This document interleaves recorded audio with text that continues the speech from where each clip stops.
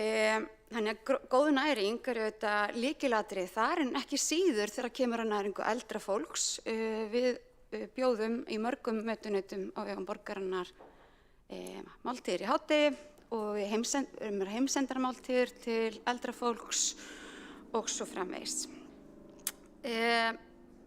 Það þarf kannski ekki að nefna að ekki langt síðan að það kom upp alvarleg matareitrun í leikskóla sem rekin af Félagsstofnun stúdenta og með þjónustusamning við Reykjavíkurborg. Og þessi matareitrun hefur haft alvarlegar afleiðingar á heilsu barna þar og okkur finnst mikilvægt að draga lærdóm af því máli fyrir alla hlutaðeigandi og koma í veg fyrir að slíkt endurtaki sig með þeim hætti sem við getum þá gert það. Rekstraraðilum, þar á meðal Reykjavíkurborg, ber auðvitað skylda til þess að tryggja hollustuhætti í samræmi við reglugerð 903/2024. Og þar stendur að rekstraraðilum ber að gæta fyllsta hreinlætis og snyrtimennsku, aðbúnað og farartæki og öll tæki og búnað, húsnæði, lóðir og önnur svæði og rekstraraðila ber að vera með innra eftirlit, þjálfa starfsfólk og tryggja að starfsfólk hafi notið þjálfunar og gera grein fyrir starfsréttindum þeirra. Við höfum mögulega ekki tekið utan þetta hvað varðar þá sem eru með rekstrarsamninga við okkur eða senda til okkar máltíðir tilbúnar og mögulega ekki með nægilega markvissum hætti starfsfólk í Reykjavíkurborgar heldur. Þráttur að það hafi vissulega verið haldin öryggisnámskeið og það ekki þannig að hér sé verið að tala það að allt sé í kalda kolum. Árið 2022 var til dæmis haldið öryggisnámskeið fyrir starfsfólk sem venjur í eldhúsum, auka almenna fræðslu og það hefði verið árlegur samræmdur fræðsludagur fyrir alla yfirmenn mötuneyti í grunnskólum sem að elda mat sjálfir. Þetta hefur verið í ágúst í skólabyrjun og svo hafa verið stutt námskeið haldin í samráði við Menntaskólann í Kópavogi með styrk frá stéttarfélögum og þar allt starfsfólk eldhúsa boðað og það mikilvægt líka átt að sjá því að þetta tengist ekki endilega bara því að elda matinn, þetta tengist líka því að bera fram mat. Í menntastefnumóti sem var haldið 24 var einnig haldið fræðsluerindi fyrir matráð í leikskólum. Þannig að ýmislegt hefur nú verið gert. En við þurfum að vera meðvituð það að á virkum degi í Reykjavíkurborg eru hátt í 30.000 manns í hádegismat sem að borgin ber ábyrgð á. 30.000 manns. Kannski ekki allt Reykvíkingar en engu að síður þetta stór hluti borgarbúa sem að borðar máltíð sem að við framleiðum eða í það minnsta framreiðum.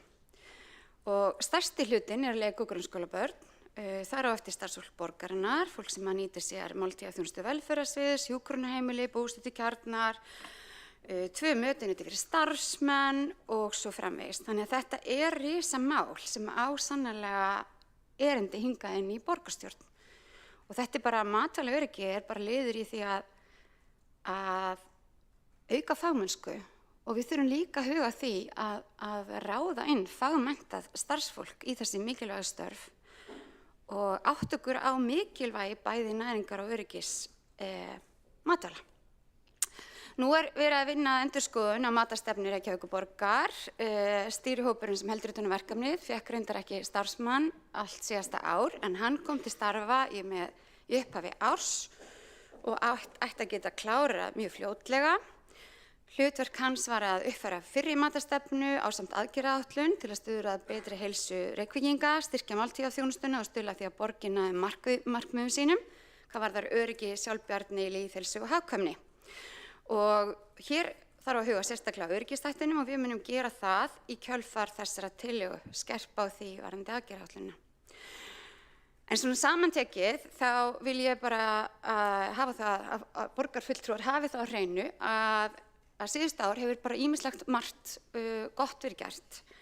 En það verður að gera betur og það mikilvægt að setja upp áætlun og undirbúa að halda bara með reglubundnum hætti fræðslu- og öryggisnámskeið rétta meðhöndlun og öryggi matvæli fyrir allt starfsfólk sem ráð til starfa í eldhúsum borgarinnar og sjálfstætt reknumstofnunum sem gera þjónustusamningu borgina og þetta óháð því hvort það elda á staðnum eða ekki. Þannig að það sé, því að það ekki síður hætta á matareitrunum þegar matur kemur tilbúinn annars staðar frá. Það þarf líka að halda námskeið næringarfræði og matreiðslu og hvernig maður setur saman máltíðir og hvernig maður tryggir rétta með næringarsamsetningu. Þetta hugsaðum við fyrir yfirmenn mötuneyta, leik- og grunnskóla sérstaklega og sérfræði líka þar sem að það hefur aukist. Við sjáum fyrir okkur og höfum rætt þetta við stjórnendur borgarinnar að þetta geti verið blönduð leið á námskeiðum og rafrænni fræðslu. Það mætti nýta torgið sem stafrænt fræðslukerfi Reykjavíkurborgar og aðrar aðferðir og við leggjum það svona í kjölfari á samþykkt þessara tillögu sem við gerum ráð fyrir að allir samþykki. Þá munum við útfæra það með stjórnendum borgarinnar. Aðalatriðið að tryggja öryggi og rétta meðhöndlun og meðferð matvæla og skilvirkni fræðslu og tryggja að sú fræðsla sé fjármögnuð og alltaf útfærð á besta hátt. Þá hefur Heiða Björg Hilmisdóttir borgarstjóri lokið máli sínu og næstur á mælendaskrá Einar Sveinbjörn Guðmundsson, borgarfulltrúi.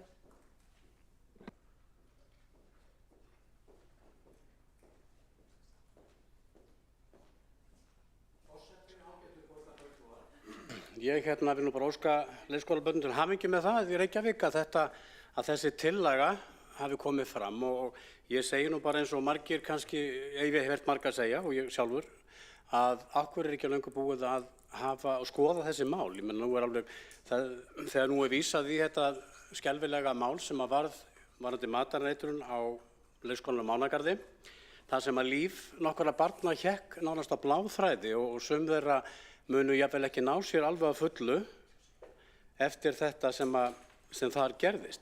Tillagan kemur inn á í rauninni eins og borgarstjóri lýsti hér vel áðan að þá er til staðar nú þegar mikið af alls kyns fræðslu og námskeiðum í borginni og líka bara víðar varðandi öryggi með matvæli, meðhöndlun matvæla og allt slíkt og næringarfræðilegi þættir og svoleiðis, en það verður líka að hafa það í huga að það ágæta fólk sem að framreiða mat á leikskólum í borginni og leikskólum landsins í rauninni, ef við tökum þetta bara aðeins lengra, að þetta eru, má segja, ekki vel launuð störf og það er erfitt að fá í þetta menntaða matráða eða jafnvel matreiðslumenn. Þannig að það gefur augaleið að þá sækir fólk sem að öll jöfni kann að elda mat. Það er enginn að fara að kenna fólki að elda mat á leikskólum því að það fólk sem að sækir starfið og fær það yfirleitt, að það er enginn efast það að það kann að búa til mat. En það sem að tillagan kemur inn á það að námskeiðið að lagt upp með einstaks öryggisnámskeið í meðferð og meðhöndlun matvæla fyrir matráða og annað starfsfólk í eldhúsum borgarinnar, að það komi inn á sérstaklega þá þætti eða verkferla sem fóru algjörlega úrskeiðis í áðurnefndu Mánagarðsmáli. Og það vita það allir að það þarf oft lítið út af að bera til þess að matur eða hráefni geti breyst bara í mjög hættulegt eitur ef ekki réttara staðið með meðhöndlun hans þar sem að við á. Og það veit það líka allir að í Mánagarðsmálinu á þess að fara að rekja það mál eitthvað meira þannig, það búið að vera mikil umfjöllun þetta í fjölmiðlum og Kastljósi og víðar og að í rauninni má segja það að í því tilviki hefði kannski, ef að suða hefði komið upp í 3 mínútur, þá hefði ekkert barn líklega veikst á leikskólanum. Þannig að það eru svona hlutir, tæknilegi hlutir sem og líka varðandi kannski þarf að taka líka inn á bara svona grunnatriði á svona námskeiði varðandi bara eðli baktería. Hversu lengi má geyma soðinn mat í stofuhita og hversu mikið magn getur kælt í ísskáp til dæmis. Þannig að kuldinn ná í gegn. 10 kílóa pottur fullur af kjötsósu sem að staðið hefur kannski heilan dag í stofuhita og fer inn í ísskáp að seinni part, að hann nær varla að kæla í gegn alla nóttina. Þannig að það er svona það eru þessir þættir aðalega, svona algjör grunnatriði sem að þessi tillaga kemur inn á, en hún reyndar í víðara samhengi eins og borgarstjóri kom vel inn á áðan og ég myndi í rauninni má kannski taka þetta lengra. Ég persónulega myndi vilja sjá samband íslenskra sveitarfélaga, bara öll sveitarfélögin í landinu sameinast einhvers konar samhæft öryggisnámskeið hvað varðar þessa hluti, þannig að öll börn á leikskólum landsins sitji við sama borð hvað þetta varðar. Og í rauninni það má kannski segja sem svo að Íslandi svolítið villta vestrið hvað kemur að mörgum hlutum, reglugerðum, verkferlum, ef við getum tekið sem dæmi. Meira að segja landfræðilega Ísland, jú, það vestasti hluti í Evrópu eins og allir vita og það bara svolítið villta vestrið hérna í gangi varðandi þessi mál eins og önnur. Og ég vona svo sannarlega að þessi tillaga, þetta frumkvæði Reykjavíkurborgar, hvað þetta varðar, muni verða dæmi eða svona hvatning til annarra sveitarfélaga til þess að taka þennan bolta og koma þessum málum og tryggja það að ekkert barn, ekki bara í Reykjavík, heldur á landinu öllu, verði forðað mögulega eins og hægt frá því að lenda í þeim hörmungum sem að leikskólabörnin á Mánagarði lentu í hérna rétt fyrir jólin. Og með þeim orðum myndi ég bara óska þess virkilega að allir taki vel í málið og sýni þessu þann skilning sem að ég veit að það væri mjög skrítið, finnst mér persónulega, ef að fólk væri að andmæla þessu eða hvernig það væri. En eins og segi, takk fyrir. Einar Sveinbjörn Guðmundsson, borgarfulltrúi, hefur lokið máli sínu og einn hefur óskað eftir að veita ansvar, borgarfulltrúinn Þorvaldur Daníelsson. Forseti, ágæta borgarstjórn, ég verð náttúrulega bara að viðurkenna það að mér finnst þetta brilljant mál að við förum að fjalla hér í borgarstjórn og í fyrsta máli nýs meirihluta meðhöndlun á ungnautahækki og rótargrænmeti og sem bara reyndar útgjaldatillaga væntanlega. Það ekkert minnst á það í umræðum í þessum tveimur ræðum hvernig á að fjármagna þetta kostar pening allt saman. Það eru bara áframhaldandi útgjöld yfirvofandi og stóru málin, eða að segja stærri málin sem kannski brenna á borgarbúum fá að bíða. En brilljant mál enga síður og velferð barna á leikskólum og annarra sem borða mat í hádeginu mikilvæg og ég ekki að gera lítið úr því en mér finnst það stórfurðulegt val á máli. Þorvaldur Daníelsson, borgarfulltrúi, hefur lokið við að veita ansvar og svarar þá ansvari borgarfulltrúinn Einar Sveinbjörn Guðmundsson. Já, ágæti borgarfulltrúi, Þorvaldur. Ég skil algjörlega þína afstöðu að sjálfsögðu þarf að eiga fyrir því sem lagt fram og ég bara fullvissaði það að það verið að skoða alla leiðir í þessu og þetta að fjárhagsáætlun væntanlega og svo finnst mér líka það ef við tökum þetta bara í stærra samhengi að þá eru mörg önnur mál sem að mætti skera niður á móti. Það aðeins ég fari út í það hér óskild mál mörg sem að þarf að skoða. Og þetta alltaf spurningu það að fjármagni fari í þau mál sem að virkilega skipta máli, sem skipta borgarbúa máli en ekki einhverja aðra, jafnvel innan borgarinnar, ef að svo má segja, heldur þar skiptir miklu máli að því fjármagni sem við höfum til handa hverju sinni að því sé veitt og með skynsamlegum hætti þangað sem þess þörf. Og ég tel það bara og fullyrði það mikil þörf á því að koma þessum málum í lag. Einar Sveinbjörn Guðmundsson, borgarfulltrúi, hefur lokið að veita ansvar og svara þá ansvari borgarfulltrúi Þorvaldur Daníelsson. Já, forseti, þetta ekki á fjárhagsáætlun. Hafið þið skoðað kostnaðinn? Getið þið sagt okkur hvað þetta kostar? Þorvaldur Daníelsson, borgarfulltrúi, hefur lokið því að veita ansvar öðru sinni. Óskar eftir að svara ansvari borgarfulltrúi Einar Sveinbjörn Guðmundsson. Forseti, ágæti borgarfulltrúi Þorvaldur. Nei, ekki beint þetta sem sér liður, það rétt hjá þér, þetta ekki beint sem sér liður á fjárhagsáætlun, það á fjárhagsáætlun aftur á móti fræðslu liðir sem að þetta mál myndi falla undir og það líka þannig að við erum ekki að tala mikla peningar þarna í rauninni. Það í gangi námskeið hér út kvippin og kvappin nánast sem að taka á þessum málum. Það hafa verið haldið námskeið og það að halda utan svona námskeið fyrir matráða og ófaglært starfsfólk í eldhúsum í leikskólum borgarinnar, það í sjálfu sér ekki, við erum ekki að tala mikla og fjárfreka kostnaða framkvæmd hér, þannig að því sé algjörlega haldið til haga.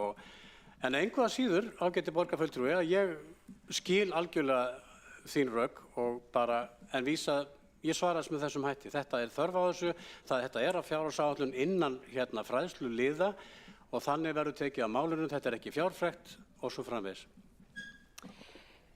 Einar Sveinbjörn Guðmundsson, borgarfulltrúi, hefur lokið að veita andsvari öðru sinni og telst að andsvörum lokið undir þessum lið. Óskar borgarfulltrúi Þorvaldur Daníelsson eftir því að veita stutta athugasemd vegna fundarskapa til að bera á sér ámæli.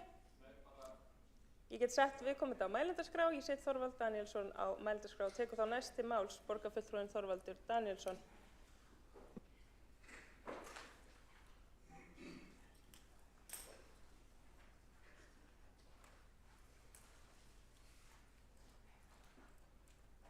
Virðulegi forseti, ég ætlaði bara að gera stuttu athugasemd og því það svo sem ekki stappfull mælendaskránni í þessu máli að ég ætlaði bara að benda á þá einföldu en bráðskemmtilegu staðreynd þegar kemur að svona kostnaðarliðum, jafnvel þótt sé ekki mikið, en það tengist þessar umræðu, molar eru líka brauð.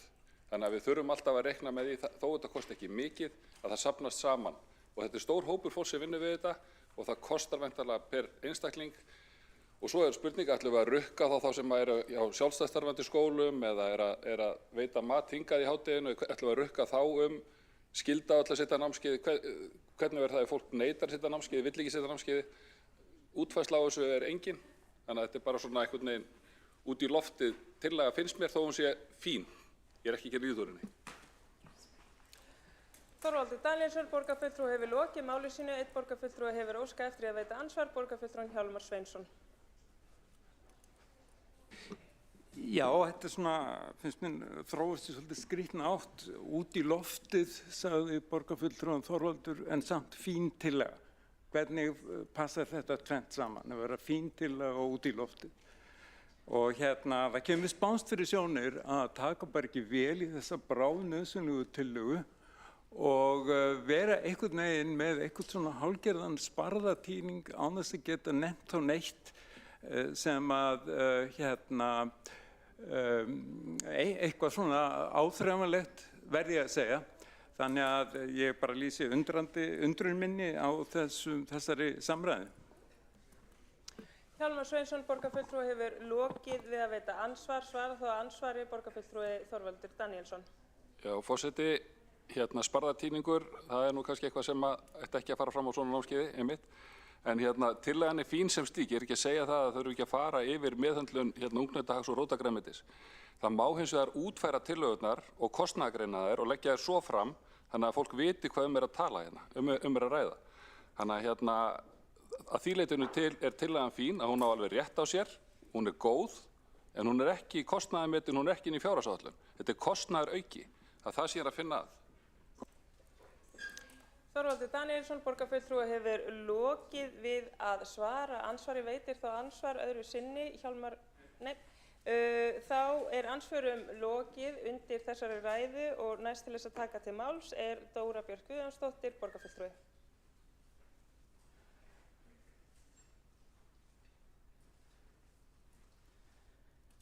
Forseti, molar eru líka brauð, með leyfi forseta, sagði hér borgarfulltrúi Þorvaldur Daníelsson upp í pontu í rétt áðan tillögu sem að varðar ung börn sem að urðu fyrir gríðarlegu tjóni og þeirra fjölskylda hér í borg á leikskóla sem að hvílir undir eftirliti borgarinnar og undir okkar gæðaferlum.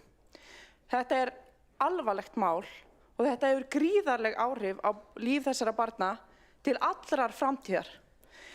Molar eru líka brauð og kostnaður falinn í því að halda einstaks öryggisnámskeið fyrir matráða sem að starfa hér hjá borginni undir okkar yfirsjón og ábyrgð. Hvað heldur borgarfulltrúinn Þorvaldur Daníelsson að það kosti að skipta nýra? Því að það líkleg afleiðing af þessu máli. Hvað heldur borgarfulltrúinn Þorvaldur Daníelsson að það kosti fjölskyldur að standa yfir því hér að börn séu í lífshættu? Hvað kostar það? Einstaks öryggisnámskeið og maðurinn getur ekki einu sinni unnt okkur því. Maður sem er undir flokki sem að segist tala fyrir málefnum barna. Er pólitíkin á þessu plani að alltaf skuli gagnrýna allt sama hvað það er svo lengi sem við sitjum sikkur megin í einhverjum sal? Veistu það þessum börnum og fjölskyldum þeim drullu sama þennan sal eða hvar þú situr í honum? Það skaltu vita. Kæri félagi. Við erum á hærra plani en þetta. Þetta einföld tillaga lítið en risastórt mál. Alvarlegt mál. Molar eru líka brauð. En nýru eru líka líffæri. Og líf líka líf.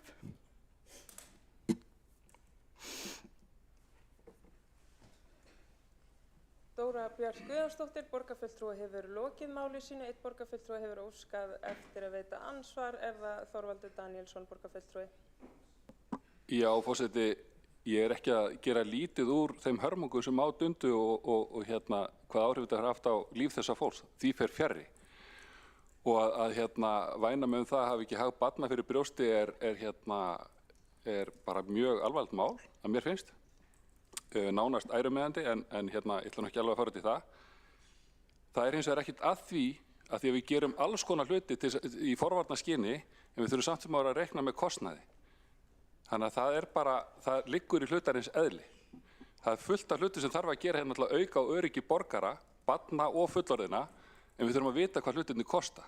Er það til of mikils mælst að við rýnum það? Ég bara spyr. Og ég bara kann ekki við það að vera brigslað það að bera ekki hag barna fyrir brjósti. Það finnst mér mjög alvarlegt mál. Þorvaldur Daníelsson, borgarfulltrúi, hefur lokið að veita ansvar og þá er ansvörum lokið undir þessari ræðu og tekur þá til máls borgarfulltrúin Einar Sveinbjörn Guðmundsson.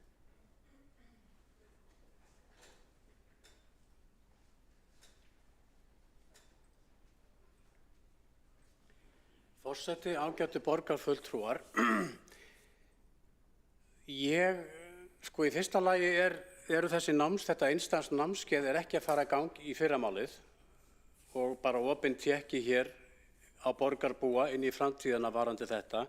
Og mér hreinlega til efs að hér, þær tillögur sem lagðar eru fyrir borgarstjórn yfir höfuð, það er spurning hversu vel fjárhagslega útfærðar þær eru svona almennt ef við tökum þá umræðu bara lengra þannig. Þessu verður vísað á réttan stað, það koma aðilar að málinu sem hafa með þetta mál að gera og það verður útfærsla, það verður kostnaðarmat, það verða og í kjölfarða þessari tillögu þá bara það er líklara heldur en ekki að í gang fari ákveðin hagræðing, samhæfing á þeim fræðslu þáttum eða námskeiðum sem fyrir eru hjá borginni varðandi þessi mál, í staðinn fyrir það að vera hér með allskyns námskeið út allar trissur sem kostar líka penning, að þá er miklu sniðugra að nýta þetta tækifæri til þess að koma á að samræma þá fræðslu sem til eins og ég sagði áðan. Og það er alveg hárrétt sem að kemur fram hér hjá borgarfulltrúa Dóru Björt áðan að þetta við erum að fjalla hér okkar viðkvæmasta fólk sem á enga fulltrúa í neinum ráðum eða nefndum hér og getur ekki einu sinni talað fyrir sjálft sig þegar kemur að öryggi þess. Og þetta er bara eins og með umferðarreglurnar. Við viljum ekki leggja niður umferðarfræðslu hér til þess að spara peninga. Ég geri ráð fyrir því að það sé engin borgarfulltrúi sem myndi fara yrði svo djarfur að koma með þá sparnaðar hugmynd að hér yrði lögð niður umferðarfræðsla, það yrði lögð niður bara neymit, með leyfi forseta þá ég sletti hér, að hér á ferðinni nauðsynleg uppfærsla á þeim málum sem hafa verið bara hreinlega í lamasessi í Reykjavíkurborg og á Íslandi allt og lengi. Og það þegar ég vísaði hérna í Villta Vestri hérna áðan, að þá það akkurat, þetta akkurat dæmi það. Ég veit til þess að í Danmörku að þar eru skyldunámskeið, ég hef ekki skoðað þetta beint í ekki víðar en það allavega, en svona hef heyrt af því að í Danmörku þá þetta skyldunámskeið og ég geri fastlega ráð fyrir því að þær þjóðir sem við berum okkur sama við, þá aðalega Norðurlandaþjóðirnar, að þar eru þessi mál ekki með þessum sveitamennsku brag sem hefur verið hérna á Íslandi, í Reykjavík, og við erum einfaldlega að taka á þessum málum í eitt skipti fyrir öll og þar með ætla ég að ljúka minni umfjöllum málið hér og nú. Takk fyrir. Einar Sveinbjörn Guðmundsson, borgarfulltrúi hefur lokið máli sínu. Borgarfulltrúinn Þorvaldur Daníelsson hefur lokið andsvörum en má bjóða borgarfulltrúum að fara á mælendaskrá. Þá tekur næst til máls og lokar þessari umræðu borgarstjóri Heiða Björg Hilmisdóttir.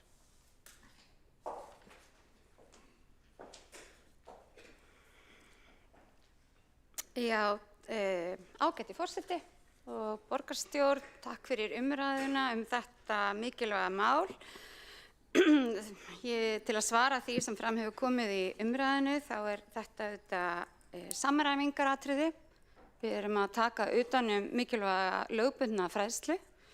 Hér ekki kostnaðaraukandi tillögu að ræða, heldur erum við að taka hana aðeins ofar og taka hana fyrir í yfirstjórn borgarinnar þar sem við náum að samræma fræðslu fyrir fólk í það minnsta 3 mismunandi sviðum þar sem að matur framborinn. Það eru auðvitað margar ástæður fyrir því. Til að mynda hefur verið bara frá áramótum fjöldi matarsýkinga á Íslandi og það væri óábyrgt af stjórnvaldi að bregðast ekki við því og við viljum einfaldlega gera betur og vera á undan. Við erum ekki að segja það að skortur og fræðslu hafi valdið einu eða neinu, en hafandi starfað í mörgum eldhúsum sjálf, þá get ég ekki ímyndað mér það áfall sem að fólk sem að starfaði í eldhúsinu til dæmis að Mánagarði varð fyrir. Ég veit að þetta skelfilegt fyrir þá sem að verða fyrir matareitrun. Þetta og það í rauninni var þessi mjög svæsin og ég skil því vel tilfinningar Dóru Bjartar, en þetta einfaldlega okkar skylda og við viljum taka betur utan um það og við viljum hér í framhaldi af samþykkt þessara tillögu vinna það með bæði mannauðsdeildinni og sviðsstjórum viðkomandi sviða, hvernig við stöndum sem allra best að þessu. Nú fljótlega mun koma tillaga endurskoðaða matarstefnu þar sem að komin til starfa starfsmaður loksins til þess að gera það. Varðandi áhyggjur borgarfulltrúa Framsóknarflokksins forgöngu og forgangsröðun tillagna, þá langar mig að benda á það að þessi meirihluti hefur nú þegar samþykkt hér 26 tillögur sem meira heldur en borgarfulltrúin hefur samþykkt á vegum, fyrri meirihluta, að ég held bara allt kjörtímabilið. Í það minnsta mun meira heldur en það ár sem að Einar Þorsteinsson var borgarstjóri og ætti það að gleðja borgarfulltrúan sérstaklega þar sem hann tók það fram. En ég vona það að við tökum bara höndum saman það að tryggja öryggi og næringu bæði barna, eldra fólks og auðvitað starfsfólks. Því það væri nú ekki síður áfall fyrir okkur ef að mikið af starfsfólki félli frá vinnu vegna svona atvika. Þá þakka ég bara fyrir umræðuna og ég vona að við munum hér góðan og ánægjulegan fund. Heiða Björg Hilmisdóttir, borgarstjóri hefur lokið máli sínu og ekki eru fleiri sem hafa óskað eftir því að taka til máls undir þessum lið og þá gengið til atkvæðagreiðslu tillögu Samfylkingar, Pírata, Sósíalistaflokks Íslands, Flokks fólksins og Vinstri grænna fræðslu og öryggisnámskeið fyrir starfsfólk í eldhúsum. Þau sem eru samþykkt Já.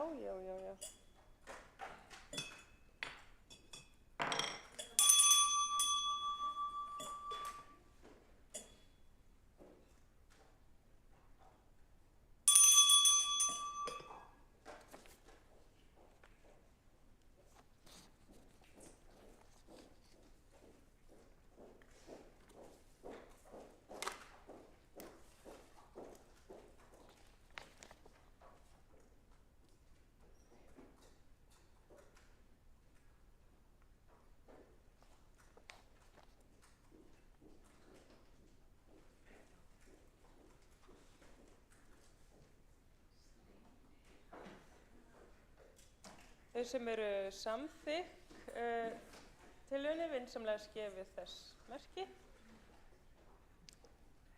Þau sem á móti kunna vera og tillagan er samþykkt samhljóða.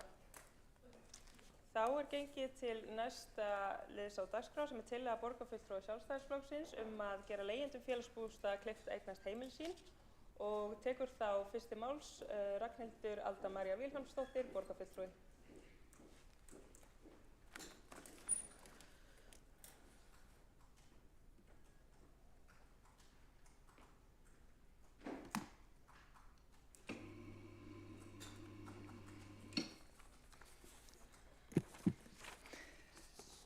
Virðulegi forseti og borgarstjórn. Í áratugi hefur við átt við alvarlegan húsnæðisvanda að etja hér í Reykjavík. Húsnæðisverð nánast stökkbreytist ár frá ári og biðlistar eftir félagslegu húsnæði haggast varla þrátt fyrir að eignasafn félagsbústaða hafi fjórfaldast frá áramótum og nemi nú 3000 íbúðum. Á sama tíma glíma félagsbústaðir við alvarlegan fjárhagsvanda, leigutekjurnar duga varla fyrir rekstrinum og afborgun lána og það er ekki hægt að leysa út þennan bókhaldshagnað sem að fæst af endurmati eignasafnsins nema með eignasölu. Og þetta stóra félagslega íbúðakerfi stendur því á eins konar brauðfótum. Þetta er vegna þess að stórt félagslegt kerfi er ekki endilega það sama og sterkt félagslegt kerfi. Stórt félagslegt kerfi er ekki mælikvarði á árangur, heldur á stærð vandans. Það er marks neyðina í samfélaginu að ár eftir ár séu 600 til 800 manns á biðlista eftir neyðarhúsnæði.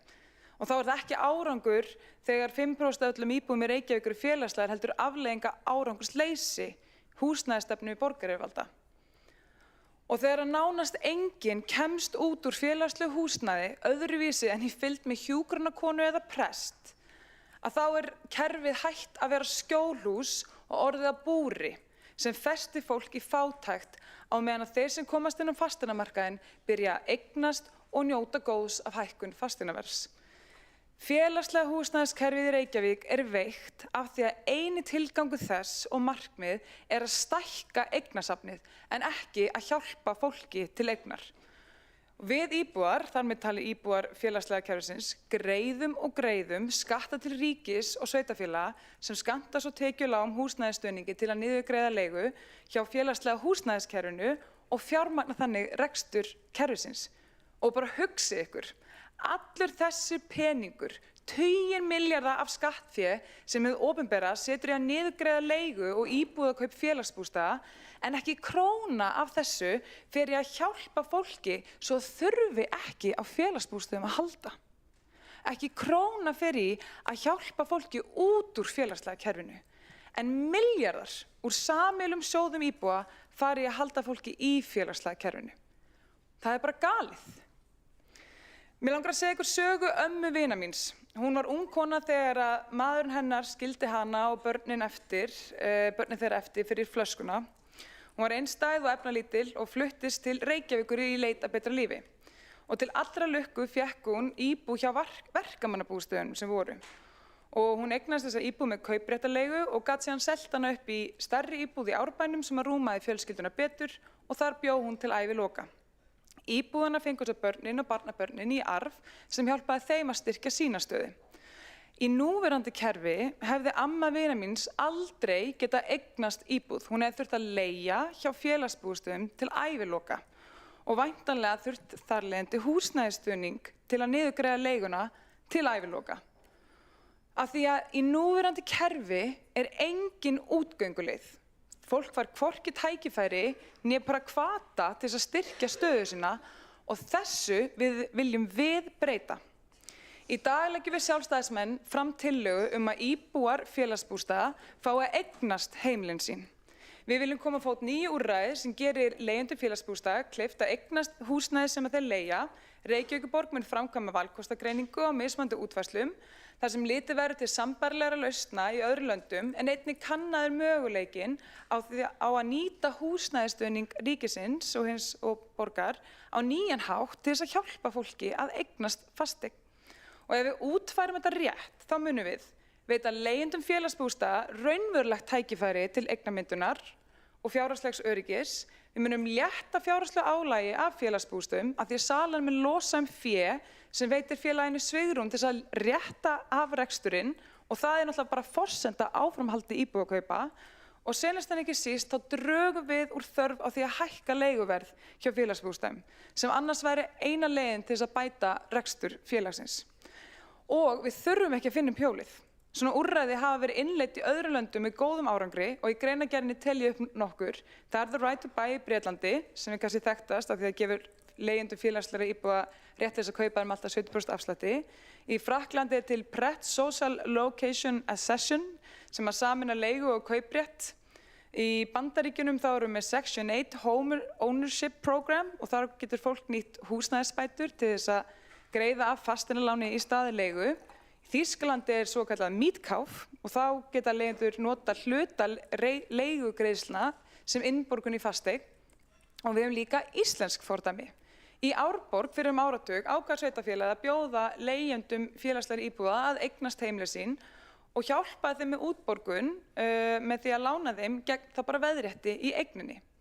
Þannig við erum ekki að tala það hér að fara að endurvekja endilega einhver gömul kerfi, heldur að útfæra nýja útgáfu, nýja útfærslu sem tekur mið af öllum þessum lærdómi, bæði hérlendis og erlendis og hentar íslenskum aðstæðum. Nú geti verið að þessi breyting sem ég er að leggja til tosi íhaldstaugina á einhverjum hérna og kannski einhverju óttist að félagsbústaðir tapi á sölunni eða að fasteignaverð hækki eða þá að þetta kunni að hvetja fólk til fátæktar eða fara inn á félagsbústaðakerfið. Og við þá sem hafa slíkar áhyggjur vil ég segja að hvergi hefur þetta úrræði í þeim löndum þar sem það er við lýði leitt til einhverjar teljanlegra hækkan á fasteignaverði umfram aðra áhrifaþætti. Og ég minni líka á að ríki og sveitarfélög eru nú þegar að niðurgreiða íbúðakaup félagsbústaða auk þeirra meðgjafar sem að fyrirtæki fær með því að fá nýjar íbúðir á kostnaðarverði í stað markaðsverðs. En annars er það náttúrulega bara reiknistæmi að finna eitthvað söluverð sem myndi henta þá bæði félagsbústöðum og væntanlegum kaupendum. Og svo get ég sjálf votta fyrir það eftir að setið í velferðarráði og áfrýjunarnefnd velferðarráðs að það er síður en svo auðvelt að fá úthlutað íbúð hjá félagsbústöðum og einungis þeir sem eru í alvarlegri, auðsjáanlegri neyð komast þar inn. Og ef það skildu einhverjir kerfisnillingar sleppa í gegn og eigna sína fyrstu einu íbúð með þessu, þá segi ég bara flott, að því þetta sparar okkur þá áratug af húsnæðisstuðningsgreiðslum. Það er allt í lagi að vera íhaldssamur, en við verðum að passa okkur að vera ekki kerfisverðir.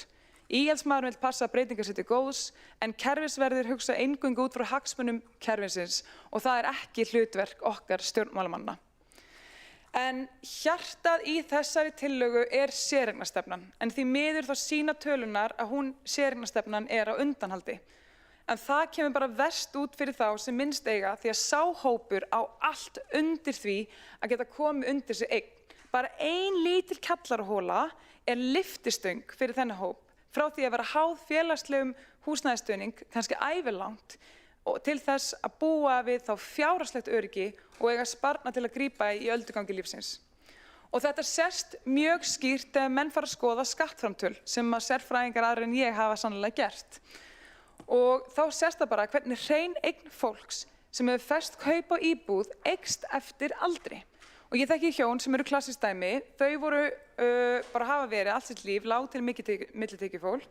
Þeim tókst að eignast eina litla einsvefnherbergja íbúð undir Súð 1990 og fluttu svo aldamótin í 2 svefnherbergja íbúð. Þar hefðu búið alla sína tíð. Í dag eru þau 65 ára, búin að greiða upp íbúðana, algjörlega skuldlaus og með öll launin til ráðstöfunar sem þau nota í endurnýjun og viðhald á þessari íbúð og barnabannið. En frá því aldarmót fóru þau úr því að eiga kannski örfáar milljónir í íbúðinni í að sitja á 100 milljónum í hreinni eign. Aðra sögu að segja fjárhæð leigjanda yfir sama tímabil. En hrein eign ungs fólks á þrítugsaldri sem á ekki fasteign að jafnaði 800.000 krónur og svo rétt 3,6 milljónir hjá fólki á eftirlaunaaldri. Á meðan að hrein eign íbúðareiganda á eftirlaunaaldri 76 milljónir að jafnaði. Þetta bara sláandi munur. Með öðrum orðum, leigjendur dragast ekki bara aftur úr, heldur sitja þeir einfaldlega eftir. Það því deginum ljósara hvað það mikið hagræði fyrir skattgreiðendur og borgina að hjálpa lágtekjufólki til eignar. Í stað þess að hlekkja það við félagslegt húsnæðiskerfi þar sem það háð kannski húsnæðisbótum til æviloka, því staðreyndin svo líka að félagsbústaðir eru komnir á vonavöl.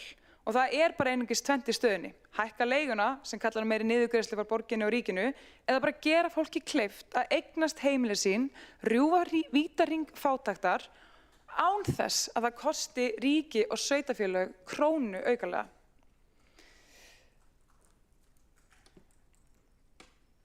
Í dag bara engin leið fyrir leigjendur félagsbústaða til þess að eignast íbúðirnar sínar. Kerfið heldur þeim föstum í langtíma leigu á meðan þeir sem komast inn á fasteignamarkaðinn geta byggt upp eigið fé. Þetta þýðir að eignamyndun verður einungis forréttindi þeirra sem eiga aðgang að eignamarkaði. Við viljum styðja við fólkið, ekki bara kerfið. Við viljum gefa leigjendum félagsbústaða raunverulega leið úr kerfinu. Því hvet ég ykkur til að styðja þessa tillögu og gefa fólki, leigjendum félagsbústöðum, tækifæri til þess að eignast heimilin sín. Takk fyrir. Ragnhildur Alda María Vilhjálmsdóttir hefur lokið máli sínu. Næst til þess að taka til máls Hjálmar Sveinsson, borgarfulltrúi.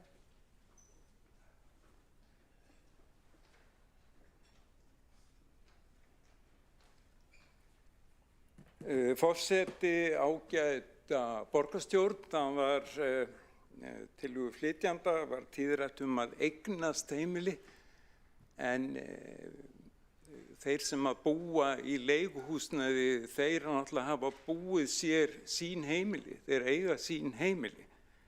Og þannig að ég skil ekki alveg þetta orðalag og ég veit ekki til hvers það eiginlega ætlað.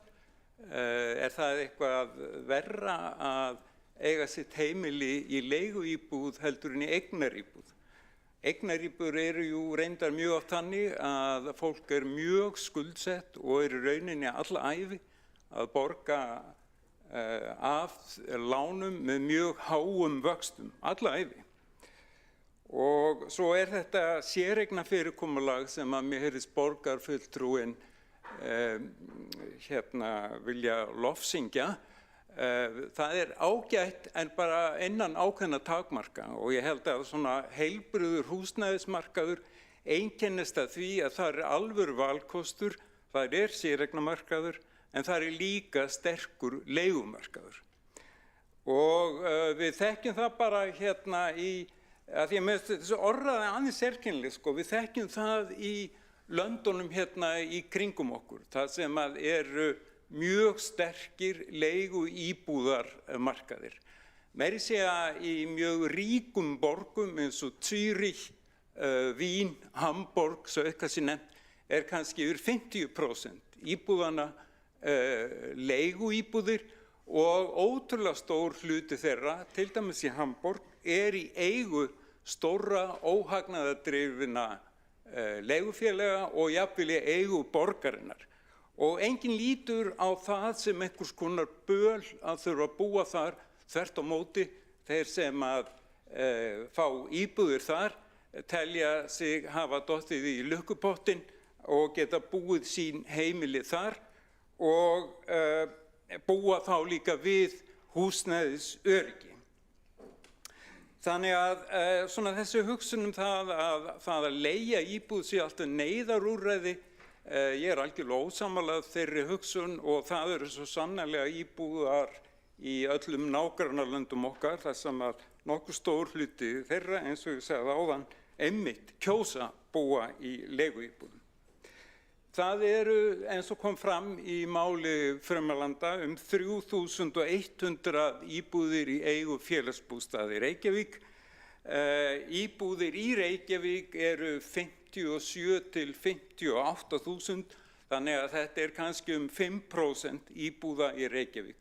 95% íbúða í Reykjavík eru ekki í eigu félagsbústaða, ekki í eigu borgarinnar. Þannig að ég á aðeins erfitt með að skilja vandamálið og það þannig að í hverju einasta fjölbýlishúsi í Reykjavík eru einhverjar íbúðir frá félagsbústöðum og engin nágranna veit af því. Auðvitað getur komið fyrir atvik, það sem að eru einhver svona leiðindi en það eru algjör undantekningatilfelli. Þetta þýðir að við erum ekki hér í Reykjavík með einhvers konar gettó þar sem að býr eingöngu lágtekjufólk. Við erum með blandað hagkerfi, við erum með blandaðan íbúðamarkað og ég tel að við höfum full ástæðu til þess að vera hreykin af félagsbústöðum. Félagsbústaðir eru langstærsta íbúða eignafélag landsins. Við fórum nokkur fyrir fáeinum misserum í heimsókn til Dublin á Írlandi og þar voru okkur sýndar 2 blokkir í miðri borginni og í miðborginni og þar bjó sem sagt fólk sem var á svona félagslegum forsendum, það að segja lágtekjufólk og fólk sem hefði annars verið á götunni. Og ágætt út af fyrir sig, en okkur fannst sérkennilegt að það skildi vera smalað saman öllu þessu fólki sem hefur litla sem enga tekjur og sett í 2 blokkir. Og við fundum til smá stolts út af okkar kerfi hér.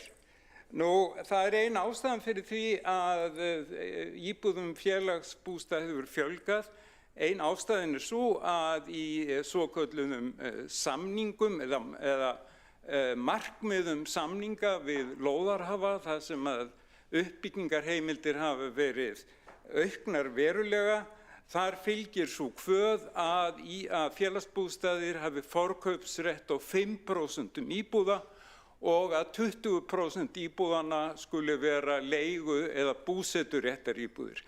Og þetta að mínum mati mjög gott atriði og hefur reynst mjög vel til þess að reyna að efla hérna leigumarkað og búsetumarkað og félagsbústaði og að setja ekki öll eggin í eina körfu sem séreigna stefnan og ég hvet ykkur til að lesa grein sem birtist í The Economist fyrir nokkrum árum og hétu Blunder of Private Property og þar í þessu hægri sinnaða markaðsblaði var einmitt varað við því að 100% séreignastefna hefur margvísleg vandamál í för með sér. Þeir sem hafa fjárfest í eigin húsnæði, þeir eru til dæmis viðkvæmir fyrir miklum sveiflum á húsnæðismarkaði og alls kyns svoleiðis, þannig að það er bókstaflega skynsamlegt að hafa til hliðar við séreignamarkaðinn leigumarkað. Þannig þetta alls staðar í löndum sem við viljum bera okkur saman við. Nú það muna það kannski einhverjir að ákveðnir verktakar hérna í bænum kærðu borgina fyrir innviðagjöldin og samtök iðnaðarins studdu þá verktaka. Þeir vildi ekki sitja undir þessum kvöðum en borgin vann málið sem betur fer í héraði og fyrir Hæstarétti ef ég man rétt og það var gríðarlega mikilvægur sigur fyrir öll sveitarfélögin í landinu sem að geta nú betur og örugglega en áður sett verktökum slík skilyrði. Og svo vil ég benda líka spyrja, er það eitthvað böl að búa í leiguíbúð? Jafnvel leiguíbúð sem við getum þess vegna búið alla ævi. Er það sniðugt að selja íbúðir úr svona kerfi á markaðinn, eða svo má segja? Þetta kerfi sem hefur byggst upp kannski á 40 árum og er sameign borgarbúa. Og við sem nátt gerist það nákvæmlega sama með félagslega eignakerfi sem verkamannabústaðakerfi var, Þar var á einum tíma bara allt í einu leyft að selja íbúðurnar út úr þessu kerfi og þar með í rauninu hrundi það. Sama prinsip er í rauninu hjá húsnæðisfélögum aldraðra. Þú færð íbúð þar, þú getur ekki selt hann á markaði eða ákomendurinn að henni. Nei, þetta helst áfram inn í safninu eftir þinn dag. Og það er það sem ég óttast að ef að þessi tillaga nær fram að ganga, að þá eru við smám saman að ganga á þessa verðmætu sameign borgarbúana og hvers eiga þá þeir að gjalda sem að eftir 10 ár eða 20 ár eða 2 ár þurfa á slíkum íbúðum að halda og þá er bara búið að losa út úr eignasafninu þó mikið af íbúðum. Ég bendi líka á það að þetta er svona aðeins sérkennilegt að því leyti að í dag getur hver sem er sagt upp samningi og farið út úr kerfinu, farið út á hinn almenna leigumarkað eða freista þess að kaupa íbúð. Og þannig ég skil ekki alveg vandamálið og það er út í hött að segja að félagsbústaðir standi á brauðfótum, það er algjörlega út í hött. Þetta er gríðarlega stórt og öflugt félag með gríðarlega verðmætar eignir og einhver segir það stendur ekki til að selja þetta, þá er þetta samt verðmætt. Það er verðmætt að eiga 3000 íbúðir sem að þeir geta búið í, bræður okkar og systur í borginni sem eiga ekki annarra kosta völ. Eru virkilega engin verðmæti fólgin í því? Ég legg til að verði felld. Hjálmar Sveinsson, borgarfulltrúi, hefur lokið máli sínu og næstur á mælendaskrá er Björn Gíslason, borgarfulltrúi.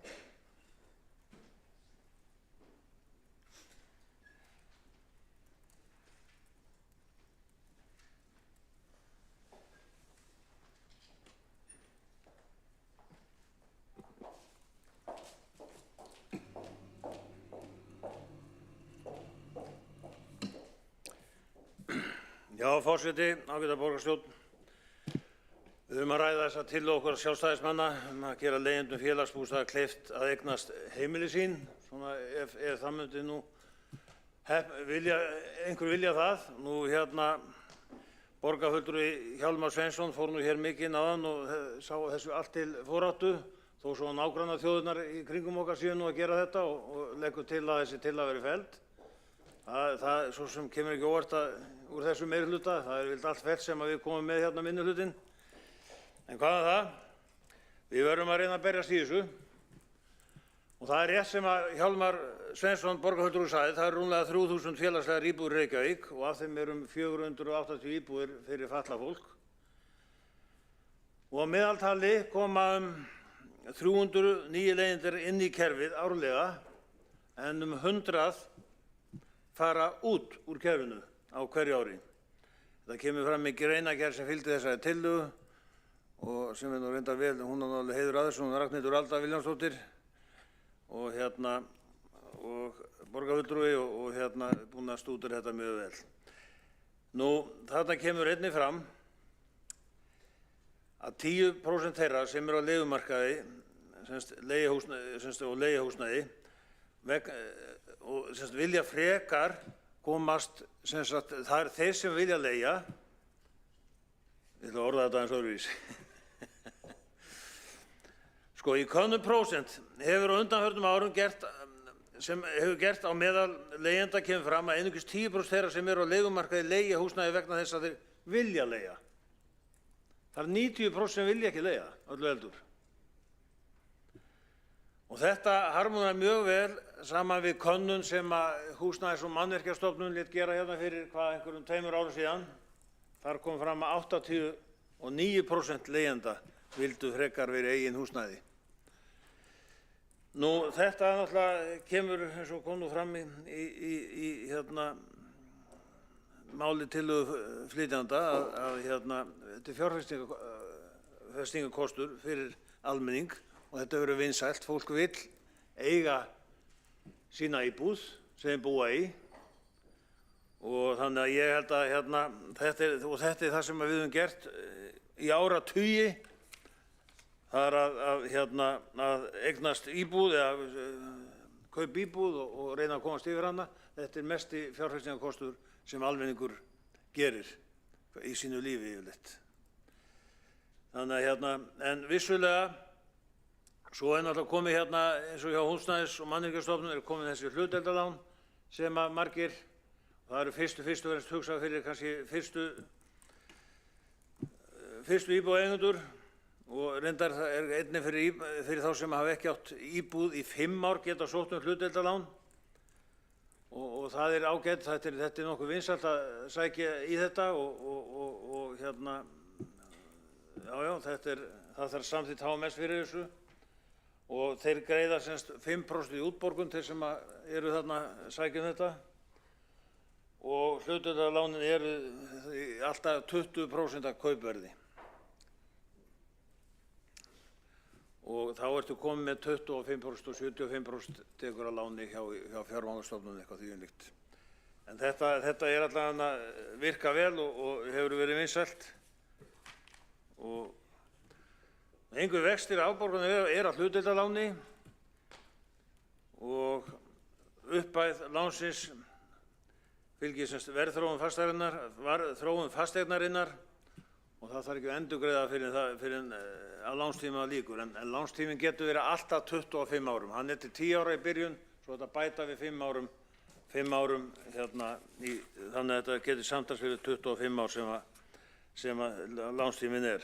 En ég vil nefna þetta bara til að benda á að við getum farið einhverja svipaða leið því að mér líst mjög vel á þetta að hanna einhverja heppilega útfærslu á fyrirkomulagi sem gerir þessum leigjendum okkar hjá félagsbústöðum kleift að eignast íbúðirnar sínar eða heimilin sín. Og ég held að við eigum að keyra dálítið á þetta og því þetta hefur gengið ágætlega í nágrannalöndunum þó að Hjálmar Sveinsson, vinur minn, borgarfulltrúi, hafi fundið þessu allt í foráttu að þá er þetta nú gert og gengur ágætlega þarna eins og í Þýskalandi og Frakklandi og fleiri löndum. Þannig að ég held ég láti þetta bara gott heita sinni. Björn Gíslason, borgarfulltrúi, hefur lokið máli sínu. Næst á mælendaskrá er Alexandra Brím, borgarfulltrúi.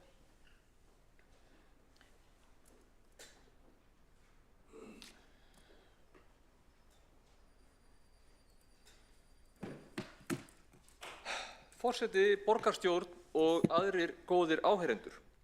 Til umræðu er svo hugmynd að leigjendur félagsbústaða geti keypt íbúðirnar sem þau búa í. Í grunninn er það alveg skiljanleg og sjálfur sér ekkert vond pæling. Auðvitað viljum við hjálpa fólki til sjálfshjálpar. Auðvitað viljum við yfir tíma búa til samfélag þar sem fleiri standa á eigin fótum, færri þurfa að leigja húsnæði á félagsbústöðum, sérstaklega á meðan félagsbústaðir eru eitthvað sem við sjáum fyrir okkur til þess að sinna þeim sem eru í allra verstu aðstæðunum. Auðvitað viljum við fækka þeim sem eru í allra verstu aðstæðunum yfir tíma. Væntanlega erum við svolítið ekki að tala um að selja íbúðirnar á undirverði. Væntanlega erum við bara að tala um það að íbúanum sé það kleift að kaupa sína íbúð af félagsbústöðum á markaðsverði. Ef við viljum ekki að þessi aðgerð veri til þess að eignasafn félagsbústaða skreppi saman með tímanum, sem að ég ætla ekki að gera tillöguflytjanda upp að vilja, þá hljótum við að ætla félagsbústöðum að kaupa nýjar íbúðir á markaði á móti þeim sem eru seldar með þessum hætti. Ellegar byggja þær upp, en kemur niður á það sama. Það er hins vegar þannig að það eru alls konar sjónarmið um það hvaða íbúðir hendi vel fyrir félagsbústaði sem eru takmarkandi í þeirri leit á hátt sem ætti ekki við fyrir leigjandann sjálfan sem er þá búinn að safna fyrir útborgun ef að sá leigjandi fer að leita sambærilegri íbúð á markaðnum. Til dæmis viljum við tryggja ákveðna félagslega blöndun bæði í hverfum og í húsum. Ef það væri til dæmis laus sambærileg íbúð í blokk þar sem væru fyrir, segjum til dæmis 2 íbúðir félagsbústaða, þá væri það orðið óæskilegt og í rauninni hindrandi fyrir félagsbústaði til að kaupa þá íbúð í staðinn og verið þá komið með 3 íbúðir í sömu blokk, kannski af 6 eða 8 eða eitthvað svoleiðis. En sá fjöldi myndi ekki flækjast fyrir leigjandanum sem væri að leita að nýrri íbúð til að færa sig yfir í úr félagslegri íbúð. Þetta misræmi milli þess hvaða safn stendur leigjandanum fyrirverandi til boða og þess safns sem stendur félagsbústöðum til boða sem er að leita að staðgönguíbúð fyrir þá sem það myndi vera selt, gerir það að verkum að það myndi verða til annað hvort töf í ferlinu, þannig að leigjandinn þyrfti alltaf að bíða meðan að félagsbústaði væri að leita að annarri íbúð sem kæmi í staðinn. Það væri væntanlega þreytandi og leiðilegt tímabil fyrir viðkomandi. Eða að ef við myndum ákveða að það þyrfti ekki að bíða eftir þessu, að þá myndi verða í rauninni fækkun í eignasafni félagsbústaða sem nemur þeim mismun hverju sinni milli þeirra íbúða sem búið að selja leigjendum og á eftir að finna staðgöngu íbúð fyrir á markaðnum. Þannig að þá verður raun fækkun þarna á milli. Þannig að jafnvel þó að við værum ekki að leggja til að fækka íbúðunum í heild, ef við myndum ekki segja að það væri ekki hægt að gera þetta fyrir að væri komin ný íbúð, þá myndi verða raunfækkun á þessum millibilstíma. Og ef við gerum ráð fyrir því að séu alltaf einhverjir í þessu ferli, þá er það viðvarandi fækkun. Þetta skulum sjá, ef fólk, og svo vil ég fara út í það, ef fólk er á annað borð búið að safna fyrir útborgun og telur sig geta borgað af láninu og öðrum kostnaði sem fylgir því að vera húsnæðiseigandi, þá tel ég það ekki sérstaklega íþyggjandi að kaupa íbúð og flytja. Fólk sem er að fara úr leigu yfir í séreign gerir það iðulega. Og ég veit ekki af hverju við ættum að gera leigjendum félagsbústaða sem er í þeim hugleiðingum það upp að vera verð til þess hæf eða fallin heldur en annað fólk eða að vilja það síður. Ég held að flestum þykir það bara fínt. Það er auðvitað ágætt í sjálfu sér að þurfa ekki að flytja, það við svona að flytja. En ég held að fólk upplifa það líka sem ákveðin skil, sem ákveðin nýtt upphaf. Ég held almennt að fólki þykir það bara ákveðin losun og skilaboð til sjálfsins að það sé eitthvað búið að breytast þegar það færir sig á nýjan stað og er kannski komið í sína eigin íbúð þetta og það er öðru vísi og ég held að fólki finnst það allt í lagi að það sé nýr staður en ekki sama íbúðin og þau eru búin að búa í kannski lengi áður. Þannig að ég veit ekki til þess að leigjendur félagsbústaða séu eitthvað sérstaklega að eltast við það að kaupa íbúðunar beinlínis. Ég held að þau vilja bara geta keypt íbúð. Ég held að þurfi ekkert að vera íbúðin félagsbústaða sem þau hafa búið í. Og ef við erum ekki að tala um að selja þeim á undirverði, þá veit ég ekki af hverju að það verður auðveldara að kaupa félagsíbúðina af félagsbústöðum heldur en að kaupa bara á markaði. Svo er það hitt. Það er auðvitað óskandi að hjálpa fólki að komast í þá búsetu sem þau vilja og sem þeim hendar. Það má samt velta því fyrir sér hvort að fólk sem getur safnað fyrir útborgun, sem telur sig geta greitt af húsnæðisláni, telur sig geta greitt tryggingar, telur sig geta greitt viðhald, allt þetta, hvort það sé virkilega hluti af þeim markhóp sem að félagsbústöðum er í dag ætlað að sinna. Mögulega ætti fólk sem er í það öruggri stöðu að geta gert þetta í rauninni að vera á almennum leigumarkaði. Því að þó að auðvitað viljum við að fólk geti gert þetta, geti komist í þessa stöðu, þá er það náttúrulega ekki fyrirkomulagið sem heitir félagsbústaðir, því er ekki ætlað að niðurgreiða þá vegferð, því er ekki ætlað að niðurgreiða það að fólk geti safnað sér upp í íbúð, þannig séð. Það á ekki að vera lottóvinningur að komast í félagslega íbúð. En við viljum að það sé úrræði sem hjálpa fólki erfiðri stöðu. Og ég tel raunar að við eigum að útvíkka það og hjálpa fleirum heldur en bara þeim sem eru í erfiðustu stöðunni. Að það er að vera stærri hópur sem að getur leigt á félagsbústöðum, ekki bara þau sem þurfa það af þessum mest aðkallandi orsökum sem eru núna hluti af matskerfinu. En það væri þá útvíkkun á kerfinu, það væri þá í rauninni ný deild í félagsbústöðum. Leigumarkaður á Íslandi er nefnilega í raun alveg skelfilegur. Og það er út af því að það hefur aldrei byggst upp hér á Íslandi alvöru almennt leigukerfi. Og Hjálmar Sveinsson, borgarfulltrúi, fór yfir það ágætlega hérna áðan, bara ýmislegt sem er að því. Þessi staða er væntanlega hér af mörgum ástæðum, til dæmis vegna þess að hér hefur verið rekin hörð séreignarstefna annars vegar og vegna þess hve opinber stuðningur í félagslegt leigukerfi var aftengdur fyrir nokkrum áratugum og verkamannabústaðakerfi lagt af, eignasafnið selt, og svo vegna þess að einkarekin hagnaðardrifin leigufélög hafa verið mjög fengsæl í því að komast yfir stóran hluta af húsnæði á landinu. Til dæmis gerðist það með áberandi hætti þegar gjaldeyrishöftin voru í gildi á landinu og eignafólki vantaði örugga fjárfestingu til þess að geyma peningana sína, þá innanlands. En í stórum Evrópulöndum sem við berum okkur oft saman við, þá eru lífeyrissjóðir og oft stéttarfélög stórir kjölfestu leigusalar, þar sem að ákveðin bara grundvallar viðmið eru höfð í heiðri og þar sem að er öðruvísi löggjöf, þar sem að það að vera á leigumarkaði er ekki eins og það þykir á Íslandi svona allra síðasta sort. Og það að vera í félagslegu leiguhúsnæði þá væntanlega ennþá síðari sort eða eitthvað svoleiðis. Ég tel að við eigum að útvíkka félagslega leigukerfið. Ég tel að það eigi að ná utan um fleiri en allra verst stöddu hópana. Til þess þarf að fjölga eignasafninu. Ég tel að þetta búi til kerfi hérna þar sem að leiga væri eðlileg, þar sem að leigjendur upplifa sig ekki á einhvers konar villta vestri.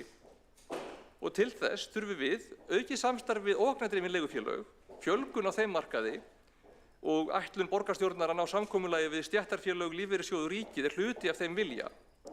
Ég held að það sé rétta leiðin til að búa til sanngjarnan leigumarkað. Það var ekki með handstýringu á leiguverði í tómarúmi, heldur með því að byggja upp fjölbreyttari og heilbrigðari leigumarkað, koma í veg fyrir fákeppni, styrkja réttarstöðu leigjanda, jú vissulega hafa skýrari reglur eðlilegar væntingar til breytinga á leiguverði og hvaða fyrirvara þarf að hafa til að segja upp leigusamningum og slíkt, eins og flest lönd eru með í betri farvegi heldur við. Ég held að einhvers konar óhagnaðardrifið leigufélag þar sem að leigjendur gætu með tímanum eignast húsnæði væri bara frábært. Það mætti jafnvel skoða hvort þetta veri í opinberri eigu eða jafnvel bara rekið af félagsbústöðum sem önnur deild. En ég held ekki að það væri farsælt að núverandi eignasafn félagsbústaða væri undir í þeirri vegferð. Það fjölgar ekki íbúðum á markaði, það fjölgar ekki félagslegum íbúðum, jafnvel fækkar þeim eins og ég fór yfir. En við þessari spurningu sem við lögðum hérna fram grundvallarsvarið bara mjög einfalt. Við þurfum ekki að gera þetta. Ef fólk í þeirri stöðu að geta keypt íbúð á markaðsverði, þá þarf það ekki að kaupa þá íbúð á markaðsverði af félagsbústöðum. Það getur bara mæta vel keypt sambærilega íbúð af einhverjum öðrum á markaðsverði.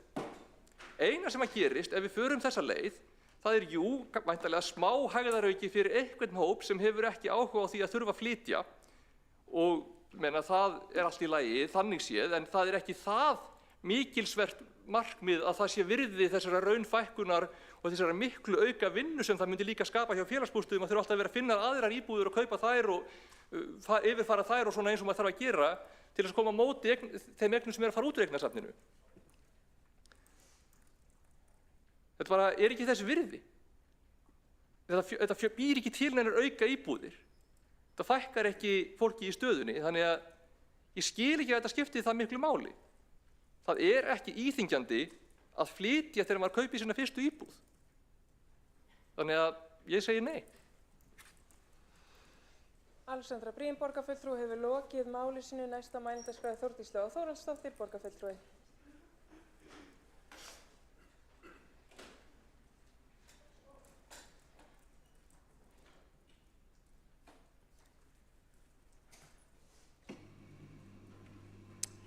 Forseti, já, þá getur Viðreisn komið hér upp og tekið miðjuleikinn því að ég gæti nánast hafa haldið ræðuna sem að borgarfulltrúi Alexandra Briem hélt. Þannig ég ætla ekki að halda hana aftur. Mín spurning sú, eru svona tillögur gerðar til þess að bjarga félagsbústöðum? Ég segi nei við því og vísa þá bara í rauninni í þá umræðu sem að þegar búið að koma hérna fram. Því að ég sé þá lausn ekki. Hins vegar þessi tillaga til þess að bæta líf og styðja við íbúa, það finnst mér hins vegar vert að ræða og skoða. Og sú hugmyndafræði sem að við styðjum hjálp til sjálfshjálpar og það grunnur af einhverju þrepi sem við viljum gjarnan byrja á. Við eigum alltaf að styðja við og hjálpa fólki til þess að taka flugið, en þá kem ég líka inn á spurninguna sem borgarfulltrúi Hjálmar Sveinsson kom, það að eiga fasteignina í eigifé eitthvað öðruvísi heldur en að leigja. Og ég bara segi það, hafandi verið bæði á leigumarkaði og eignamarkaði, það skiptir í rauninni eignaformið engu máli. Ég á heima það sem ég á heima ef það öruggt og gott húsnæði og mér líður vel. Hins vegar finnst mér gríðarlega mikilvægt að við hér á Íslandi, og ég vil taka þessa umræðu eins út fyrir borgina, þegar mér finnst við í borginni eigum ekki að vera að taka þetta til okkar. Þetta umræða sem á heima á þingi. Hér eigum við að bjóða upp á fjölbreyttar leiðir í húsnæðismálum. Þessi harða eignarstefna sem hér hefur verið, hún hefur ekki verið þjóðinni til góðs. Við eigum að bjóða upp á fjölbreyttar lausnir, við eigum að bjóða sannarlega upp á heilbrigðan fasteignamarkað, við eigum líka að bjóða upp á heilbrigðan og góðan leigumarkað, við eigum að bjóða upp á félagslegt húsnæði, við eigum að bjóða upp á heilbrigðan og fjölbreyttan hlutdeildarmarkað. Hann þegar byrjaður hérna í einhverju formi, en hann hægt að þróa á langan veginn í framtíðina. Ef við förum bara skoðum aðeins hvað í boði fyrir aldrað fólk. Það voru alls kyns lausnir þar sem nú eru þegar komnar, sem eru hálfgerðar svona hlutdeildar tryggingar íbúðir, þar sem að maður á hluta af íbúðin. Ég vísa núna til dæmis bara í það sem að við sjáum upp á Mörk, þar sem að fjölskyldufyrirtæki Grund rekur það einkafyrirtæki, frábæra lausnir, þar maður tryggur með húsnæði. Búsetu annað kerfi sem að, er í boði og á þessum grunni eigum við að halda áfram. Þetta getur verið hagnaðardrifin eða óhagnaðardrifin, þetta getur verið félagasamtök. Við erum að breytast í fjölbreytt samfélag og við eigum að fagna því. Við gætum séð í framtíðinni mögulega einhverja hópa út frá trú eða menningu sem að bjóða upp á svona fjölbreyttar lausnir. Og þannig að mín skoðun er sú, við eigum að styðja við fjölbreyttar lausnir. Ef að við viljum sjá ákveðin hóp og viljum styðja við ákveðin hóp innan þeirra 3100 íbúða sem að félagsbústaðir bjóða upp á, ákveðin hóp þaðan, hann 10%, 15%, 20% sem vill kaupa sér íbúð, þá eiga hlutdeildarlánin að dekka það. Og ef að þau eru ekki nægilega góð, það eigum að breyta þeim og borgarfulltrúi Björn Gíslason fór ágætlega yfir það hérna áðan. Hlutdeildarlánin eru formuð þannig að þau eru hugsuð fyrir fyrstu kaupendur eða þau sem hafa ekki átt íbúð síðastliðin 5 ár. Þetta mannanna verk. Þessu getum við breytt. Við eigum að gera það. Þessi umræða, hún á að vera þingi. Reykjavíkurborg á ekki að vera að hugsa þetta ein og sér. Við tökum allt of oft að mínu mati verkefni til okkar hér. Hver haldið því að sé ástæðan fyrir því að við erum það sveitarfélagið sem langflestu félagslegu leiguíbúðirnar? Þetta hlutfall á að vera í öllum sveitarfélögum hér í kring. Eigum við að fara í húsnæðissamningi sem Reykjavíkurborg, eitt sveitafélag, gerði við HMS. Við fórum á undan hér með góðu markmiði til hvers? Til þess að vera eina sveitafélagi nánast sem búið að gera þennan samning. Við ráðuneyti annars vegar á HMS, af hverju eru ekki fleiri sveitafélög búin að gera þetta? Hættum hér í borgarstjórn að vera að taka til okkar mál sem eiga heima á þingi. Umræðu sem á heima á þingi. Mér finnst frábært að við vinnum út frá hjálp til sjálfshjálpar, bjóðum upp á fjölbreyttar lausnir. Þessi lausn, hún mun ekki bjarga fjárhagsstöðu félagsbústaða sem ég held að sé reyndar ekkert svo slæm og ég margar skoðanir á félagsbústöðum og við eigum að aðskilja það reksturinn þegar kemur að málefnum fatlaða, annars vegar og hins vegar félagslegum leiguíbúðum. Inn í félagsbústöðum eru líka mýmargar íbúðir sem eru ætlaðar öldruðum. Við eigum að aðgreina þetta og sjá hver kostnaðurinn er á bakveðar. Fullt af hlutum sem við getum gert, stórkostlegi hlutir fyrir félagsbústöðin í framtíðina. Mér finnst það ekki vera umræðan sem við erum í hérna núna. Umræðan hérna er húsnæðismál. Húsnæðismál fyrir fjöldan allan af Reykvíkingum sem vill fjölbreyttar lausnir. Við eigum að styðja við þá sem þurfa stuðning. Við eigum sannarlega að reyna að finna lausnir þannig að fólk lokist ekki inn í einhver kerfum, alveg til í það. En við eigum að gera það á landsvísu, ekki á Reykjavíkurvísu. Takk fyrir. Þórdís Lóa Þórhallsdóttir, borgarfulltrúi, við lokið máli sínu og næsta mælendaskrá Ragnhildur Alda María Vilhjálmsdóttir, borgarfulltrúi.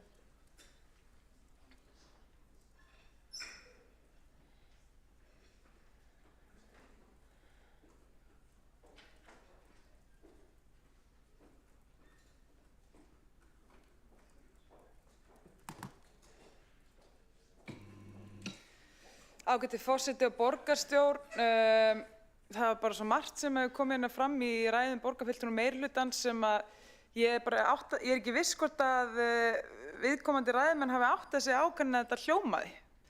Veist, hérna, eins og það að, ég veit ekki, byrjum bara á byrjuninni, að það ætli að sé bara þá geti margs líka ágæti tillögunar að helsta gagnrýni til þess eins borgarfulltrúa meirihlutans var ekki síst að vera sko bara óánægður með orðalagið í ræðunni minni og telji þá menn hafa virkilega þurft að krafsa í bakkann. En ég held bara að ræða til dæmis Hjálmar Sveinssonar borgarfulltrúa hafi bara ekki verið honum til neins sóma að þessu sinni og mér finnst almennt sko margt sem þar kom fram vera til marks að menn séu kannski algjörlega búin að aftengjast raunveruleika lágtekjufólks hér í Reykjavík og bara, eða þá bara fólks almennt, vegna þess að eins og borgarfulltrúinn Björn Gíslason kom hérna inn á að þá vilja 90% leigjenda helst eignast sína eigin íbúð og hvort að við ættum að vera meira eins og einhver leigumarkaður á Norðurlöndunum eða ekki, þá bara staðreyndin sú, eins og ég tók fram mjög skýrt hérna í ræðu minni, að það gríðarlegur munur, ekki núna, heldur eftir 10 ár, 20 ár, 30 ár, á eign fólks eftir því hvort að það á eign eða ekki. Þú veist, þannig að bara með því að eignast eign núna, og ég held að ég leyfi mér að fullera þegar ég segja að það enginn hér á leigumarkaði, af hverju ætli það sé, en með því að eiga eign núna, að þá sú eign, þótt hún sé skuld við bankann sem stendur, orðin af hreinni eign eftir 30-40 ár. Og það margborgar sig í öldugangi lífsins að eiga einhvern sparnað til þess að halla sér á þegar harðnar í dalnum. Og ég bara, ef að það virðist vera einhver misskilningur hversu mikið það meðal borgarfulltrúa hér, þá bara, það eina sem ég verð að segja. Allavega. Svo líka eitt annað, sko fólk vill kannski helst kaupa heimilin sín sem að það hefur búið í áratugi, ekki vegna þess að það nennir ekki að flytja. Ég bara, þú veist, það ekki ástæða þess að fólk vill kaupa eignast heimilin sín. Það á oft, segjum bara kannski fjölskyldu, með börn í skólum, það kannski einhver annað fólk nálægt í hverfinu, það bara ýmsar ástæður. Enn fremur, þá erum við að tala, sko, ég ekki að leggja hérna á borð fyrir borgarfulltrúa meirihlutans hérna endanlegu útfærslu á þessu úrræði. Raunar snýst þessi tillaga það að borgin sjálf hanni fyrirkomulag sem að hentar borginni, fellur að íslenskum aðstæðum, íslenskum húsnæðisstuðningi eins og hann útfærður, hlutdeildarlánum og allt þetta, nýti þau úrræði sem til staðar til þess að búa til útfærslu sem gerir leigjendum félagsbústaða kleift að eigna sína ein fasteign og henta líka félagsbústöðum. Það það sem ég að leggja til. Þannig að, og ég ætla bara, að ég sé að þetta hefur greinilega yft sko mikill í íhaldstaug og jafnvel svona kerfisvarðar tendensum, þannig að þá ætla ég líka að hugga fólk með að segja að fyrst að flest lönd í hinum vestræna heimi hefur tekist að vera með einhvers konar útfærslu á þessu úrræði, að þá skil ég ekki af hverju hér ætti að vera einhverjar sér íslenskar aðstæður sem að myndi þýða það að það væri ekki hægt að hjálpa lágtekjufólki til eignamyndunar og vera með sterkt félagslegt kerfi, félagslegt húsnæðiskerfi. Af því að löndum í kringum okkur hefur tekist þetta, af hverju ætti við ekki að geta það? Ég hef bara trú á okkur, ég trú á borginni að ef að þessi vilji fyrir hendi, að þá getum við þetta. Ég ætla líka bara að minna aðeins á hver raunveruleiki fólks sem að býr í íbúðum félagsbústaða er. Ég hef fengið svo marga að kvarta undan því að það sé alveg vonlaust að fá eitthvað til þess að halda við íbúðunni sem leigja. Fólk fast oft í sko illa mygluðu húsnæði eða með alls konar önnur vandræði og það svo erfitt að fá eitthvað til þess að fara og laga húsnæðið vegna þess að félagsbústaðir eru bara í miklum fjárhagslegum kröggum og reksturinn hefur bara ekki verið góður í nokkra hríð.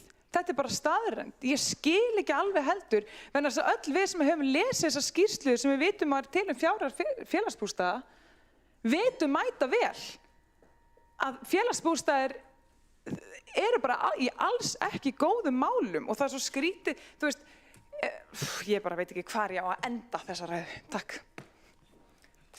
Ragnhildur Alda María Vilhjálmsdóttir hefur lokið ræðu sinni og einn borgarfulltrúi hefur óskað eftir að veita ansvar. Er það borgarfulltrúin Alexandra Briem? Forseti, já.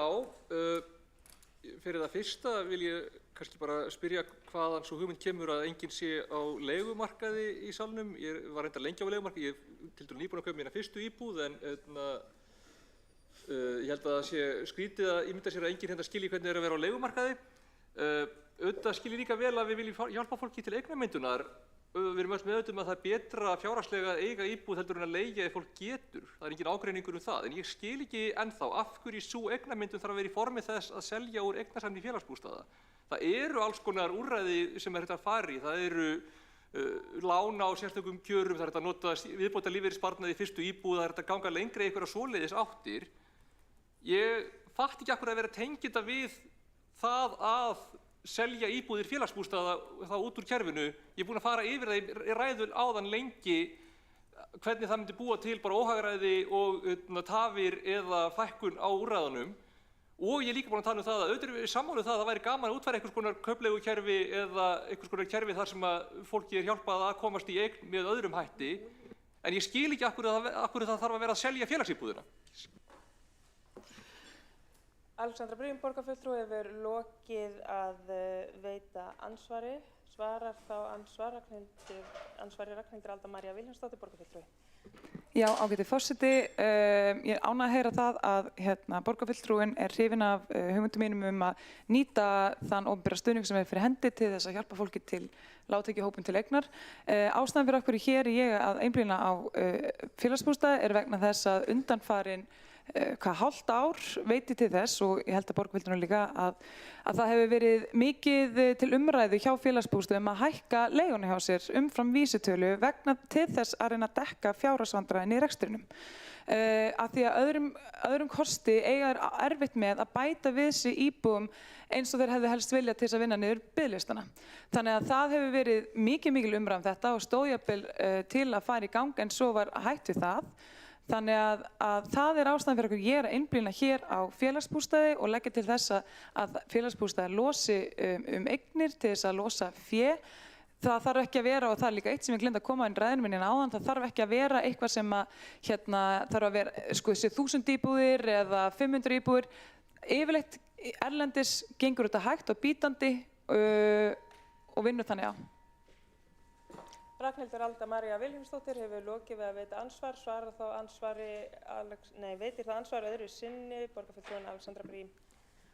Forseti, ég ætla fyrst að nefna það sem ég gleymdi áðan, að auðvitað skoðanakannanir þannig að fólk vill frekar eiga heldur en leigja. Það er augljóslega vegna þess að leigumarkaðurinn er slæmur. Ef við værum með alvöru leigumarkað þá er ekkert víst að það væri nákvæmlega svoleiðist, og auðvitað vilji fólk, ef það getur, vill auðvitað eiga því að þannig myndar það eignir.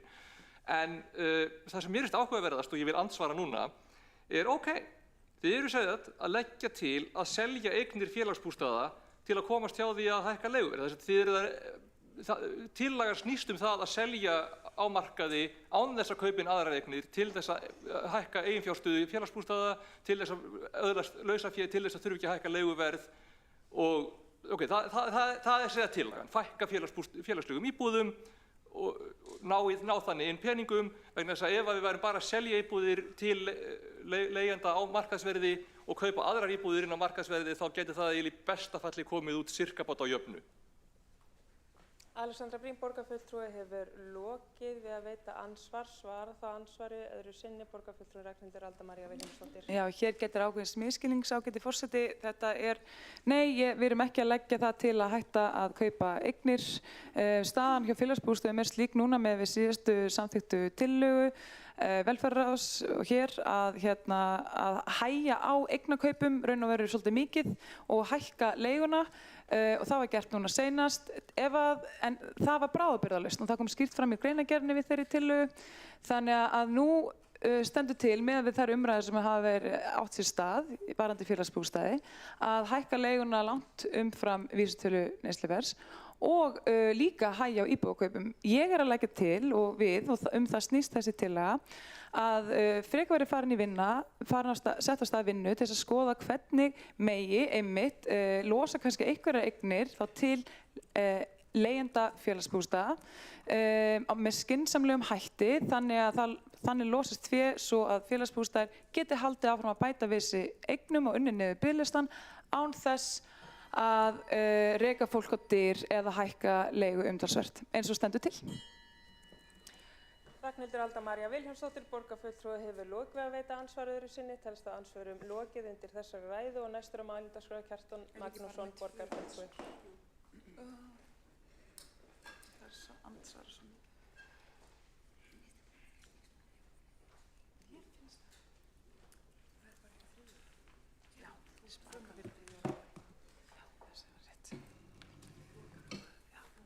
Forseti, góðir borgarfulltrúar. Ég kem upp hér aðallega til að ræða stöðu títtnefndra félagsbústaða sem þessi tillaga snýst nú um. Í umræðum málið þá hefur komið fram í máli sumra borgarfulltrúa að félagsbústaðir standi vel og jafnvel að reksturinn sé góður. Og ég vil hvetja þessa borgarfulltrúa sem þessu halda fram til að kynna sér fjárhagsstöðu félagsins vegna þess að hún grafalvarleg. Félagsbústaðir sem kunnugt þetta fyrirtæki sem var stofnað utan félagslegar íbúðir borgarinnar. Þetta var einu sinni hjá okkur í alhlutanum en var fært úr alhlutanum og gert að sérstöku hlutafélagi. En þetta auðvitað bara dótturfyrirtæki borgarinnar og þess vegna mjög mikilvægt að við borgarfulltrúar við fylgjumst vel með fjárhagnum hjá þessu fyrirtæki okkar eins og öðrum fyrirtækjum eins og ekki síður borgarsjóði. Nú, hér nýjasti ársreikningur félagsbústaða fyrir árið 2024 og hann öllum aðgengilegur og ég hvet borgarfulltrúa, alla borgarfulltrúa til að kynna sér þennan ársreikning og þannig fjárhag félagsins. Sérstaklega ef þeir koma hingað í pontu eða á annan opinbera vettvang til að tjá sig um þetta. Nú, þetta er stórt fyrirtæki, þetta með ákveðnum hætti stærsta fasteignafélag landsins sem við rekum. Rekstrartekjurnar námu röskum 7 milljörðum króna á síðasta ári, rekstrargjöld 4 milljörðum og hrein fjármagnsgjöld 4,3 milljörðum. Og það segir ákveðna sögu bara ef maður lítur fyrst á rekstrarhagnaðinn fyrir matsbreytingu þar að segja. Ef maður horfir bara hérna raunverulegu tekjur sem komið til félagsins, þá það tæpir 3 milljarðar. En svo lítur maður á fjármagnsgjöldin, þetta sem 3 milljarðar sem kom inn í raunverulega tekjur. Síðan förum við yfir í fjármagnsgjöldin og það eru 4,3 milljarðar. Þannig að, hrein fjármagnsgjöld 4,3 milljarðar.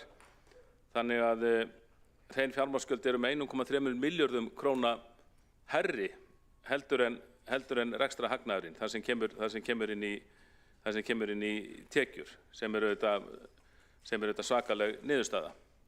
En það sem breytir þessu síðan og gerir það verkum að fyrirtæki gert upp með hagnaði samkvæmt ársreikningi, þó það sé ekki raunverulegur hagnaður, það þessi matsbreyting fjárfestingar eigna, sem fróðu hagnaður, sem færð sem hagnaður, það bara virðishækkun á íbúðunum og þetta fært inn í reikningana sem hagnaður og þá kemur þetta. Forseti verður að minna borgarfulltrúa Kjartan Magnússon á að ræða tillöguna sem hér til umræðu en við erum ekki hér að ræða fjárhagsstöðu félagsbústaða almennt. Ég bara algjörlega ósammála þessu. Við erum að ræða hérna atriði sem snertir þetta fyrirtæki og það getur ekki talist ómálefnalegt undir nokkrum kringumstæðum að ræða fjárhag fyrirtækisins sem hér undir.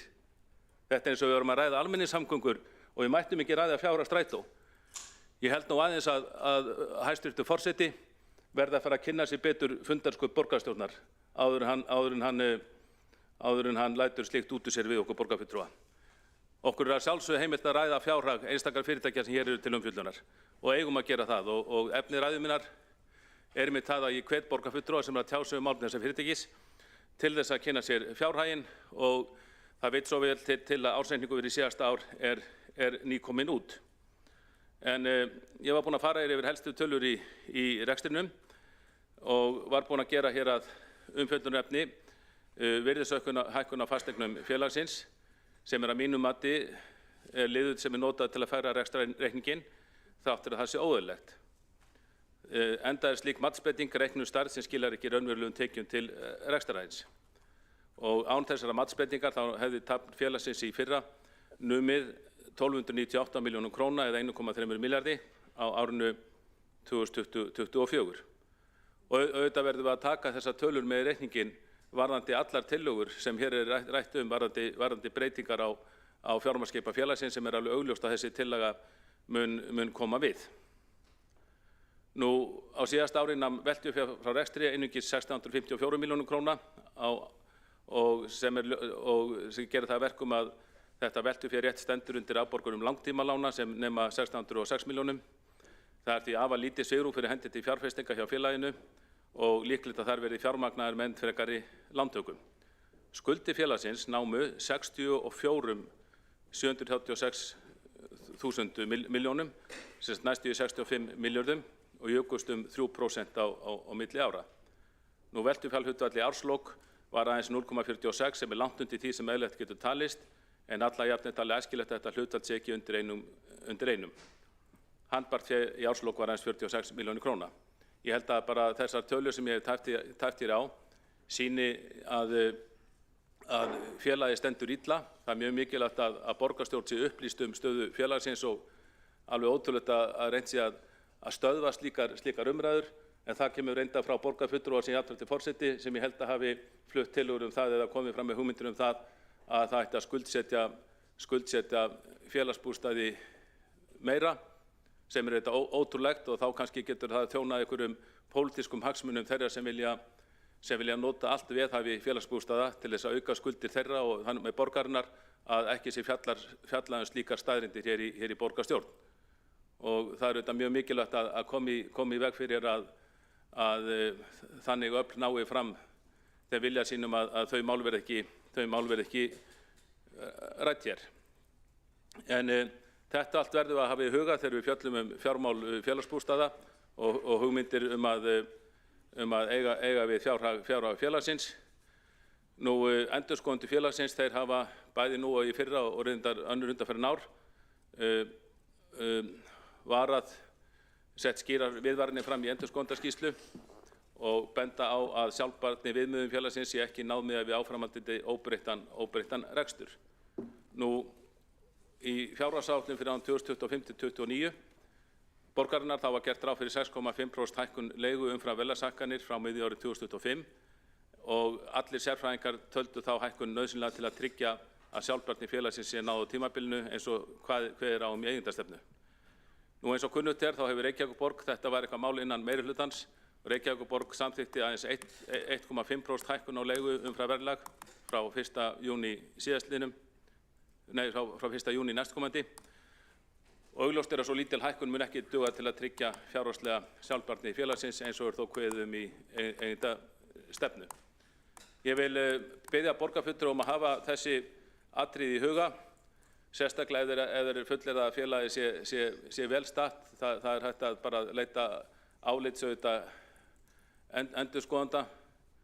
endurskoðanda bara sem maður þekki sjálfur ef maður treystir ekki endurskoðendum félagsins. Ég held að þeir sjá þetta þá nokkuð rétt og þessa grafalvarlegu fjárhagsstöðu félagsbústaða verður að hafa í huga í hvert sinn sem við ræðum þetta góða félag hér í borgarstjórn og þjónustu þess við viðskiptavini sína. Kjartan Magnússon, borgarfulltrúi, hefur lokið máli sínu. Forseti minnir á að tillagan sem er til umræðu undir þessum lið er svohljóðandi. Borgarstjórn samþykkir að hanna heppilega útfærslu á fyrirkomulagi sem gerir leigjendum félagsbústaða mögulegt að eignast heimilin sín. Unnin verði valkostagreining á mismunandi útfærslum á slíku úrræði og kannaður möguleikinn á samvinnu við ríkið nýtt fyrirkomulag á nýtingu húsnæðisstuðnings í þágu þess að aðstoða lágtekjuhópa við að eignast sína fyrstu fasteign. Kjartan Magnússon, borgarfulltrúi, hefur óskað eftir því að veita stutta athugasemd vegna fundarskapa. Ég verð að ítreka það að mér finnst þetta algjörlega, þessi skoðun forseta sem kemur hérna fram, mér finnst hún algjörlega ótrúleg og mér finnst líka andlýðræðisleg.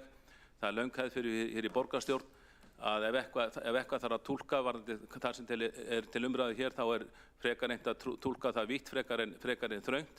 En ég hef aldrei lent í því að nokkur forseti eða aðrir hafi haldið því fram að ekki megi fjalla fjárhag þess fyrirtækis sem er undir þegar að slíkar tillögur eru ræddar. Og þetta er svo fráleitt, bara ef við varum að ræða til hans tillögu varðandi orkuveituna sölu á einhverju þar eða einhverju slíku, að það mætti ekki ræða fjárhag orkuveitunnar leiðinni. Ég held að forseti sem er nýr, það má kannski fyrirgefa forsetanum því hann er ekki mjög vannur í starfi, en í þessu máli er hann á algjörum villigötum. Kjartan Magnússon, borgarfulltrúi, hefur lokið við að veita stutta athugasemd. 3 hafa óskað eftir að veita ansvar og fyrst til þess að veita ansvar er borgarfulltrúin Alexandra Briem. Forseti, já.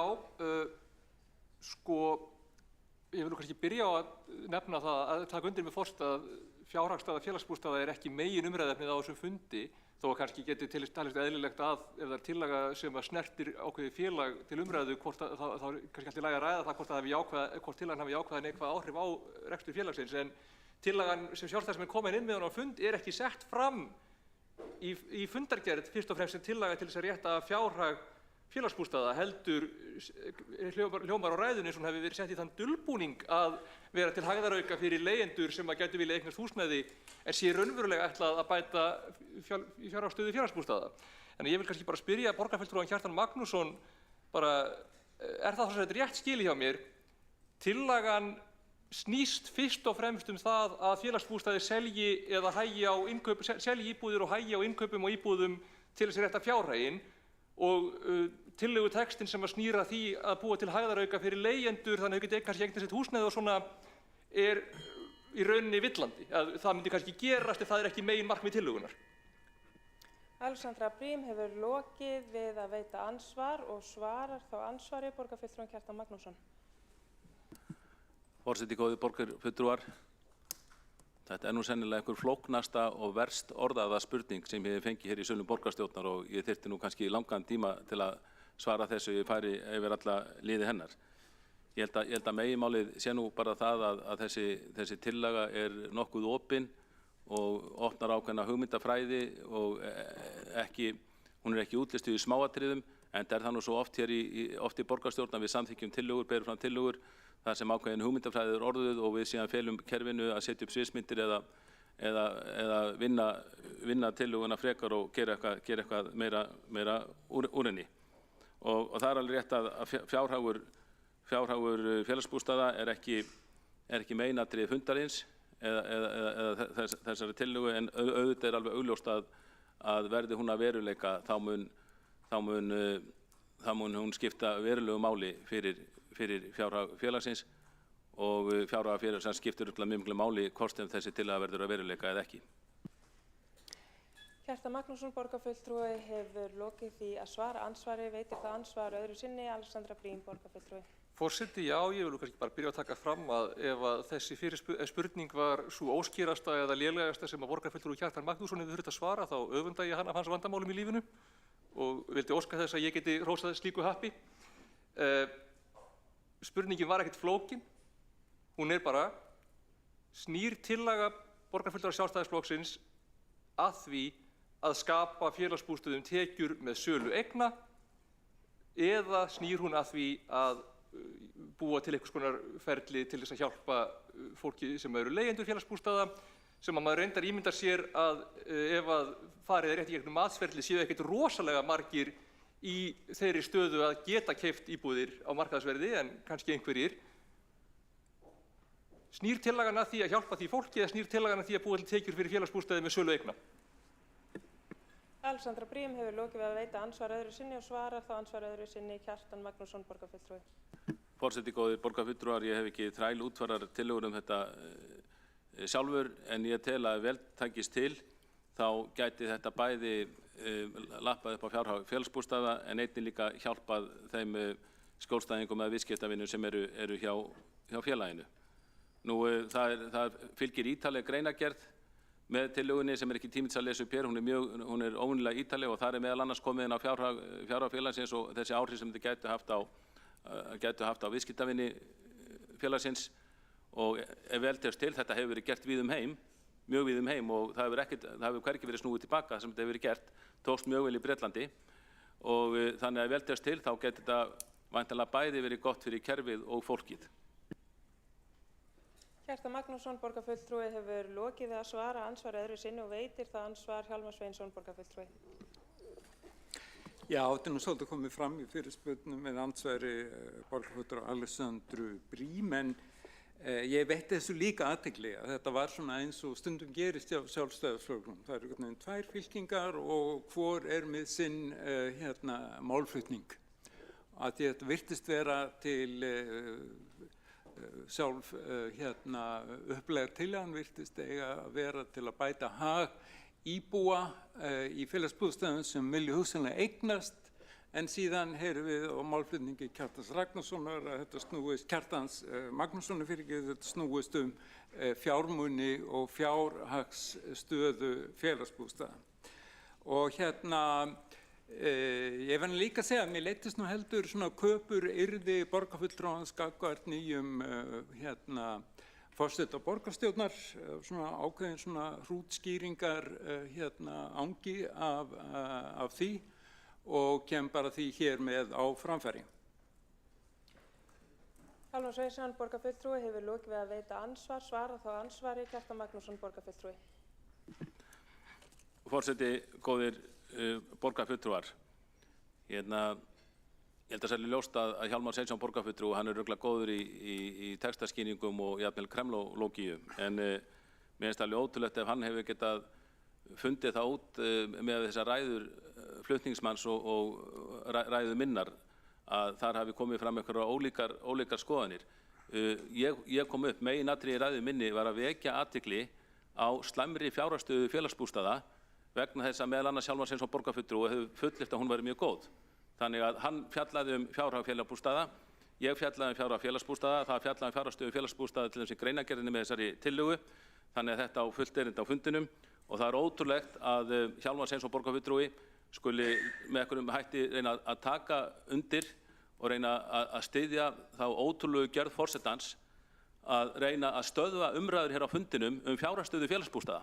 Jafnvel þó Hjálmar Sveinsson borgarfulltrúi, hann sagði að staða félagsbústaða væri góð, það hugnaðist forsetanum, ég sagði annað og þá átti að banna þá umræðu.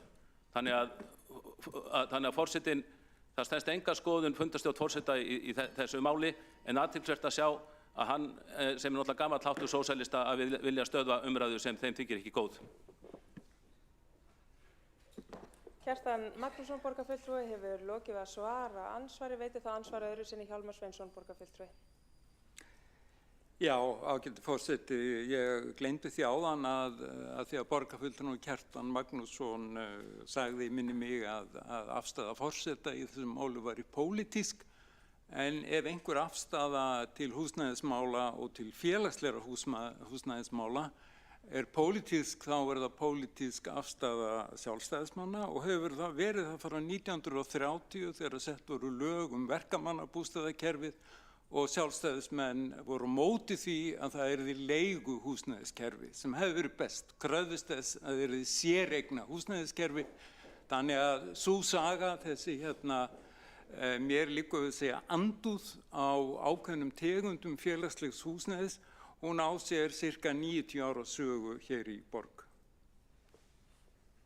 Hjálmar Sveinsson, borgarfulltrúi, hefur lokið við að veita ansvar öðru sinni, svara þá ansvari öðru sinni. Kjartan Magnússon, borgarfulltrúi. Forseti, góði borgarfulltrúar, ég þakka bara Hjálmari Sveinssyni borgarfulltrúa fyrir að fara hér út víðan völl og fara 100 ára aftur í tímann til að færa rökkur í máli sínu. Ég tel nú bara að verkamannabústaðið hafi aðalatriðum gefist mjög vel, bara svo ég segi það. Auðvitað þetta pólitík, við erum hérna ráðin í borgarstjórn til að ræða pólitík og það ekkert að því, en ég fann að því að forseti fann ekki að því þegar Hjálmar Sveinsson sagði ráðan í ræðu sinni að fjárhagsstaða félagsbústaða væri traust. Þegar ég kom síðan með aðra skoðun og vitnaði í ársreikninginn mér til stuðnings, þá var allt í einu alveg ómögulegt að ræða fjárhagsstöðu félagsbústaða hér í borgarstjórn. Greinileg mismunun sem byggist á pólitískri skoðun forsetans og það miður að við skulum þurfa að hafa slíkt yfir okkur hér í borgarstjórn Reykjavíkur.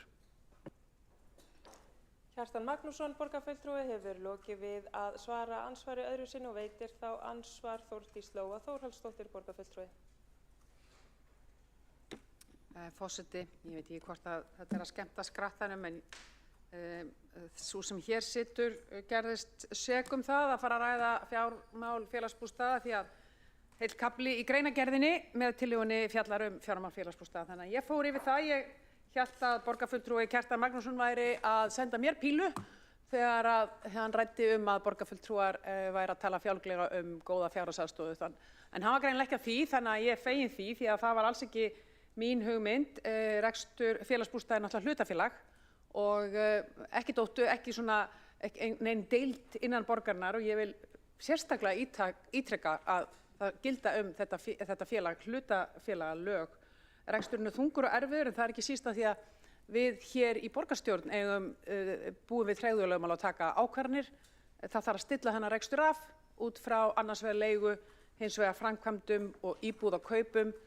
Við það er ekkert óeðlilegt, en ég veit ekki, ég ætlaði að fara í andsvar við Kjartan Magnússon því ég hélt að hann væri að vísa til mín, en hann var það ekki, þannig að ég er bara góð og fekk að ranta. Takk. Þórdís Lóa Þórhallsdóttir, borgarfulltrúi, hefur lokið við að veita andsvar. Svara þá andsvari Kjartan Magnússon, borgarfulltrúi. Forseti, góðir borgarfulltrúar, ég vil bara þakka Þórdísi Lóu Þórhallsdóttur fyrir andsvarið. Ég var eiginlega sammála bara öllu sem hún sagði, og það var ekki kannski tími til að fara í það mikið á fundunum, en það er rétt sem borgarfulltrúin segir, það þarf að reksturinn er þungur og það þarf að stilla hann af. Við höfum fengið hvern ráðgjafahópinn á fætur öðrum núna nokkur ár í röð sem allir segja að það þurfa að auka tekjur félagsins, en borgarstjórn þarf að, og velferðarráð og borgarstjórn þarf að samþykkja það, og sú samþykkt hefur ekki fengist. Þess vegna er ljóst því miður að rekstur félagsins verður áfram þungur, og ég held að við ættum oftar að ræða fjárhag félagsbústaða hér í borgarstjórn. Ef það er einhverjum ákveðnum pólitískum öflum á móti skapa við gerum það, þá ætti einmitt að vera ástæða til að gera það oftar. Kjartan Magnússon, borgarfulltrúi, hefur lokið við að veita andsvari. Telst þá andsvörum lokið undir þessa ræðu, og næstur til þess að taka til máls er borgarfulltrúin Einar Sveinbjörn Guðmundsson.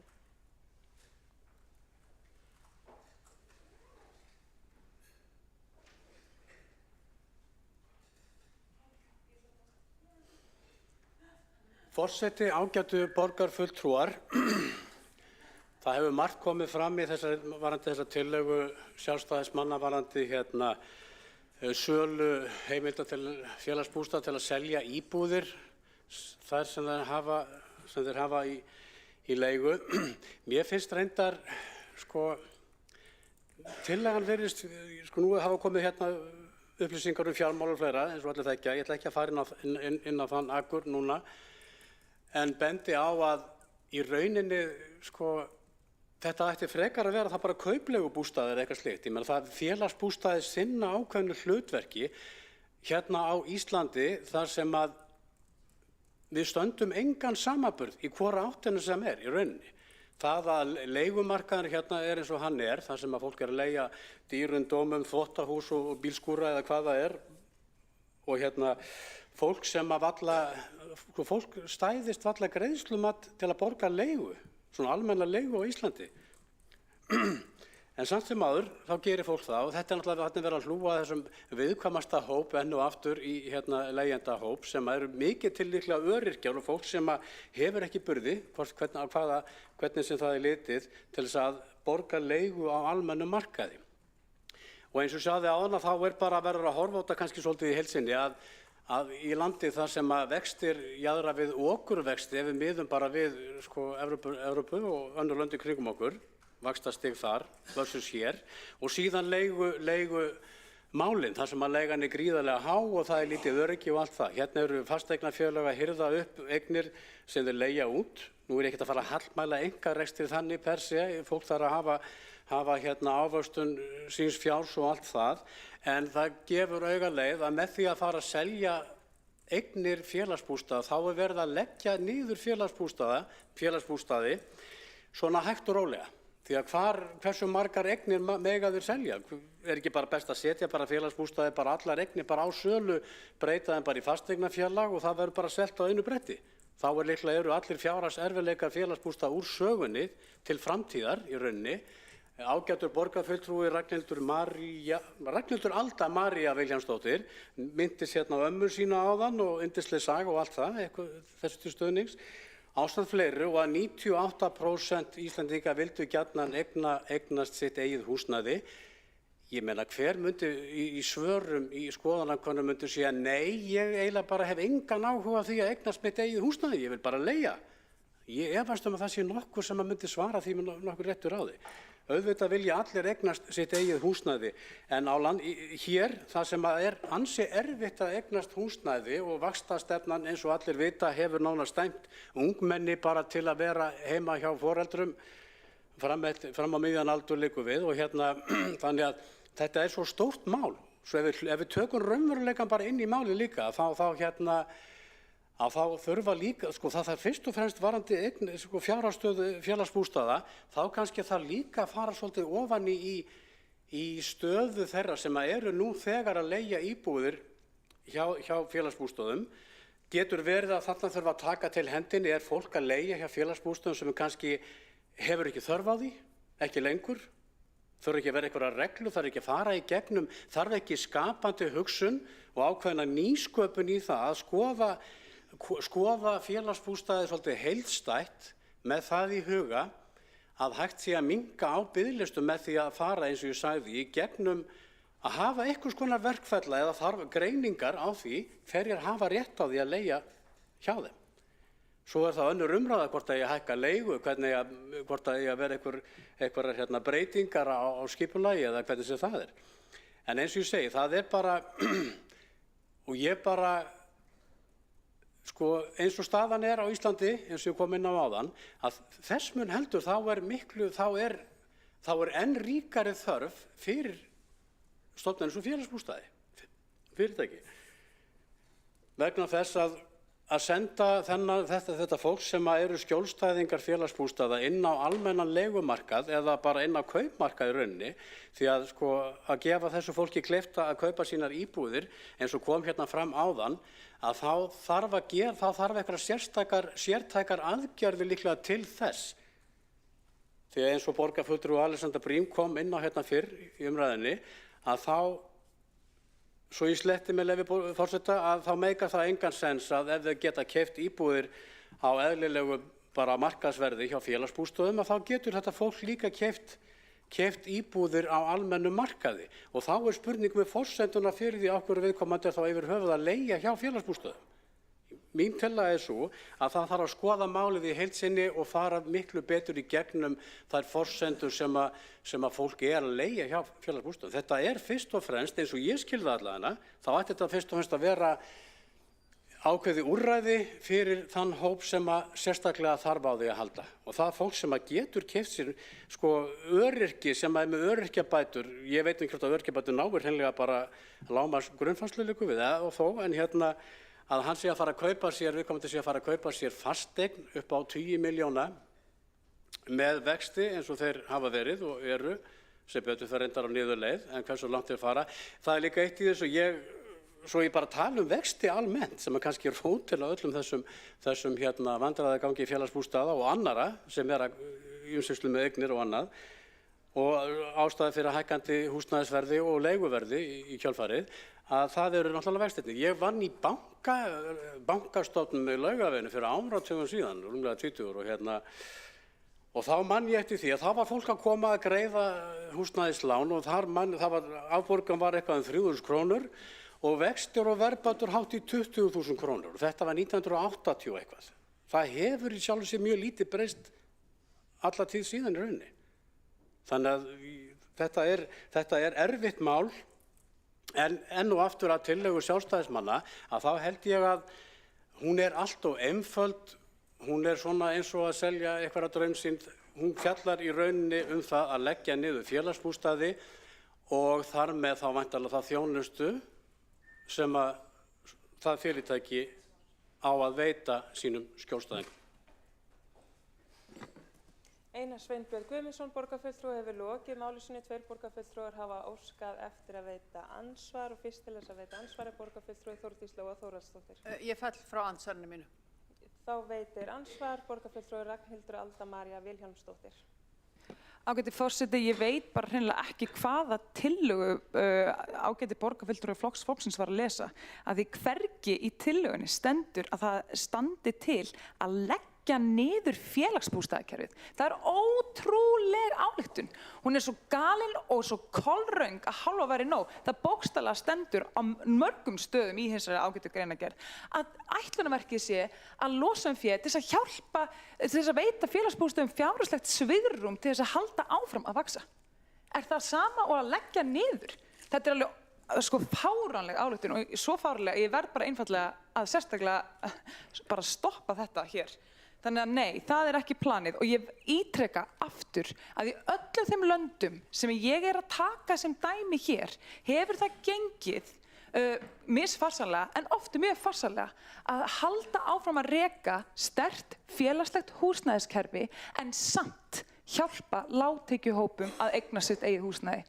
Ég spyr, engin leið hér fyrir fólk að sjá það fyrir sig að þetta sé hægt hérna?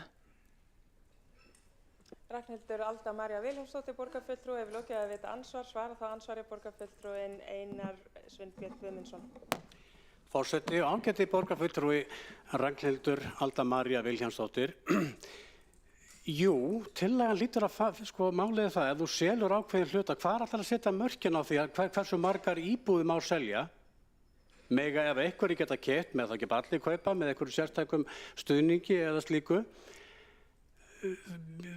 Mér finnst, ég reyndar tek algjörlega undir þá hugsjón að veita efnaminna fólki að gera því kleift að eigna sitt eigið húsnæði, að sjálfsögðu. En að gera það með því að selja í burtu þær fasteignir sem eru á markaðnum fyrir þá sem að verst standa fjárhagslega, varandi leigu, það finnst mér galið þá að vera að ganga inn á talandi biðlistana sem að borgarfulltrúi myndist á hér áðan, eða allavega kom fram hér í umræðunni fyrr, að þá skil ég ekki hvernig það á að hjálpa biðlistum ef að þú selur ákveðin hluta fasteignana úr leigufélagi eins og félagsbústaðir eru. Hvernig kemur það inn á biðlistana? Einar Sveinbjörn Guðmundsson, borgarfulltrúi, hefur lokið við að svara ansvari. Veitir það ansvar öðru sinni Ragnhildur Alda María Vilhjálmsdóttir, borgarfulltrúi. Já, það þá einfaldlega þannig að ólíkt þeirri lausn, ágæti forseti, sem að borgarfulltrúin hér var að leggja til áðan, sem var að fara að rýna ofan í þá sem búa hjá félagsbústöðum og kasta þeim út sem að þykju of tekjuháir, að þá þessi tillaga sem hér fyrir hendi að leggja það til að í staðinn hjálpi þeim sem eiga mögulega einhvern sens á því að eignast íbúðina sem þeir búa í að eignast hana, svo þessi hægt að halda áfram stækkun kerfisins. Skilur við. Þannig að þetta rosalega skýrt og það eins og ég segi, það kemur ég skil ekki hvers vegna borgarfulltrúar meirihlutans geta ekki ímynda sér það að hérlendist í þessari borg sé hægt að vera með sterkt félagslegt húsnæðiskerfi en líka að hjálpa lágtekjuhópum til eignamyndunar. Það verður eins og þegar fólk haldi að hér sé eitthvað sérstakar íslenskar aðstæður. Það allt í lagi að benda á vandamál en stundum þarf fólk líka að koma með lausnir. Ragnhildur Alda María Vilhjálmsdóttir, borgarfulltrúi, hefur lokið ansvari og þá svarar ansvari öðru sinni Einar S. Guðmundsson, borgarfulltrúi. Forseti, ágætu borgarfulltrúar. Jú, hérna í borginni einmitt þetta tvennt. Það félagslegt húsnæði og síðan almennur kaupmarkaður. En að fara að blanda þessu tvennu saman finnst mér ekki rökrétt, bara hreint út sagt. Ég þekki til aðeins ég veit hvernig í Gautaborg, þar verið þar svolítið og ásamt öðru, að þar eru til dæmis heilu hverfin sem eru, til dæmis bara, ég man þetta einu hverfi sem ég kom í, það var bara eitt lítið hverfi sem var í eitt Stenaline, siglinga, skipafyrirtækis. Þetta kemur líka inn á samfélagslega ábyrgð, við tökum bara boltan aðeins lengra, að kannski vantar meiri samfélagslega ábyrgð hérna á Íslandi eins og hver sæi fyrir sig til dæmis ef að Eimskip myndi kaupa hérna hverfi í Reykjavík og hafa það til útleigu. Fólk ekkert að kaupa þar íbúð því að þá ertu búin að kippa stoðunum undan því kerfi sem verið að byggja upp. Þetta félagsbústaðir eru leigukerfi eða leigufélag og ætla sér að fara að selja út úr því. Það miklu frekar að stofna bara annað félag og taka á fjárhagsvanda félagsbústaða með öðrum hætti. Einar Sveinbjörn Guðmundsson hefur lokið að svara ansvari öðru sinni og þá ansvörum lokið undir þessari ræðu og næst á mælendaskrá borgarfulltrúin Ragnhildur Alda María Vilhjálmsdóttir.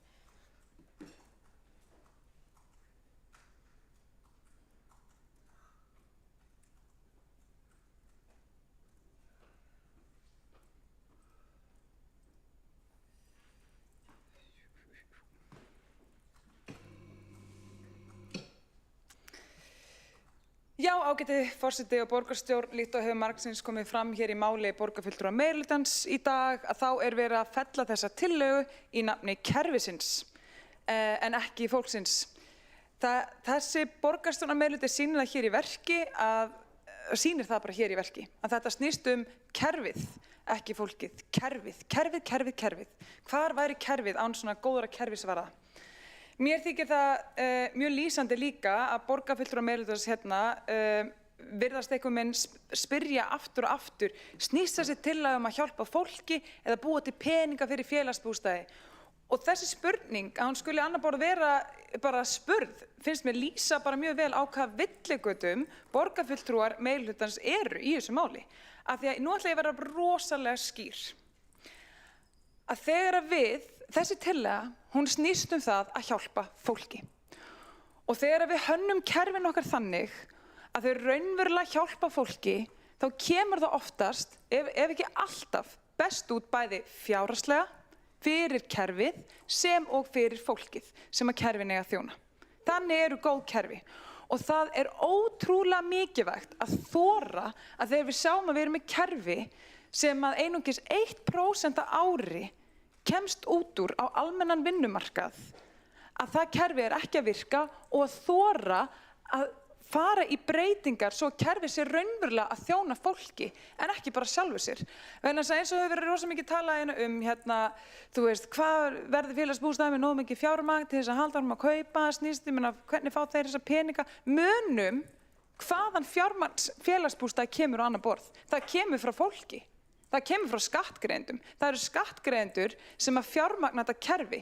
Við erum að leggja það til hér í dag að þetta opinbera fé, þessi opinberi stuðningur, sama hvað segjum í gegnum félagsbústaði eða með þá samvinnu við ríkið eins og er líka lagt til að hér verið farið af stað með, fari raunverulega í það að hjálpa lágtekjufólki upp úr fátækt til frambúðar. Það er það sem þessi tillaga snýst Og það að þvæla þessari tillögu í eitthvað allt annað og reyna að snúa út úr og vera með þennan fyrirslátt sem ég hef heyrt í dag, mér finnst það bara ódýrt og mér finnst það lélegt og mér finnst það bara marks það að hér er fólk helst að verja kerfið en ekki að reyna að hjálpa fólki. Allavega, annars sem ég vil líka bara koma inn á, af því að ég er búin að segja þetta nokkur sinnum, alls staðar þar sem að þetta úrræði er við lýði sem er víða í hinu vestræna heim, nota bene, hefur það leitt til þess að fólk hægt og bítandi eignast íbúðirnar. Þannig að þetta er ekki þannig að við sem að fara að vera með ykkur fjölda uppkaup og kerfið sem var að leggja niður, það væri þá nýlunda, það væri þá í fyrsta sinn, höfum það á hreinu. Þannig nei, það er á engan hátt verið að leggja það til hér að leggja niður félagsbústaði. Það er bara fáránlegt að fara þangað jafnvel. Alls staðar sem þetta hefur verið gert, hefur þetta verið þannig að fólk kaupir jafnt og þétt. Þetta hefur bara orðið til þess að aðstoða fólk og halda líka uppi sterku félagslegu húsnæðiskerfi og ef að borgarfulltrúar meirihlutans sér trúa því einfaldlega að það sé ekki hægt, þá er til marks þeirra eigin takmörkun, segi ég. Af því ég trúi að það sé hægt og þangað vil ég fara. Þannig að, þetta er nú búin að vera meiri umræðin hérna. En tillagan, hún er nefnilega bara mjög hógvær. Hún leggur til þess að Reykjavíkurborg fari það að hanna útfærslu á þessu kerfi og fari í samvinnu við ríkið það að nýta opinbert fé betur svo það raunverulega hjálpi fólki og fátækt. Hér hefur verið tíðrætt, já en vill fólk ekki leiga og húsnæðismarkaðurinn hann er bara svo slæmur, fólk getur ekki leigt og þetta hefur verið mikið, umræðurnar hafa verið mikið hér á þessum nótum. Raunveruleiki fólks sem að býr í félagslegu húsnæði í dag er bara einfaldlega sá að það er ekki að fara að sjá fram á það að nokkuð tíman komast út úr þessu félagslega húsnæði. Það er bara staðreyndin. Og það er líka bara raunveruleg staðreynd, bara einföld staðreynd, að það munar ótrúlega mikið hreina eign fólks á eftirlaunaárunum, bara það hvort það hafi náð að kaupa sér íbúð 10 árum undan, 20 árum undan, 30 árum undan. Þetta er bara staðreynd. Það er besta lyftistöng sem við höfum hérlendis með við íslenskar aðstæður, með við húsnæðismarkaðinn eins og hann er í dag, er það að hjálpa fólki að eignast sína fyrstu íbúð og eignast sína eigin eign. Það er bara staðreynd. Hér er ég að bjóða þessum borgarfulltrúum, ykkur borgarfulltrúum meirihlutans upp á tillögu þar sem að þið fáið að leggja ykkar mark á, koma með ykkar fingraför í hvernig hún er útfærð til þess að hjálpa fólki, til þess að komast út úr vítahring fátæktar og vera fast í íbúðum félagsbústaða. En nei, hér hefur fólk ekki hugmyndaflugið í þetta. Og það þykir mér bara virkilega sorglegt og mér finnst það sýna bara í verki hvar hugur borgarfulltrúa meirihlutans er. Hann er með kerfinu en ekki með fólkinu. Ragnhildur Alda María Vilhjálmsdóttir hefur lokið máli sínu. 2 borgarfulltrúar hafa óskað eftir að veita ansvar. Fyrst til þess að veita ansvar er Dóra Björk Guðjónsdóttir borgarfulltrúi. Forseti, þessi tillaga myndi koma í veg fyrir fjölgun félagslegra íbúða og raun fækka þeim. Þetta myndi ekki fjárhagslega styrkja félagsbústaði því þeir þyrftu að kaupa inn íbúðir í staðinn á markaðsverði nema það ákvörðun sé að fækka íbúðum félagsbústaða sem að er ekki í þá markmiða félagsins. Það myndi koma niður á fátæku fólki, það myndi ekki verið þeirra þá, heldur myndi koma niður á fátæku fólki.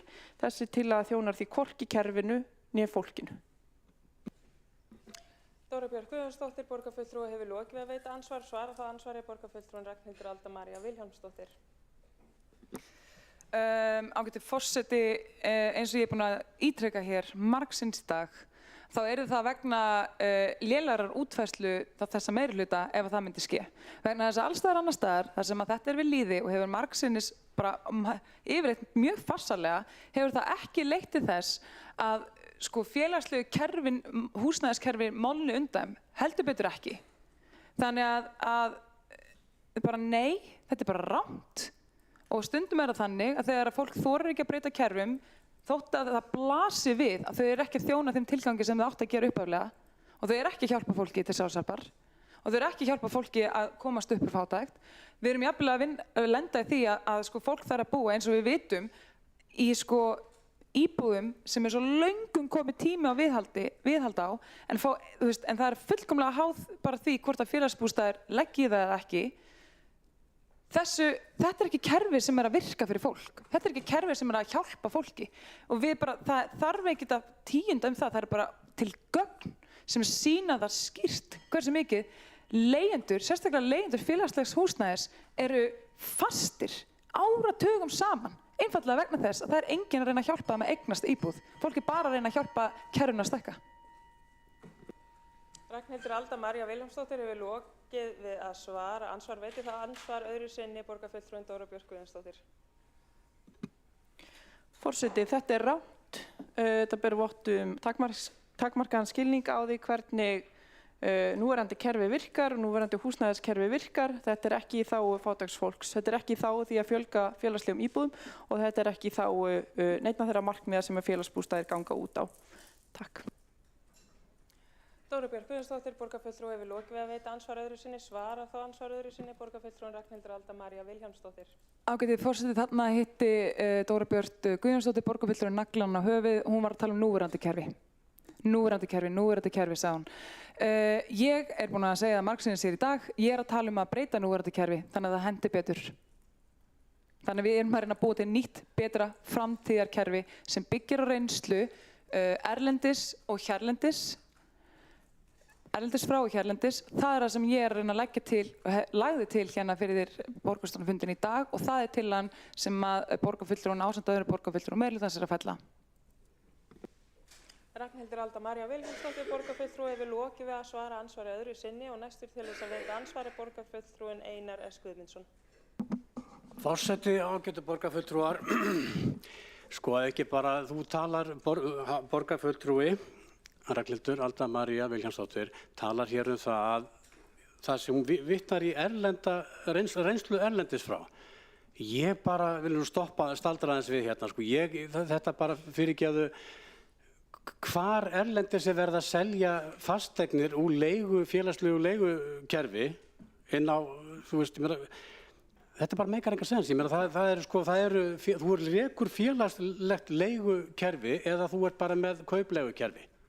En að vera að blanda þessu tvennu saman, það er eitthvað að þar. Þetta er bara eins og var komið í raunverulega gengi frá verkamannabústaðakerfinu dauð á sínum tíma. Þá er komið inn einhvern veginn bakdæra megin með svona glórulausa tillögur að við verðum að halda í það félagslega húsnæðisleigukerfi sem er í gangi hérna á Íslandi sérstaklega í ljósi þeirra aðstæðna sem eru hérna á Íslandi eins og ég nefndi áðan hérna í pontu, að við stöndust engan samanburð neins staðar við lönd í kringum okkur. Einar Sveinbjörn Guðmundsson hefur lokið við að veita ansvar og svara þá ansvari borgarfulltrúinn Ragnhildur Alda María Vilhjálmsdóttir. Nú grunar mig ágæti forseti að borgarfulltrúinn Einar Sveinbjörnsson hafi greinilega ekki lesið greinargerðina sem fylgir með tillögunni, en þar ítarlega listað upp fjölmörg lönd með mismunandi útgáfum af þessu úrræði. Þannig að jú, þar má svo sannarlega finna allskyns leiðir og útfærslur sem að hendar þá staðháttum þar sem við getum nýtt okkur til þess að útfæra nýtt kerfi sem að virkar betur til þess að ná þeim markmiðum að hjálpa lágtekjufólki upp úr fátækt. Það er það sem ég er að reyna að leggja til með þessari tillögu hér í dag og það er tillagan sem að borgarfulltrúar meirihlutans eru hér að fella. Höfum það á hreinu. Seinast en ekki síst að þó bara minn ég líka á að það er mikilvægt fyrir að því að sko, stjórnmálamenn hér eru ekki kosnir til þess að viðhalda kerfum sem virka ekki og ég bara sko, þóra fullira það að ef ég færi hér út og ég myndi fara að spyrja einhverja leigjendur félagsbústaða hvort viljið þið kerfi sem hjálpar ykkur að eignast ykkar eign eða vilja halda áfram í þessu, hvað heldur það myndi segja? Og fyrir hvern eru við hér í dag? Hver er tilgangur stjórnmálamanna? Er það að verja kerfið eða breyta kerfinu svo þau virki fyrir fólkið? Ragnhildur Alda María Vilhjálmsdóttir borgarfulltrúi hefur lokið við að veita ansvar og veitir þá ansvar borgarfulltrúinn Einar S. Guðmundsson. Forseti, ágætu borgarfulltrúar, ég er Sveinbjörn Guðmundsson, ég er ekki Einar Sveinbjörnsson veðurfræðingurinn, en öðru að þá hérna, við erum kjörin til þess að þjóna og tryggja hagsmuni fólks, við erum ekki kerfisins, ég meina hvað er það? Það að selja íbúðir úr félagslegu íbúðakerfi er líka ákveðið kerfi. Þú þarft að hafa kerfi utan um það, þannig að það er líka kerfi. Það er að tala um að koma þá, ef þú vilt fara í kerfisáttina, þá er það að fara að koma öðru kerfi inn í annað kerfi, þannig að ef þú vilt líta á þannig.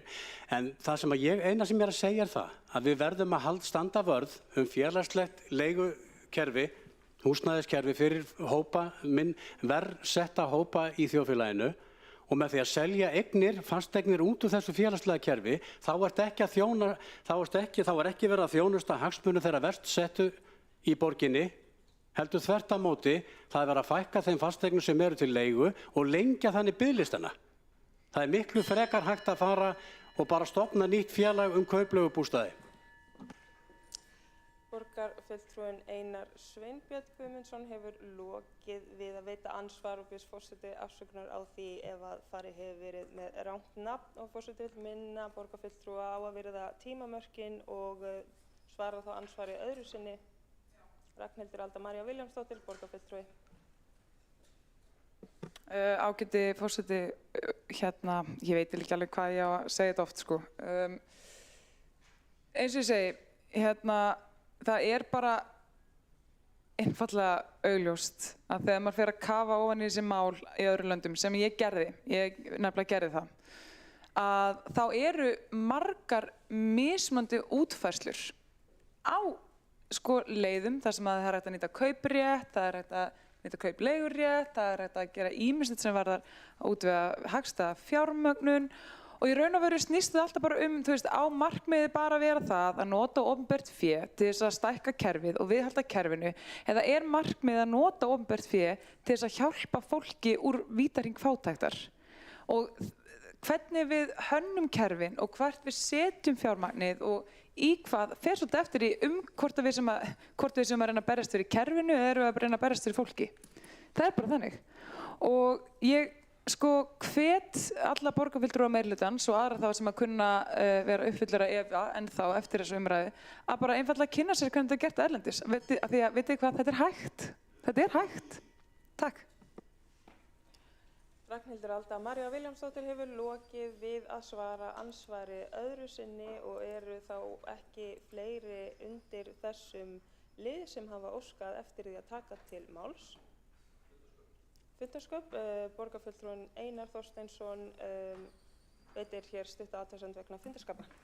Forseti, ég veit að forseta er í mun að halda borgarfulltrúum við efnið í ræðum sínum.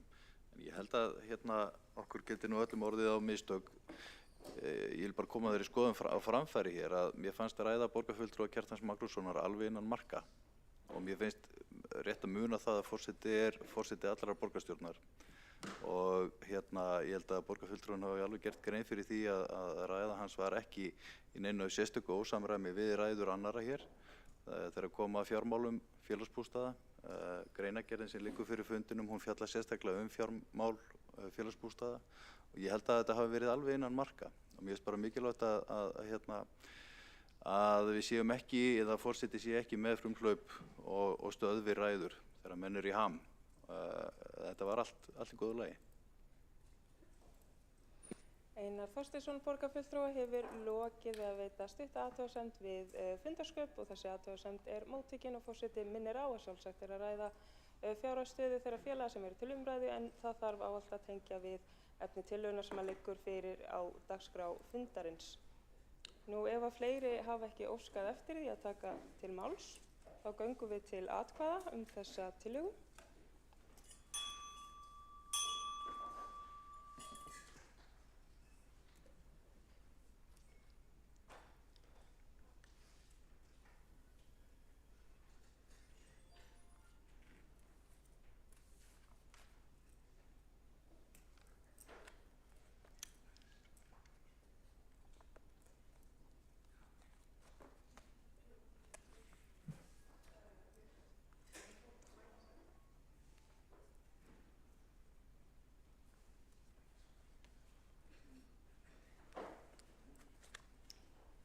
Þá er tillaga borgarfulltrúa Sjálfstæðisflokksins að gera leigjendum félagsbústaða kleift að eignast heimili sín borin upp. Þau sem eru samþykkt tillögunni vinsamlega skefið þess merki. Þau sem á móti kunna vera vinsamlega skefið merki. Þau sem að sitja hjá. Þá er tillagan felld með 12 atkvæðum borgarfulltrúa Samfylkingar, Pírata, Sósíalistaflokks Íslands, Flokks fólksins og Vinstri grænna gegn atkvæðum borgarfulltrúa Sjálfstæðisflokksins og það eru þá borgarfulltrúar Framsóknar og Viðreisnar sem sitja hjá. Þá er gengið til næsta liðar á dagskrá þar sem að það verður umræða sameinuð 2 tillögur. Það er tillaga númer 3 sem er tillaga borgarfulltrúa Framsóknarflokksins að hefja skipulagsferli vegna húsnæðisuppbyggingar á Geldinganesi og tillaga númer 5 í útsendri dagskrá sem er tillaga borgarfulltrúa Sjálfstæðisflokksins skipulag byggðar í Geldinganesi. Og þá er fyrstur á mælendaskrá borgarfulltrúa Einar Þorsteinsson.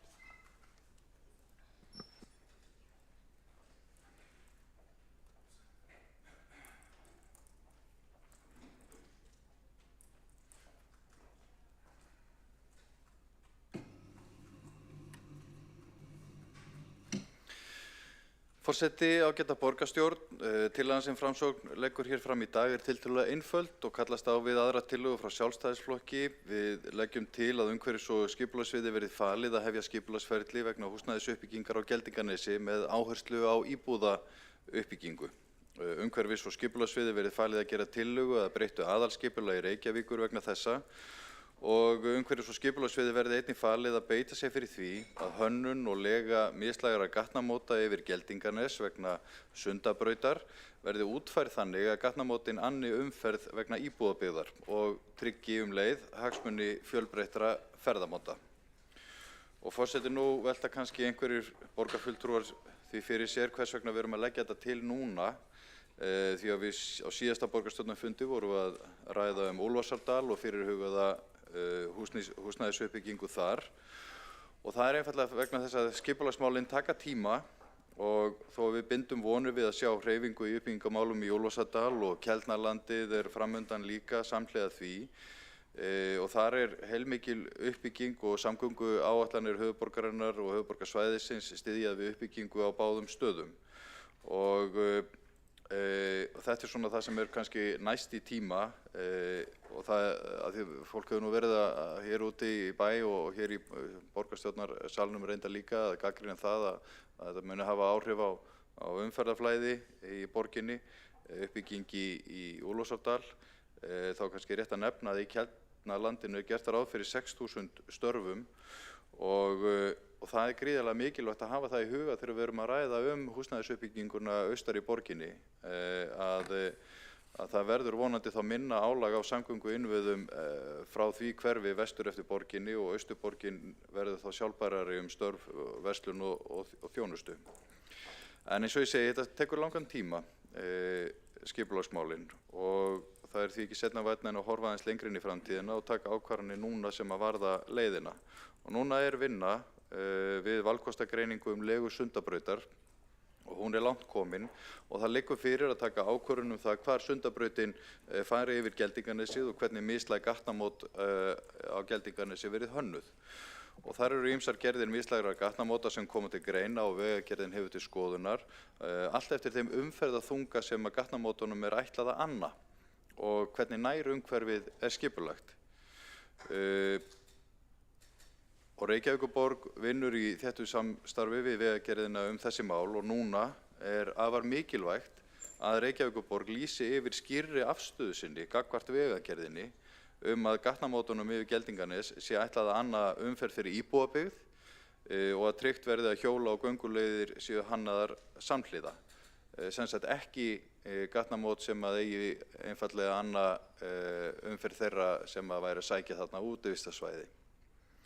Við vitum alveg að Sundabrautin verður ekki tekin í gagnið fyrir en 2032 í fyrsta lagi miðað við áætlanir stjórnvalda, en það er mikilvægt að tryggja þessa hagsmuni strax með skýrri afstöðu borgarstjórnar þegar verkefnið er á þessu hönnunarstigi sem það er í dag, af því að er að ræða þannig mannvirki að því verður ekki breytt eftir á. Og ég skal alveg vera hreinskilinn með það að sú stefna sem að ráðið hefur í borginni á undanförnum árum og er svona grundvöllurinn að aðalskipulaginu að þétta borgina dálítið og byggja samhliða uppbyggingu almenningssamgangna, hún er ekki óskynsamleg. Og ég styð þá stefnu og ég held að í grunninn séu við flest hér í borgarstjórnarsalnum tiltölulega sammála að það sé skynsamlegt. En þau plön liggja fyrir og þessi tillaga er ekki frávik frá henni í grundvallaratriðum. Bæði er Geldinganesi það stórt að þar er hægt að gera sjálfbært hverfi með störfum, verslun og þjónustu og með tilkomu Sundabrautar opnast ný samgönguæð inn í borgina fyrir alla ferðamáta. Og eðli máls samkvæmt þarf leiðannet almenningssamgangna að taka mið af þessu hverfi þegar það er risið og sjálfsögðu þarf að gera ráð fyrir hjólreiðastígum og göngustígum og gera þetta mannvænt umhverfi. Á Geldinganesi væri hægt að nýta 150 hektara lands fyrir uppbyggingu og leið skapa dásamleg græn svæði og svo fer það eftir því hversu þétt yrði byggt, hversu margar íbúðir hægt að byggja og koma þarna fyrir. En ég held að við hljótum öll að sjá fyrir okkur blandaða byggð af fjölbýlum og sérbýlum, auk verslunar og þjónustu. Og miðað við þéttleika Breiðholtsins, sem er nú dálítið þétt, þá er 30 íbúðir á hektara og það myndi gefa 5.000 íbúðir á Geldinganesi, en líklega væri nú réttara að miða við talsvert minni þéttleika á þessu svæði, en nýta landi vel. Þetta er dálítið stór ákvörðun, af því þetta er mikið land og ég veit að afstaða margra hérna inni mótast af átökum fyrri tíma þegar við vorum kannski skemur á veg komin með borgarskipulagið en við erum í dag. Í dag liggja fyrir byggingarheimildir til þéttingar borgarinnar og þær verða nýttar með tíð og tíma. Ártúnshöfðin er farin af stað og þó ég óttist nú að sú uppbygging taki aðeins meiri tíma heldur en vonir standa til. Keldnalandið er að þokast í rétta átt en það er líka mikil vinna framundan og forseti þess vegna leggjum við þetta fram hér þó að það sé kannski líklegra að Úlfarsárdalur eða allavega hluti hans og Keldnalandi séu á undan í röðinni, þá er mikilvægt í ljósi þeirra vinnu sem að stendur yfir þessa dagana hreinlega, gagnvart Sundabraut, að borgin þarf að taka sér stöðu í því verkefni og taka ákvörðun Geldinganesi núna. Og auðvitað þurfum við að vinna áætlanir samhliða þessu. Fjárfestingaáætlanir okkar og fjármögnunaráætlanir, við þurfum að vinna þær með nýjum hætti. Það mun reyna mjög á fjárfestingagetu borgarinnar og eins og við þekkjum þá eru kannski stærstu liðirnir sem að snúa að leik- og grunnskólum. og þess vegna mikilvægt að gera fjárfestingaáætlun ekki bara til 5 ára eins og við erum að gera núna, heldur til næstu 20 til 30 ára. Og það þarf að gera fjármögnunaráætlun samhliða, áhættugreina og vanda allan undirbúning. En á endanum þá þetta einfaldlega pólitísk ákvörðun og það okkar að taka hana núna. Og ég skora því á borgarstjórn að samþykkja þessa tillögu og ekki vísinni bara áfram því að skilaboðin þurfa að vera skýr. Og ég í aðdraganda þessa nýja meirihluta þá birtist Flokkur fólksins sem mikill húsnæðismálaflokkur og nafni minn, ég treysti á því að þú situr hérna í salnum meðan ég skora á þig að borgarfulltrúan, þeir sem vilja sýna að þau standa fyrir húsnæðisuppbyggingu og séu tilbúin að beita öðrum og taka aðrar ákvarðanir en fyrri meirihlutar hér í borginni hafa treystist til þess að taka. Þeir ættu að greiða atkvæði með þessari tillögu. Húsnæðismálaráðherrann sjálfur hefur á Alþingi talað digurbarkarlega að það þurfi að ráðast í stórar ákvarðanir í húsnæðismálum og ég held að þetta sé skynsamlegt, sér í lagi vegna tímapressunar sem við erum í varðandi Sundabrautaverkefnisins, en síðan það náttúrulega, þetta ekki á næsta ári eða á næstu 5 árum sem við erum að fara í uppbyggingu þarna en þó eftir því sem Sundabrautaverkefninu vindur áfram þá verður að brýna að taka ákvarðanir fjárfestingar í innviðum á þessu svæði. Þannig að þetta tillaga Framsóknarflokksins og ég hef lokið máli mínu. Þá hefur borgarfulltrúinn Einar Þorsteinsson lokið máli sínu og næstur á mælendaskrá borgarfulltrúinn Kjartan Magnússon.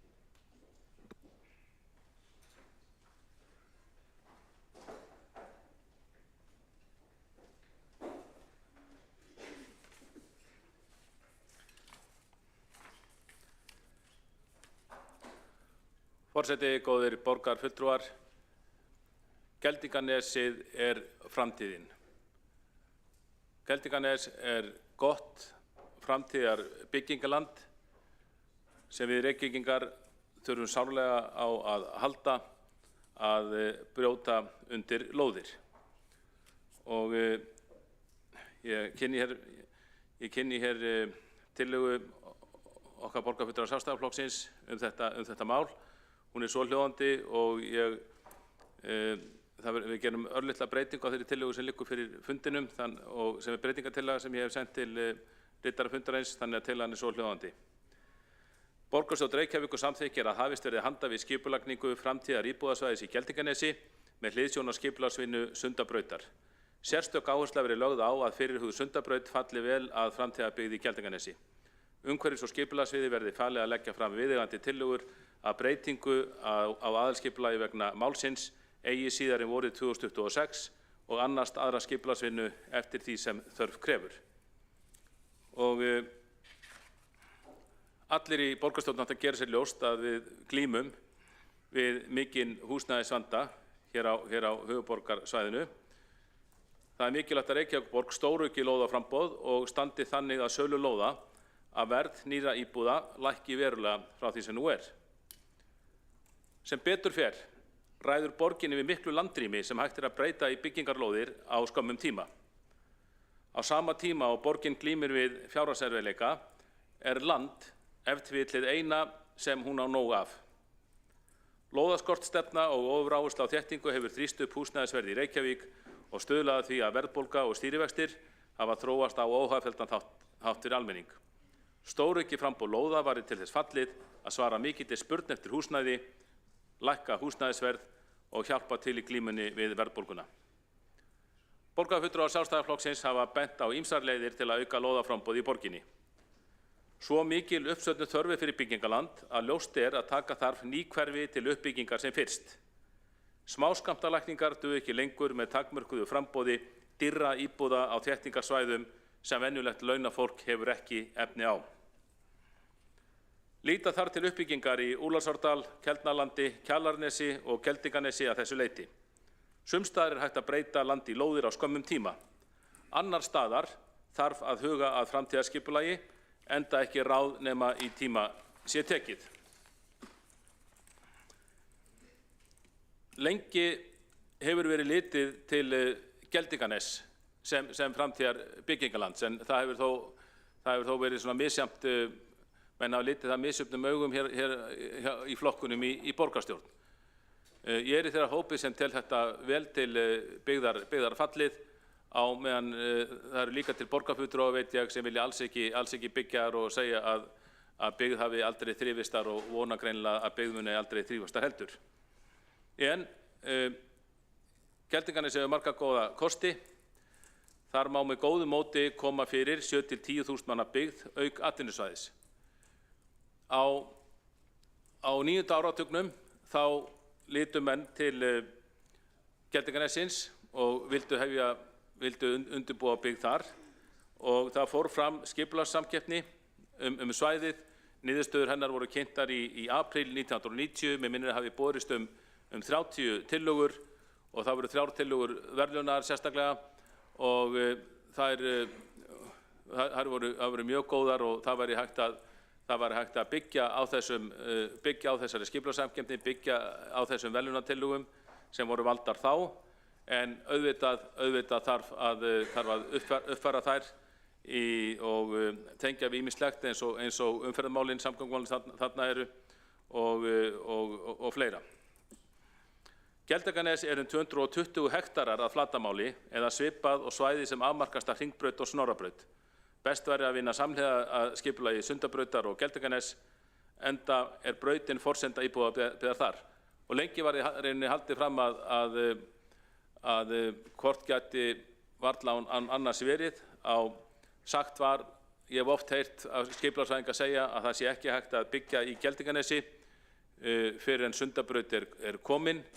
Hún verða að þjóna nesinu, en svo hef ég líka haldið fram þegar maður skoðaði arðsemisgreiningar Sundabrautina, að hún yrði fyrst arðbær fyrir alvöru þegar að vera tekið gert ráð fyrir byggð í Geldinganesi.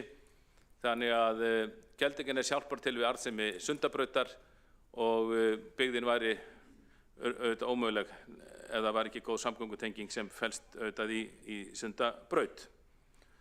Þetta er eitt af þeim málum sem hefur margoft verið rætt hér í borgarstjórn og auðvitað tekist á Á þessu kjörtímabili höfum við borgarfulltrúar Sjálfstæðisflokksins tvisvar lagt fram tillögur að hefja þessa skipulagsvinnu og búa þannig í haginn fyrir nýtt hverfi þegar það kemur ásamt Sundabraut. Við lögðum fram tillögu þetta í október 2022, einnig í mars 2024 og í bæði skiptin voru þessar tillögur felldar af meirihlutanum og þá með fulltingi borgarfulltrúa Framsóknarflokksins sem lögðust gegn þessu tillögum og tóku þátt í að fella þær. Og það er svona mikið ánægjuefni að borgarfulltrúar Framsóknarflokksins hafi séð ljósi í þessum efnum og séu núna tilbúnir til að standa að þessari tillögu sem liggja fyrir fundunum frá Framsóknarflokki og Sjálfstæðisflokki. Þær eru mjög svipaðar og verða vonandi samþykktar. En eins og ég segi, borgarfulltrúar vinstri flokkana virðast þó hafa neikvæða eða minnsta kosti mismunandi afstöðu til framtíðarbyggðar í Geldinganesi. Ég þykist þó vita að borgarfulltrúi Flokks fólksins í fyrri umræðum þá held ég að Flokkur fólksins hafi stutt byggð í Geldinganesi og vonandi er hann enn þeirrar skoðunar. Margir viðurkenna að svæðið sé líklegt byggingarland til framtíðar, þetta sé bara spurning tíma. En svo veit ég líka að sumir eru beinlínis andvígir íbúðabyggð þarna og vilja helst nýta svæðið til grjótnáms og skógræktar. Og einhvern tímann kom hér fram það sjónarmið, held ég þegar við fluttum tillöguna í upphafi kjörtímabilsins í október 2022, að ekki mætti byggja upp Geldinganes á sama tíma og Keldnaland. Og þá var vísað í svonefndan samgöngusáttmála og sagt að ef það ætti að fá gott verð fyrir Keldnalandið þá mætti ekki spila út á mörgum lóðum í einu. Það yrði sem sagt að halda íbúðaverðið háu þar sem væri ætlunin að fjármagna stóran hluta samgöngusáttmálan með lóðaverði úr Keldnalandinu og að þessari ástæðu væri óæskilegt að byggja stórt úthverfi samtímis. Ég er algjörlega ósammála þessari skoðun, en hún er reyndar lýsandi fyrir húsnæðisstefnu vinstri meirihluta, að það eigi að viðhalda lóðaskorti til þess að sem best verð fáist fyrir byggingarlóðir í því hverju sem hefur verið að spila út þeim tíma, þar sé Kjallarlandi, og þannig er lóða verið haldið uppi til að tryggja sem mestan afrakstur hins opinbera við lóðasölu til almennings. Þetta er, og þarna er rauninni viðurkennt með að gott framboð lóða hagstæðu verði í öðrum hverfum myndi lækka lóðaverð og ganga gegn áðurnefndri stefnu. Þessi stefna sem ég lýsti, lóðaskortstefnan, er algjör svona kerfisstefna, þjónar ekki almenningi. Við viljum auðvitað að almenningur í Reykjavík geti keypt íbúðir á sómasamlegu verði. Þannig að slík lóðaskortstefna gengur í berhögg við hagsmuni allra sem hyggja á íbúðarkaup, ekki síst ungs fólk sem vill fjárfesta í eigin húsnæði en hefur lítið á milli handana. Lóðaskortur stuðlar auðvitað háu lóðaverði sem leiðir af sér hátt húsnæðisverð. Og húsnæðisvandinn verður ekki leystur á meðan húsnæðismál í Reykjavík eru föst í slíkum vítahring. Því segi ég, borgarfulltrúar góðir, við skulum horfa til framtíðar, við skulum horfa fram á við skulum leitast við að skaffa borgarbúum margar sem flestar nýja lóðir í því skyni að sem flestir geti reist sér þak yfir höfuðið og á viðráðanlegu verði. Og stóraukið lóðaframboð frá því sem nú er og lækkun á lóðaverði er besta leiðin til þess, og í því skyni hljótum við að líta til Geldinganess enda ekki ótakmarkað lóðir sem við höfum í þeim hverfum sem við erum nú þegar að skipuleggja. Þá hefur borgarfulltrúinn Kjartan Magnússon lokið máli sínu og næsta mælendaskrá er borgarfulltrúinn Marta Guðjónsdóttir.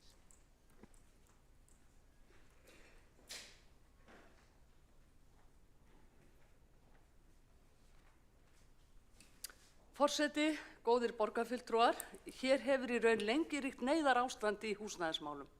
Borgaryfirvöld hafa borið ábyrgð á þessu ástandi með afar einhæfri byggðaþróun og einstrengislegri ofþéttingarstefnu, þar sem nær öll uppbygging hefur farið fram vestan Elliðaáa á dýrum þéttingarreitum. Á örfáum árum margfaldaðist lóðaverð í höfuðborginni sem í kjölfarið varð upphafið að einhverri mestu óðaverðbólgu á húsnæðismarkaði sem getur hér á landi. Það segir sig sjálft að margföldun á lóðaverði skilar sér hratt út í verðlagið, hvort sem er að ræða fasteignakaup eða leigumarkað. Slík óheyrileg hækkun á húsnæði hefur komið þetta harðast niður á ungu fólki sem er að stofna fjölskyldu og heimili og á þeim sem minnst hafa milli handana. Á sama tíma og borgaryfirvöld hafa skapað þetta neyðarástand hafa þau neitað að úthluta lóðum úr landi borgarinnar sem á endanum er þó landsvæði borgarbúa sjálfra. Hér er því að ræða fullkomlega heimatilbúinn vanda borgaryfirvalda. Endurteknar glærusýningar og rándýrir auglýsingabæklingar borgaryfirvalda íbúðauppbyggingu í gegnum tíðina leysa ekki þennan vanda. Það er því löngu orðið tímabært að meirihlutinn fara að átta sig á alvarlegum afleiðingum einhæfrar byggðarþróunar og ofþéttingarstefnu. Lóðaskortstefna meirihlutans hefur fyrir löngu snúist upp í andhverfi sína og leitt til mestu dreifingar í byggðar í sögu Reykjavíkur. Það kemur best fram í því að fólk hefur flúið til nágrannasveitarfélaga og til bæjarfélaga á suðvesturhorninu. Það er því orðið löngu tímabært að borgarbúar fá að njóta þó ekki sé nema lítils hluta af sínu eigin landsvæði til að hraða íbúðaruppbyggingu og draga úr óheyrilegum og stöðugt hækkandi kostnaði við það að koma sér þaki yfir höfuðið. Til að hraða uppbyggingu og leysa þann húsnæðisvanda sem blasir við og fyrirséð að muni aukast á næstu misserum er mikilvægt að farið verði gagngera endurskoðun á aðalskipulaginu þannig að hægt verði að úthluta lóðum sem fyrst á Geldinganesi. Þar eru gríðarleg uppbyggingartækifæri. Geldinganesi er í eigu Reykjavíkurborgar, það eru 220 hektarar á stærð og samsvarar öllu því svæði sem nær frá Ánanustum og að Rauðarárstíg og frá Sæbraut að Hringbraut. Úthlutun lóða í Geldinganesi sem í eigu Reykjavíkurborgar myndi þannig stórauka framboð á byggingarlóðum á viðráðanlegu verði og hafa afgerandi jákvæð áhrif á íbúðar- og leigumarkaði. Mikilvægt að endurskoðun aðalskipulags verði hraðað svo hægt að skipuleggja byggð í Geldinganesinu. Sundabrautin forsenda slíkrar byggðar og myndi draga úr því ófremdarástandi sem nú ríkir í umferðarmálum höfuðborgarinnar. Hún myndi létta á umferðarþunga á Gullinbrú, Höfðabakka og Ártúnsbrekku, dreifa umferðinni, auka umferðaröryggi, stytta vegalengdir og draga úr umferðarmengun og ef til hamfara kæmi yrði hún síðast en ekki síst mikilvæg öryggis- og flóttaleið. Með tilkomu Sundabrautar yrði Geldinganesið og Grafarvogur í nokkurra mínútna akstursleið frá Laugarnesi og miðbæ Reykjavíkur. Það því ekki eftir neinu að bíða að borgarstjórn fara að bretta upp ermarnar, snúa vörn í sókn og hverfi frá þeirri óheilla þróun og skipulagsstefnu sem hefur verið við lýði í allt of langan tíma. Og hefjist án tafar handa við að skipuleggja byggð í Geldinganesi sem í eigu borgarinnar sjálfrar og býður upp á frábært tækifæri til uppbyggingar fjölmennrar og fjölbreyttrar íbúðarbyggðar. Forseti, það eru heil 8 ár síðan ég lagði fram tillögu þess efnis að íbúðarbyggð yrði skipulögð í Geldinganesi. Vonandi tekur það ekki 8 ár í viðbót að hægt verði að skipuleggja byggð þar. Þá hefur borgarfulltrúinn Marta Guðjónsdóttir lokið máli sínu og næstur á mælendaskrá borgarfulltrúinn Dóra Björt Guðjónsdóttir.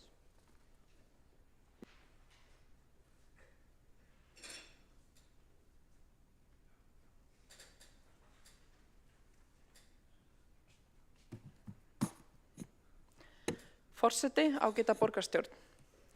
Við erum öll hjartanlega sammála mikilvægi húsnæðisuppbyggingar og auka framboð á bæði byggingarlóðum sem á að styðja við húsnæðisuppbyggingu. Samstarfsyfirlýsing Samfylkingar, Pírata, Sósíalistaflokksins, Flokks fólksins og Vinstri grænna kveður einmitt á að hefja undirbúning á uppfærslu aðalskipulags með áherslu á samgönguinnviði og framtíðaruppbyggingu til næstu áratuga. Fram hefur komið að meðal sjónarmiða eru í hvaða röð eigi að byggja upp þau svæði sem laus eru í og við borgina. Undir í því máli eru næstu mögulegu áfangar í Úlfarsárdal umfram það svæði sem þegar á aðalskipulagi, en fyrir liggur að við ætlum að hefja undirbúningu uppbyggingar á því svæði á Höllum eða svokölluðum M22 reit í Úlfarsárdal sem og víðar í samstarfi við verkalýðshreyfinguna. Hefur líka komið fram að undir eru einnig Geldinganes, Kjalarnes, Örfirisey og fleiri svæði. Ég lít svo á að Framsóknarflokkur og Sjálfstæðisflokkur séu með framlagningu þessara tillagna að lýsa stuðningi við þá vegferð sem ávörpuð í okkar samstarfsyfirlýsingu og það þá hið besta mál. Jafnframt viljum við styðja við uppbyggingu á ríkislóðum og á þeim lóðum sem hafa verið í undirbúningi og reikna ég með stuðningi þeirra við þá vegferð sem vilja fjölga íbúðum hratt og örugglega og nefni ég sérstaklega Grafarvoginn í því efni en þar eru tilbúnar 340 íbúðir eftir yfirferð yfir athugasemdir íbúa. En byggingamagn hefur verið minnkað hartnær þriðjung úr 476 í 340. Það vöntun á minni uppbyggingarlóðum eins og hér verið að þróa og þessi vinna leiður í húsnæðisátaki sem snýr að því að flýta húsnæðisuppbyggingu í Reykjavík. Við erum því að leggja áherslu á margar lausnir. Við teljum tímabært að innleiða þá aðferðafræði sem notuð víða erlendis sem að leggja betri grunn að uppbyggingu til lengri tíma. Það að segja hver næstu skref séu í hvaða röð þau eru þegar kemur að uppbyggingu næstu ára en líka næstu áratuga. Það á ekki að vera háð pólitískum vindum eða jafnvel hagsmuna aðila poti hverju sinni, heldur á það að fara eftir faglegum forsendum hvernig við byggjum upp borgina og því hvernig við stillum upp þeim valmöguleikum sem fyrir okkur liggja. Það er kannski eðlilegast að vísa umræddum tillögum til okkar í umhverfis- og skipulagsráði og vil ég gera það hér að minni málsmeðferðartillögu. Mikilvægt er þó að minna á að það er vart tímabært að hefja formlegan skipulagsferil á svæðinu með formlegri breytingu á aðalskipulagi. Heldur er skynsamlegt að vinna fyrst sviðsmyndagreiningar á mögulegum byggingarsvæðum til lengri framtíðar í Reykjavík sem hluti af undirbúningsfasa og það hyggjumst við gera. Þá í samhengi við uppbyggingu og fjárfestingu í samfélagslegum innviðum, veitu- og samgöngukerfum, þar á meðal hágæða almenningssamgöngum. Slík sviðsmyndagreining getur þá verið liður í að undirbúa stærri endurskoðun aðalskipulagsins. Sviðsmyndagreiningin nýtist þá einnig til að meta áhrif Sundabrautar á byggðaþróun til lengri tíma og er raunar í undirbúningi í tengslum við umhverfismat aðalskipulagsbreytingar. Forathugun á uppbyggingarmöguleikum í Geldinganesi getur einnig verið nauðsynleg til að meta umhverfisáhrif Sundabrautar og hvernig verði staðið á hönnun og útfærslu gatnamóta á nesinu og hvernig brautin liggur nesið og klífur jafnvel það svæði í 2 svæði. Í gegnum mörg ár hefur Sjálfstæðisflokkur lagt til að hefja uppbyggingu á Geldinganesi og þær tillögur hafa verið felldar. Við viljum ekki að órannsökuðu máli hefja þarna uppbyggingu, en okkar áhersla á fagleg vinnubrögð með yfirsýn til lengri tíma gerir það að verkum að við erum nú að huga að því hvenær skynsamlegt sé að Geldinganes komi inn. Það er komið nóg að því að umræðum einstaka reiti sé hið stóra pólitíska umfjöllunarefni. Við þurfum að leggja skýrt faglegt mat á þessi mál með skynsemi, húsnæðisþörf og sjálfbæra þróun fyrir sjónum. Koma okkur yfir hið hversdagslega pólitíska argaþras vegna þess að íbúar vilja bara að hlutirnir virki og að góðar ákvarðanir séu teknar af okkur í þeirra þágu. Takk. Þá hefur borgarfulltrúinn Dóra Björt Guðjónsdóttir lokið máli sínu og næstur á mælendaskrá borgarfulltrúinn Friðjón R. Friðjónsson.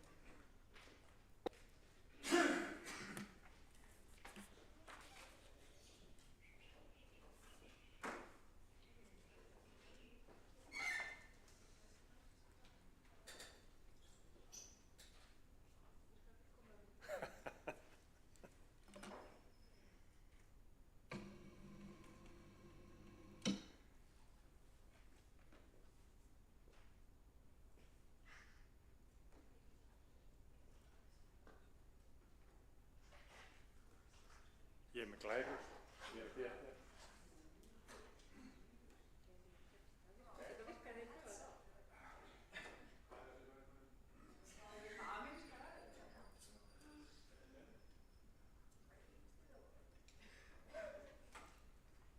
Alls ekki. Ég ætla bara ekki að fá tímana. Við erum bara að bíða þessum.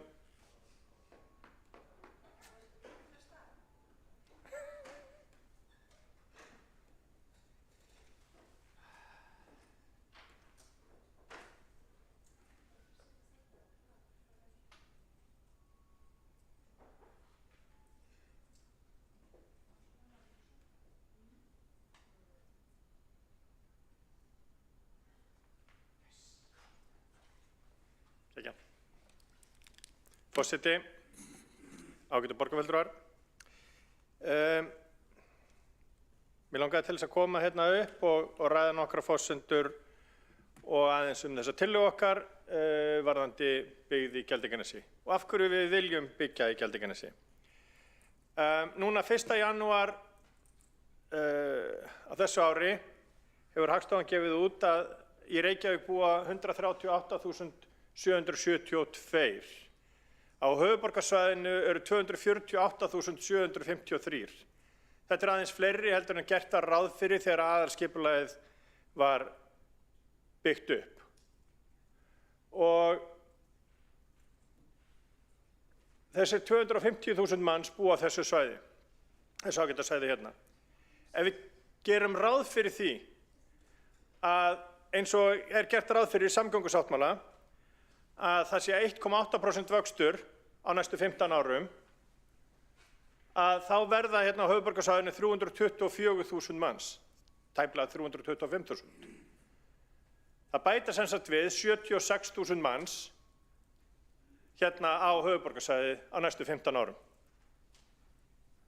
Og til þess að sýna að þetta ekki einhver galin spá, vegna þess að samgöngusáttmálinn gerir ekki ráð fyrir einhverju sem eitthvað ólíklegt, þá getum við líka horft á það að lágspá Hagstofunnar gerir ráð fyrir að við verðum 305.000, miðspáin 325.000, eins og 1,8% vöxturinn, og háspá Hagstofunnar gerir ráð fyrir að við gætum orðið tæplega 350.000 á höfuðborgarsvæðinu eftir 15 ár.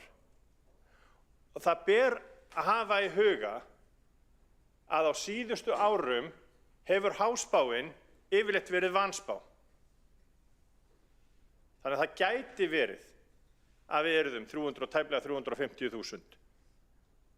Það gæti verið. Þá það tæplega 100.000 manns sem það gætu bæst við hér á höfuðborgarsvæðinu. Og við þurfum að koma allir þessu fólki fyrir. En við ætlum bara að miða við 75.000. Og við þurfum að hafa augun opin fyrir því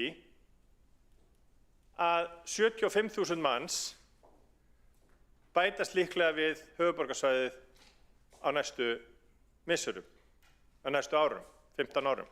Og við þurfum að koma þessu fólki fyrir á þessu svæði. Og við sjáum það alveg að við erum ekki að fara mikið upp til fjalla. Og við förum ekki mikið suður eftir heldur út af eldunum á Reykjanesi. Þannig að það blasir við að Sundin verða framtíðarbyggingarsvæði með tilkomu Sundabrautar, að Sundin verða framtíðarbyggingarsvæði höfuðborgarsvæðisins. Það er líka allt í lagi að hafa það í huga að eins og ég minntist á hérna fyrir akkúrat ári síðan að meðalfjöldi íbúa á Norðurlöndunum íbúa í íbúð eru 2 eða tæplega 2, en ekki 2,5 eins og hérna á Íslandi. Ef að við fylgjum þeirri þróun sem hefur verið á Norðurlöndum, þá þurfum við að bæta líka við. Það er líka vert að minnast aðeins á og skoða hver framtíðarsvæði uppbyggingar eru hérna á höfuðborgarsvæðinu. Þetta eru þau svæði sem eru kynnt af Reykjavíkurborg, sem eru þarna í ógreinilega skærgrænum lit. Þetta eru 22 svæði sem eiga rúma samtals 12.000 íbúðir. En ef við lítum raunhæft á þetta, þá vitum við það að Vatnsmýrin verður ekki byggð á næstu 15 árum. 1000 íbúðir á Miklubrautarstokki verður ekki byggðar á næstu 15 árum. Og það er meiri sé áhöld það hvort þessar 550 íbúðir í Skerjafirði verði byggðar. Miðað við hvernig samtal Reykjavíkurborgar og Ísavía og Reykjavíkurflugvallar hefur verið undanfarin misseri, þá leyfi ég mér að efast það að sú byggð verði 550 íbúðir. Í þróunarsvæði uppbyggingar, sem Reykjavíkurborg gerir líka ráð fyrir, eru 22.000 íbúðir sem eiga að koma þá væntanlega á næstu 15 árum.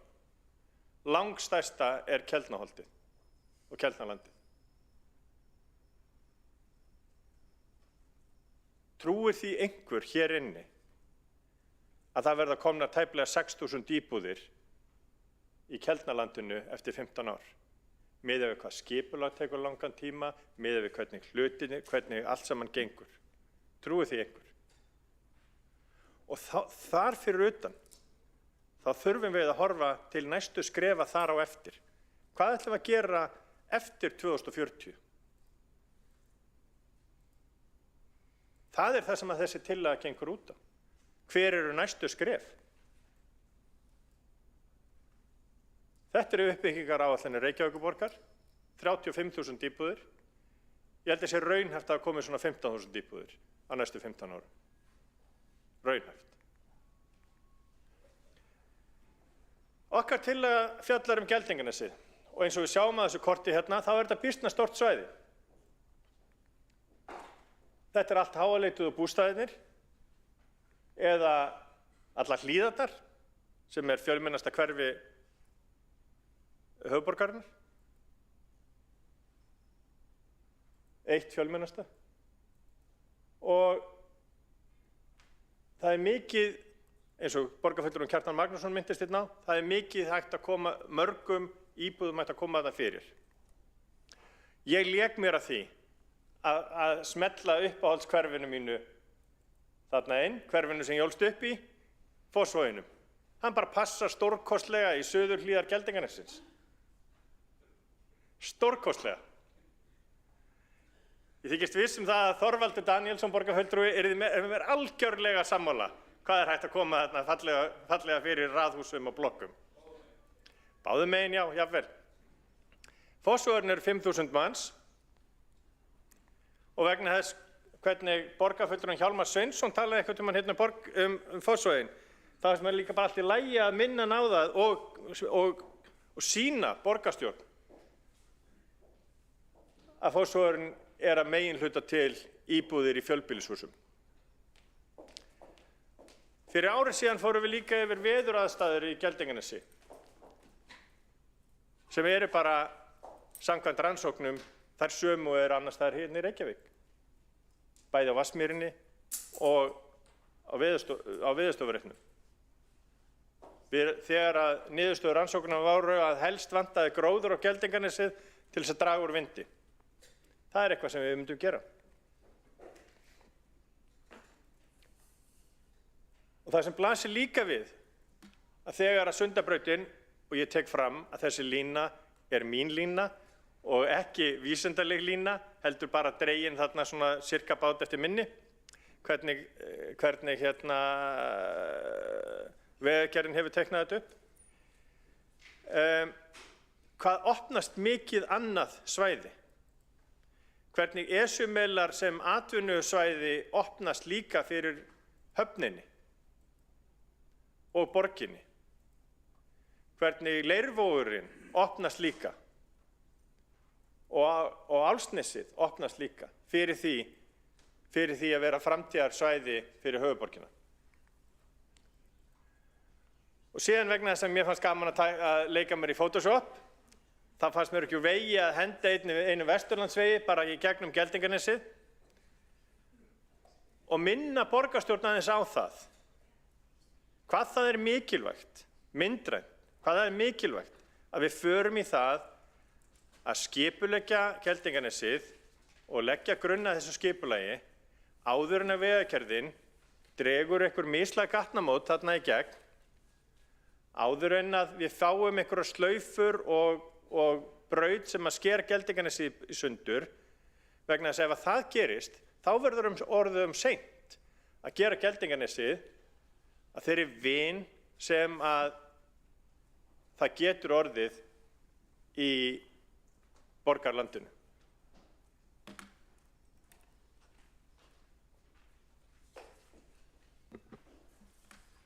Þá borgarfulltrúinn Friðjón R. Friðjónsson lokið máli sínu og veitir þá andsvar borgarstjórinn Heiða Björg Hilmisdóttir. Já, forseti, ágæta borgarstjórn, mér fannst bara viðeigandi að fá að koma hér í eins konar meðsvar og fagna stuðningi borgarfulltrúans Friðjónssonar við stuðnings- eða samstarfsyfirlýsingu samstarfsflokkana. Þetta nánast orðrétt upp úr okkar samstarfsyfirlýsingu undir kaflanum húsnæðismál þar sem að borgarfulltrúinn fór yfir og það bara fagnaðarefni að borgarfulltrúar séu svo áfjáður í að sjá hana verða að veruleika.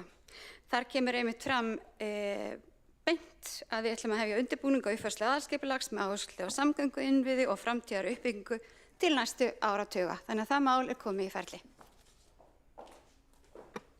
Þá borgarstjórinn Heiða Björg Hilmisdóttir lokið að veita andsvar og svarar þá andsvari borgarfulltrúinn Friðjón R. Friðjónsson. Forseti, ég vissi bara ekki að ég væri búinn að lesa meirihlutasáttmálann svona vel að ég kynni hann utanbókar, en það ágætt. Mér finnst hins vegar sko vera einhver viðsnúningur á því hvernig meirihlutinn hugsar hlutina. Sjálfstæðisflokkurinn hefur lagt fram þessa tillögu ítrekað. Hérna kom fram áðan líka að í orðum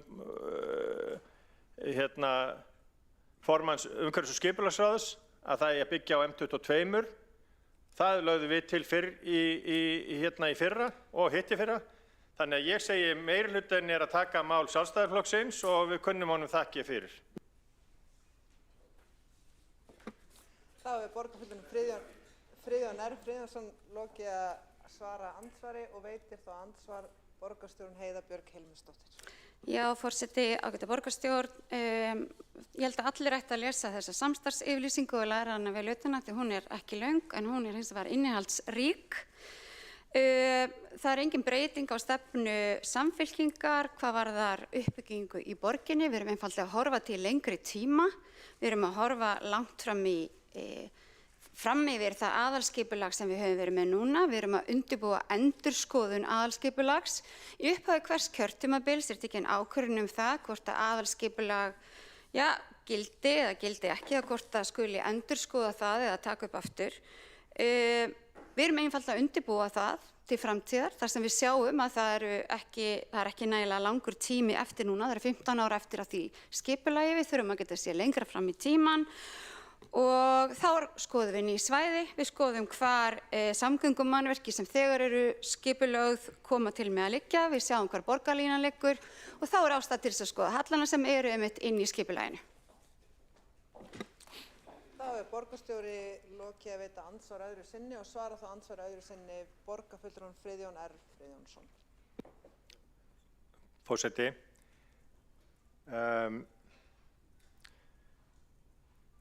Það er ákveðin tíðindi í því að Samfylkingin sé tilbúin til þess að horfa til Geldinganessins til lengri tíma vegna þess að það eru nokkrir mánuði síðan að hún hafnaði samskonar tillögu frá Sjálfstæðisflokknum. Það eru nokkur ár síðan hún hafnaði þeirri tillögu líka fyrir samskonar tillögu. Hún hefur ítrekað hafnað tillögum að horfa til framtíðar hvað varðar Geldinganessið. En gott og vel, Samfylkingin greinilega komin með framtíðargleraugun á sig og við hljótum að fagna því.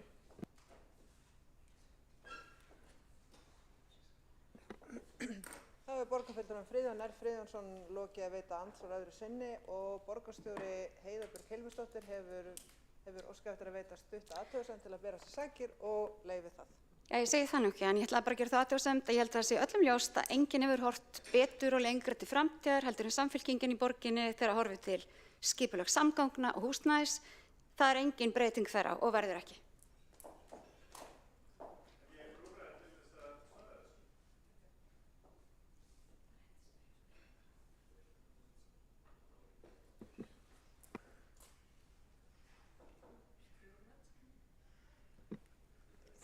Ég get sett borgarfulltrúinn Friðjón R. Friðjónsson aftur á mælendaskrá en undan óska eftir því. Vil ég bara borgarstjóra að horfa með umhverfisgleraugunum til framtíðar. Svo smart. Þá andsvörum undir þessar ræður lokið og næstur á mælendaskrá Þórdís Lóa Þórhallsdóttir.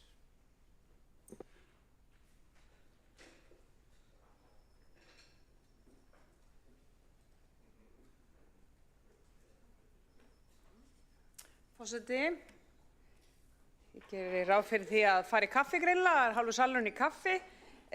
Mér finnst þetta skemmtileg umræða. Við erum að taka á málefnum sem hrista okkur vanalega í gang. Hér er búið að tala um flugvöllinn og hvort að hann verður og hvort ekki. En það sem ég finnst kannski skemmtilegast hér erum við að ræða Geldinganessið í boði Sundabrautar. Og takk fyrir það. Af því að við í Viðreisn höfum fylgt og verið stutt vel við aðalskipulag 2040 og viljað stýra þeirri tímalínu vel, en við erum raunsæisflokkur. Og ég tek undir orð borgarfulltrúa Friðjóns R. Friðjónssonar með að það er gott að búa í Reykjavík, því að það er sannarlega ætla fleiri 10.000 að bætast hérna við og ég held að það sé rétt. Ég held nefnilega að við höfum alltaf verið með of litlar spár eða fámennar spár. Okkur fjölgar miklu hraðar en við erum undirbúin undir og Reykjavík stækkar og stækkar miklu meira heldur en einhvern veginn við erum undirbúin undir þegar kemur að innviðum og svona þessum strúktúr okkar. Þannig að ég fagna því svo sem alveg að við séum að setja okkur raunsæjusgleraugun þegar kemur að tímalínu. Viðreisn hefur hingað til ekkert verið neitt sérstaklega ósátt við það að fella tillögu Sjálfstæðisflokksins Geltinganes. Það var ekkert staðið neitt sérstaklega í okkur. Við höfum bara gert það af því að við höfum viljað að aðalskipulagið gingi fyrir og þau svæði sem þar eru fá sinn tíma og rúm. Við vitum líka alveg að fókusinn í kerfinu þarf að vera stöðugur. Það er hins vegar alveg ljóst og það er bara eitthvað sem við verðum að horfast í augu við að þó að við viljum í Viðreisn flugvöllinn burt og á betri og góðan stað að þá er það ekki að fara að gerast innan þessa aðalskipulags. Það er algjörlega augljóst. Og þar af leiðandi þarf að taka ákvarðanir og horfa til framtíðar og ég ætla bara að fá að vera sammála bæði borgarstjóra og líka borgarfulltrúa Friðjónsinni, Friðjónsinni, því að við í Viðreisn minnstasti minnihlutahópurinn eða stórasti minnihlutaflokkurinn hefur þær skoðanir að við eigum núna að horfa til 2050 til 2060 og að því sögðu þá ætla ég að styðja þessa tillögu nú sem er stílbrot þegar ég er búin að fella hana nokkrum sinnum hérna í borgarstjórnarsalnum en ég ætla að styðja hana núna á þeim grundvelli að við séum áfram að setja allan fókus á Höfðann sem er núna þegar hafinn í uppbyggingu á Keldnalandið sem að já, ég vona að við verðum komið með eitthvað íbúum þar fyrir 2040, kannski ég get ekki sagt 6.000 en ég held og trúi því sannarlega að við séum á beinni braut þegar kemur á uppbyggingu samgöngusáttmálans og ég frekar bjartsýn á að nú förum við að sjá það ganga vel eftir. Frægur fjölmiðlamaður og fyrrum borgarfulltrúi sagði í fjölmiðlum með leyfi forseta og gefur meirihlutanum og minnihlutanum okkur öllum hérna fallengun að því að við séum að tala Úlfarsárdalinn annars vegar og hins vegar Geldinganesi og við séum að búa til einhvers konar samgöngukaos. Ég get svo sem alveg verið sammála því ef maður horfir bara á aðalskipulagið í dag og er ekki búin að vera í þessum borgarstjórnarsal í einhver fjölda ár, þá er ekkert óeðlilegt að komast að þessari niðurstöðu. En með því að setja upp raunsæjisgleraugun sem ég er með, sem er ekki mikið skeið, en ekki fulltrúi auðvaldsins, heldur fulltrúi hægri kapitalista hérna í dag, að þá held ég að niðurstaðan sé sú að við þurfum að skoða Úlfarsárdalinn og þess vegna hef ég samþykkt það og þess vegna settum við þannig meirihluta sáttmála fyrrum meirihluta og þess vegna er ég tilbúin í dag til að samþykkja það að það verði farið í að skoða Geldinganesið. Við fengum í borgarráði einnig kynningu í síðustu viku frá framkvæmdastjóra Veitna sem að núna er að fara og kynna vatnsverndar svæði borgarinnar af meiri alúð og ákefð og draga fram þá áhættu sem er fólgin í vatnsverndinni okkar þarna og hversu einstakt það er.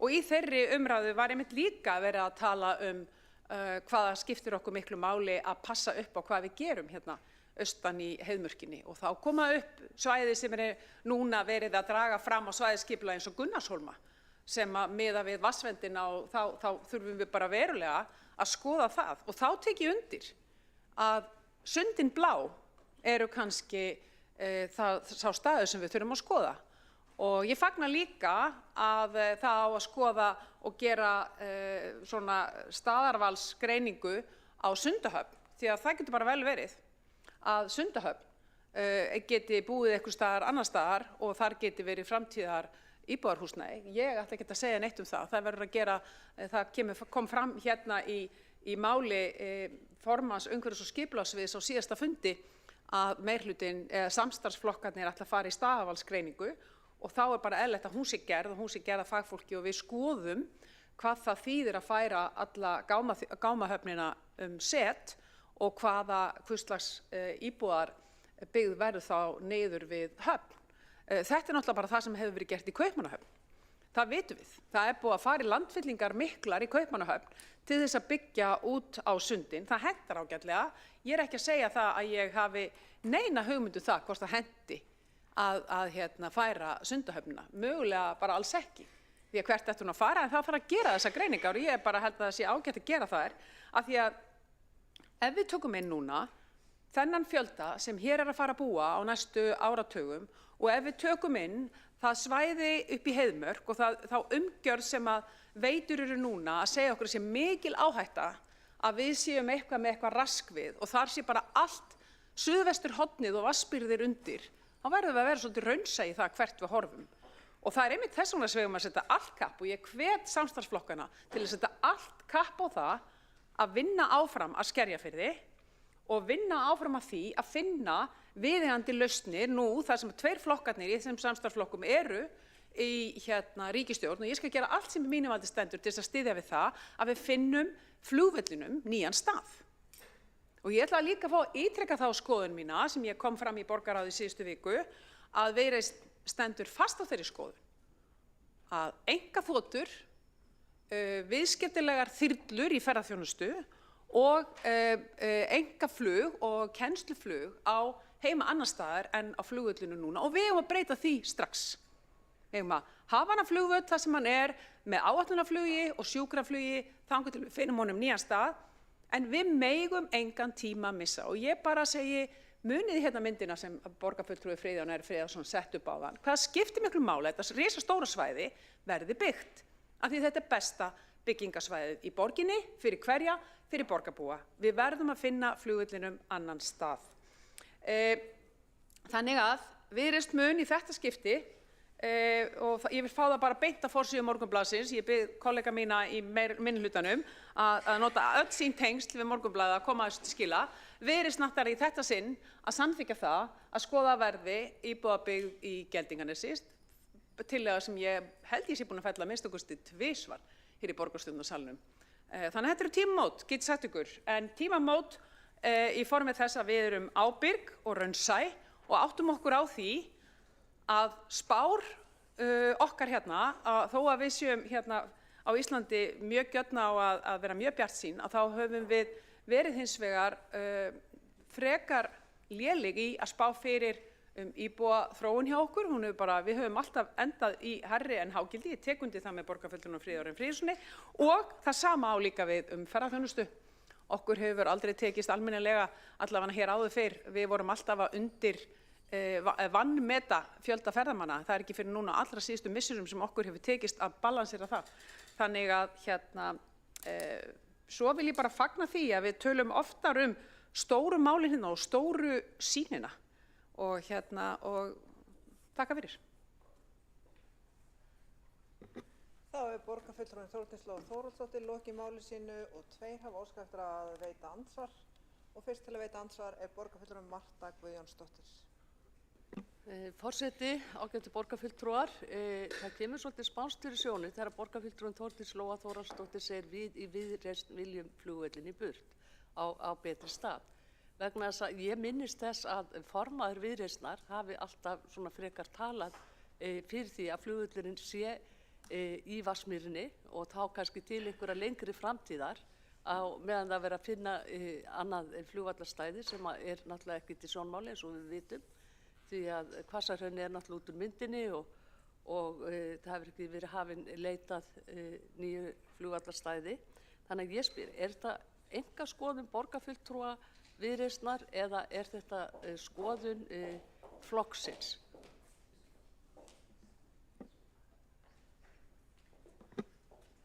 Þá borgarfulltrúin Marta Guðjónsdóttir lokið við að veita andsvar og svara það andsvari borgarfulltrúin Þórdís Lóa Þórhallsdóttir.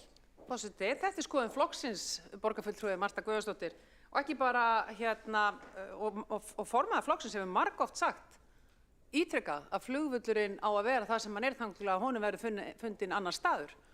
En það alveg skýrt, þetta skoðun flokksins og þetta ekki bara skoðun flokksins, þetta í stefnu sveitarstjórnar og sveitarstjórnarflokks Viðreisnar og líka stefnu í flokksins, þannig að það ekkert nýtt í þessu. Og þetta hefur bara ítrekað komið fram í kosningunum 2018 og í kosningunum 2022. Konsekvent hefur við alltaf sagt Flugvöllurinn til lengri framtíðar á ekki heima inn í miðborg Reykjavíkur. Þá er borgarfulltrúinn Þórdís Lóa Þórsdóttir lokið við að svara andsvari og veitir þá andsvar borgarfulltrúinn Friðjón R. Friðjónsson. Forseti, mér langaði bara til þess að nefna aðeins varðandi þegar að borgarfulltrúinn Þórdís Lóa Þórsdóttir nefndi flutning Sundahafnar í góðri ræðu, að þá væri, og það er kannski líka bara árétting til borgarstjórnar, að eitt af mikilvægasta sem við þurfum að hafa í huga ef við ætlum að ræða það að flytja Sundahöfn hvert umhverfis fótspor þess verður að flytja alla flutninga á öllum vörum í allar verslanir á höfuðborgarsvæðinu einhvert lengst út fyrir borgarmörkin. Það líka breyta sem að þarf að hafa í huga og ég vil bara skora á borgarfulltrúan að þegar hún ræðir þetta að nefna það sérstaklega líka því að þetta skiptir miklu máli. Það ekki bara verið að flytja Höfn og Gáma. Það er borgarfulltrúinn Friðjón R. Friðjónsson lokið að veita andsvar og svara þá andsvari Þórdís Lóa Þórsdóttir. Forseti, ég bara algjörlega sammála þessu. Þetta var ekki mín skoðun sem ég var að vísa í, heldur var ég að vísa í ræðu formanns umhverfis- og skipulagsráðs hér á síðasta borgarstjórnarfundi þar sem að formaðurinn sagði að staðarval ætti að gera á Sundahöfn. Og ég bara vísi í það, ef það á að gera það, það er mikilvægt að svona staðarvalsgreiningar séu góðar og það verður að taka inn í það alla breytur og sannarlega þessa breytu sem snýr að vörum, hvernig það komið til borgarinnar og fleira. Og það kemur manni ofta óvart þegar svona greiningar eru gerðar því það voru ekkert langt síðan að gerð staðarvalsgreining á olíugámunum út á Granda eða út á Örfirisey og þá kom í ljós, því miður finnst nú flestum, en staðreyndin samt sem áður sú að besti staðurinn fyrir þessa olíutanka út á Granda.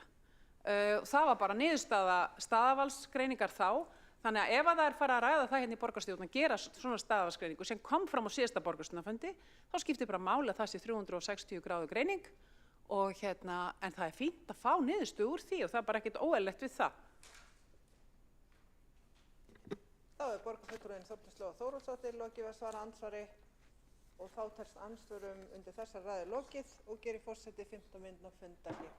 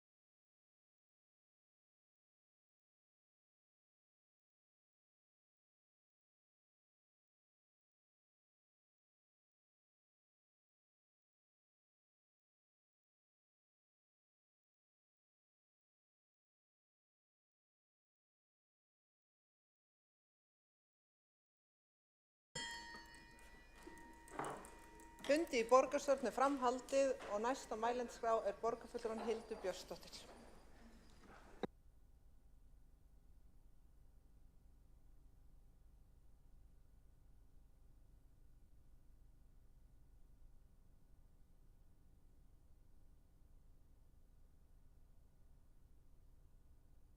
Rætt á þessum vettvangi að þá er húsnæðisvandi í borginni.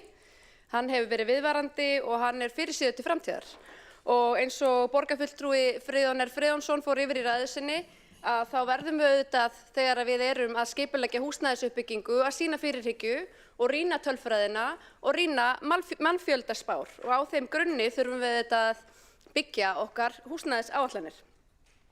Nú, þegar við rýnum húsnæðisþörfina á grundvelli mannfjöldaspár, þá þurfum við líka að rýna hana á grundvelli þess hvernig búsetuform eru að breytast til framtíðar. Og þetta höfum við líka rætt hér áður á þessum vettvangi. Við erum að horfa á hærri lífaldur, við erum að horfa á það að búsetuformið er að breytast með þeim hætti að fólk velur sér í auknum mæli að búa eitt og það er meiri eftirspurn eftir minni íbúðum. Þetta allt þarf að hafa í huga og á þeim grunni teljum við að þau svæði sem eru aðgengileg innan vaxtarmarka, sem eru höfð í hyggju í aðalskipulagi til íbúðauppbyggingar, að þau nægi ekki til að svara eftirspurninni til framtíðar. Og svo þarf líka að huga því að aðalskipulagið, eins og það lítur út, það gildir bara til ársins 2040. Og þó að það hljómi eins og ofsalega langt inn í framtíðina, að þá eru 15 ár mjög skammur tími í skipulagslegu samhengi. Nú við sjálfstæðismenn höfum reynt að sýna fyrirhyggju í þessum málum og tala fyrir uppbyggingu á svæðum sem verði höfð til hliðsjónar til framtíðar. Nú við höfum í þrígang á þessu kjörtímabili komið fram með tillögur sem að snúa að Geldinganesinu beint eða óbeint. 1. október árið 2022 þá leggjum við fram tillögu að hugað sé að framtíðaruppbyggingu á Geldinganesi með hliðsjón af skipulagningu Sundabrautar. Nú í febrúar árið 2024 þá komum við líka með tillögu að vaxtamörkin verði endurskoðuð með hliðsjón af jarðhræringum á Reykjanesskaga og tölum þar fyrir Sundabyggðinni, byggðinni við sundin sem óhjákvæmilega væri skynsamlegt að myndi rísa í framtíðinni og þar með talið væri Geldinganesið. Og svo í mars 2024 leggjum við aftur fram tillögu Geldinganesið. Þessar tillögur hafa meira og minna verið felldar í einu tilfellinu þegar við fjölluðum Sundabyggðina í heild sinni, þá var tillögunni vísað inn í átakshóp. Ég ætla að byrja á að fagna því að eins og komið hefur fram hér í dag að flokkar sem áður voru í meirihluta en eru nú með okkur í minnihluta og áður hafa fellt þessar tillögur okkar, Framsóknarflokkur og Viðreisn, eru nú komin á vagninn og við ræddum það hér áður en ég kom í pontu að þetta gæfi jafnvel tilefni til að rita fyrirsögnina Lóan er komin vegna þess að oddviti Viðreisnar er skyndilega komin á vagninn og því ber bara að fagna. Hér hefur verið talað í máli meirihlutans gegn þessari tillögu að hún leiði til þess að hér verði meiri dreifing byggðar. Og eins og komið hefur fram í máli okkar sjálfstæðismanna að þá hefur byggð auðvitað verið dreift alveg gríðarlega á síðustu árum. Og hér er alltaf talað að það megi ekki byggja svo austarlega vegna þess að það muni auka á umferðarþungann í Ártúnsbrekkunni. Og lítum þá aðeins á mannfjöldatölur frá Hagstofunni tímabilið 2014 til 2024. Ef við skoðum íbúafjölgunina hlutfallslega í Reykjavík þá hefur hún yfir þetta skeið verið 15,6%. Lítum þá á sveitarfélögin sem eru austur fyrir Ártúnsbrekkuna. Íbúafjölgun í Mosfellsbæ, hún hefur verið 51% og við vitum af því að nú er verið að skipuleggja og hefja uppbyggingu eða undirbúa uppbyggingu á Blikastaðalandinu með tilheyrandi fjölgun. Akranes, þar hefur íbúafjölgunin verið 22%, Selfoss 50,4%, Hveragerði 42% og Þorlákshöfn 39%, svo einhver dæmi séu nefnd. Þannig að sú staða þegar við erum ekki að byggja húsnæði eftir þörfum hér í Reykjavík, þá flytur fólk auðvitað bara í sveitarfélögin í kring og þá er ég ekki bara að tala sveitarfélögin á höfuðborgarsvæðinu, heldur þessi sveitarfélög sem ég tel hér upp. Og þetta getur allt verið fólk sem starfar hér í höfuðborginni og lendir einmitt í umferðarsúpunni í Ártúnsbrekkunni. Nú, annað sem ég vil segja sem viðbragð við þessu málflutningi umferðarþungann í Ártúnsbrekkunni. Við höfum talað fyrir því í mörg ár að hér þurfa að jafna hinn svokallaða skipulagshalla í Reykjavík. Það er þannig að umferðarstraumar þeir liggja að morgni til vesturs og síðdegis liggja þeir til austurs og við erum með helminginn af samgöngukerfinu okkar, vegakerfinu, vannýtt á álagstímum. Og þess vegna væru þetta þjóðráð að nýta tækifæri þegar við erum að tala fyrir uppbyggingu austarlega í borginni að huga líka að skipulagningu stærri vinnustaða. Þannig að það þurfi ekki allir að sækja vinnu í miðborg Reykjavíkur eða mjög vestarlega í Reykjavík. Þannig getum við jafnað umferðarstraumana. Nú, við leggjum þessa tillögu fram í samhengi við skipulag Sundabrautar. Og Sundabraut hefur auðvitað verið á teikniborðinu svona sirka jafn lengi og ég hef lifað. En vonandi eitthvað hreyfing orðin á málum. Ég ætla ekki að segja þessi mjög bjartsýn, en vonandi, ég almennt bjartsýn. Og nú auðvitað verið að það liggur fyrir í Sundabraut á hópnum svokallaða að þar verið að teikna og hanna mögulegar leiðir til þess að til leigu Sundabrautar og þá auðvitað eftir að taka pólitíska afstöðu til þess hvort að þetta verði jarðgöng eða brú eða hvernig það allt saman, hvernig því öllu verður háttað, en óhjákvæmilega þarf að taka afstöðu til þess hvernig Sundabraut mun þau vera Geldinganesið. Og þess vegna skiptir svo miklu máli að við tökum afstöðu til þess núna með hvaða hætti, hvort og með hvaða hætti við sjáum fyrir okkur að íbúabyggð geti risið í Geldinganesi í framtíðinni vegna þess að það væri slík og önnur eins óskynsemi að skipuleggja Sundabraut og gatnamót tengt Sundabraut með þeim hætti að þau liggi yfir besta svæðinu á Geldinganesi sem annars hefði getað fallið undir íbúabyggð. Það fyrirhyggjan sem við erum að reyna að sýna í þessu máli. Við erum að reyna að segja, heyrðu, stöldrum aðeins við erum að skipuleggja Sundabraut, en hvað með framtíðarbyggð á þessu svæði? Hvar á hún að rísa? Og ætlum við að eyðileggja bestu möguleikana í þeim efnum. Nú, borgarfulltrúi Dóra Björt Guðjónsdóttir sagði hérna áðan eitthvað á þeim nótum að við þurftum skipulag sem virkar. Ég sammála því. Við sjálfstæðismenn höfum talað fyrir Reykjavík sem virkar, skipulagi sem virkar, húsnæðismarkaði sem virkar, samgöngum sem virka. En eins og staðan í dag, þá virkar þetta ekki. Og við þurfum lausnir, við þurfum fyrirhyggju, við þurfum að brjóta nýtt land og við teljum að Geldinganesið sé augljóst framtíðarsvæði fyrir húsnæðisuppbyggingu í Reykjavík.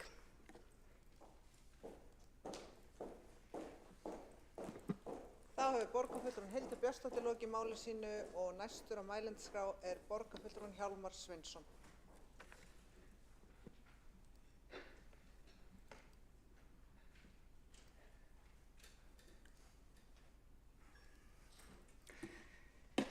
Já, forseti, ágæta borgarstjórn, það bara hið besta mál að fólk inni vilji líta til framtíðar og það náttúrulega við erum með þessi aðalskipulög og svæðisskipulagi sem að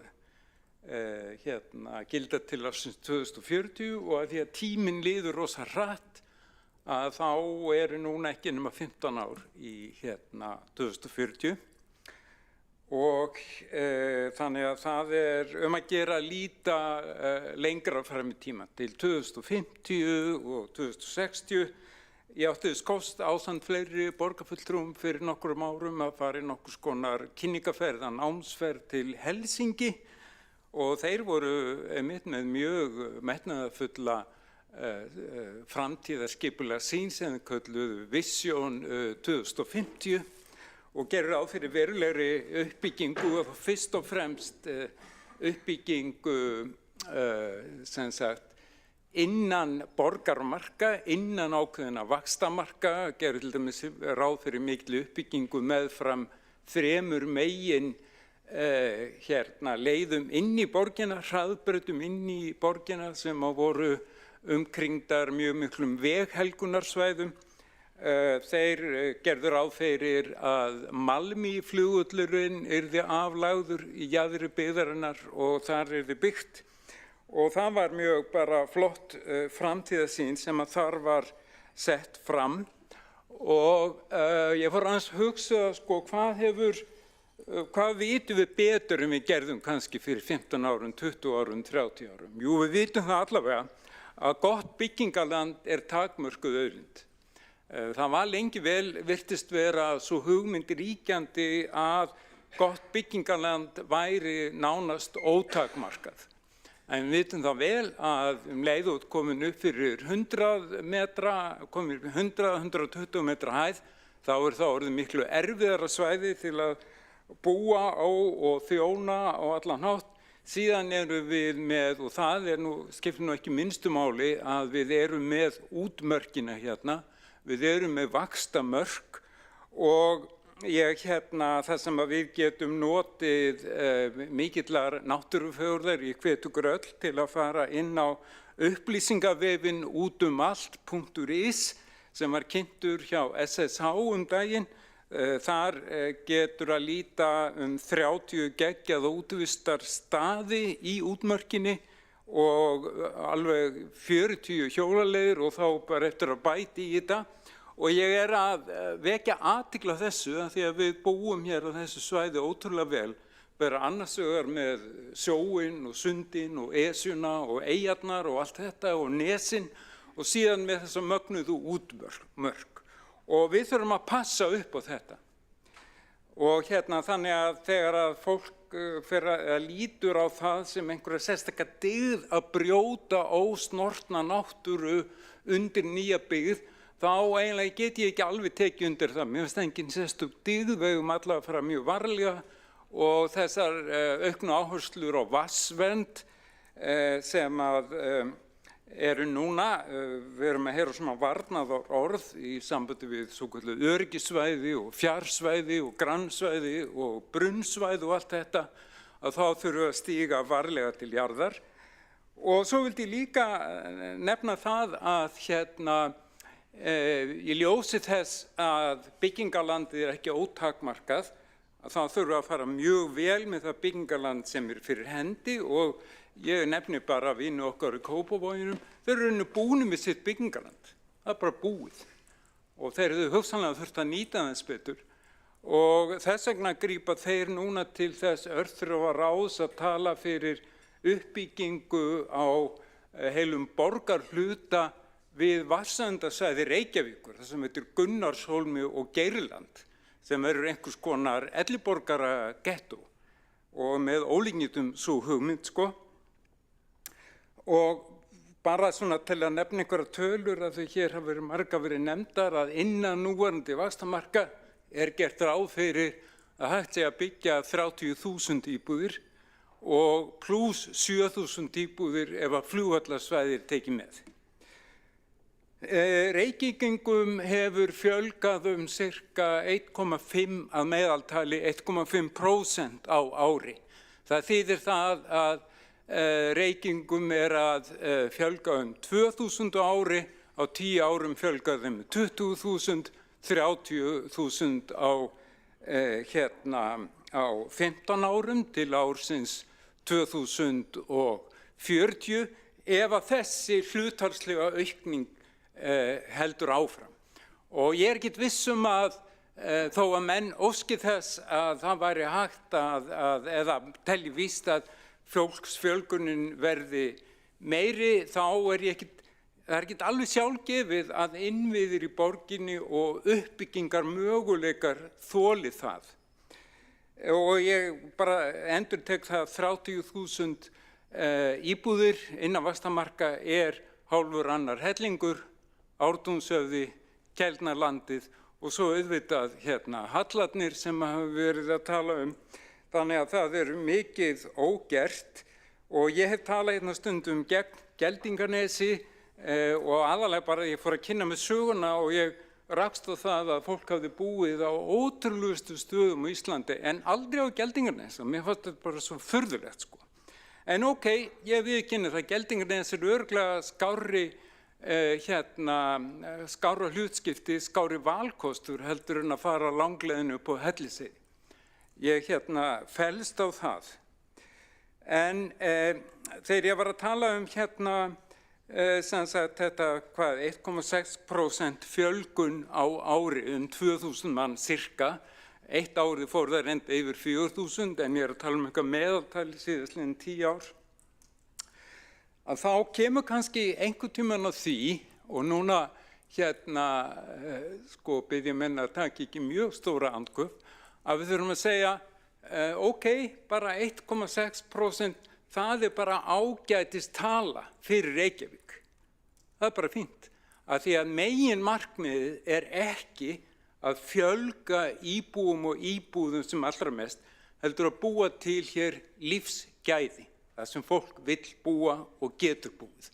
Og Reykjavík, ef við förum vel og vöndum okkur í verki og þá getur Reykjavík orðið mjög mikil og einstök lífsgæðaborg.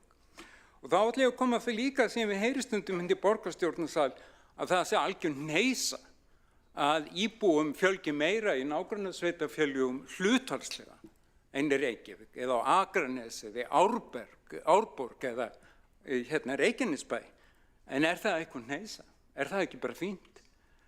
Íbúum hefur fjölgað hlutfallslega meira í Kópavogi en í Reykjavík síðan 1960.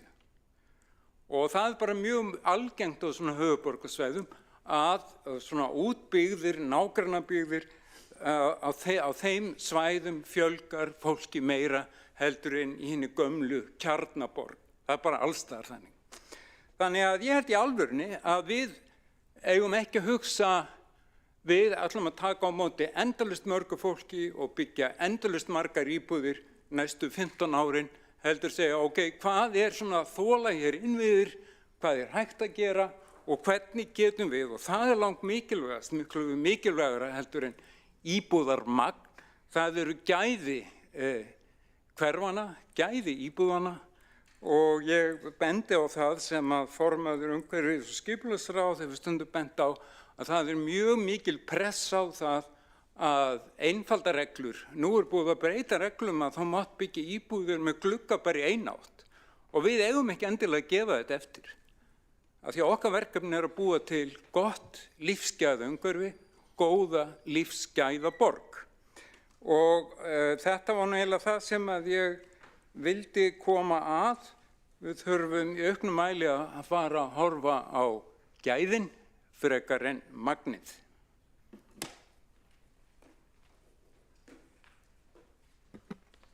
Þá hefur borgarfulltrúinn Hjálmar Sveinsson lokið máli sínu og 2 hafa óskað eftir að veita andsvar og fyrst til að veita andsvar borgarfulltrúinn Friðjón R. Friðjónsson.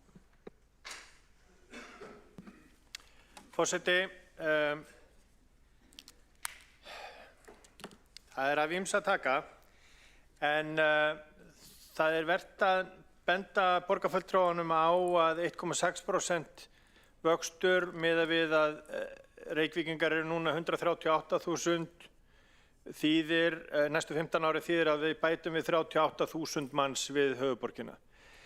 En það sem að veldur hins vegar meiri áhyggjum það að borgarfulltrúinn Hjálmar Sveinsson formaður svæðisskipulagsnefndar höfuðborgarsvæðisins og ber þannig ábyrgð á hvernig svæðisskipulagi höfuðborgarsvæðisins vendur fram og það þarf að taka nefnilega tillit til allrar aukningarinnar á öllu höfuðborgarsvæðinu. Til þess sú nefnd gerð, þannig að ég skildi ætla, það eiginlega algjör furða að hann skuli hunsa tölur og ekki taka mark á því hvernig fólki á Íslandi hefur fjölgað og ef það á ekki að fara á höfuðborgarsvæðið, hvert á það þá að fara? Það borgarfulltrúinn Friðjón R. Friðjónsson lokið að veita andsvar og svara það andsvari borgarfulltrúinn Hjálmar Sveinsson. Já, ég held ég hefði bara þið geta nokkuð skýrt fram. Vöxturinn hefur verið með ákveðnum hætti og hann heldur áfram að vera með ákveðnum hætti og ég held að við ættum ekki að gera ráð fyrir því að taka hér í Reykjavík á móti endalaust mörgu fólki og mörgum íbúðum. Það það sem ég að benda á. Og ég bendi líka á að það rúmast 30.000 íbúðir pluss 7.000 íbúðir, 37.000 íbúðir innan núverandi vaxtamarka ef flugvöllurinn meðtalinn, 57.000 íbúðir á öllu höfuðborgarsvæðinu innan vaxtamarka. Og eins og borgarfulltrúinn væntanlega veit þá það mjög misjafnt eftir sveitarfélögum hvað þau hafa umleikis að byggingarlandi. Byggingarland Kópavogs uppurið svo gott sem Garðabær, Reykjavík hafa tiltölulega mikið uppbyggingarsvæði og Mosfellsbæ. Og það bara eitthvað sem að sveitarfélögin þurfa einhverjum að sætta sig við ef þau eru búin með sitt byggingarland.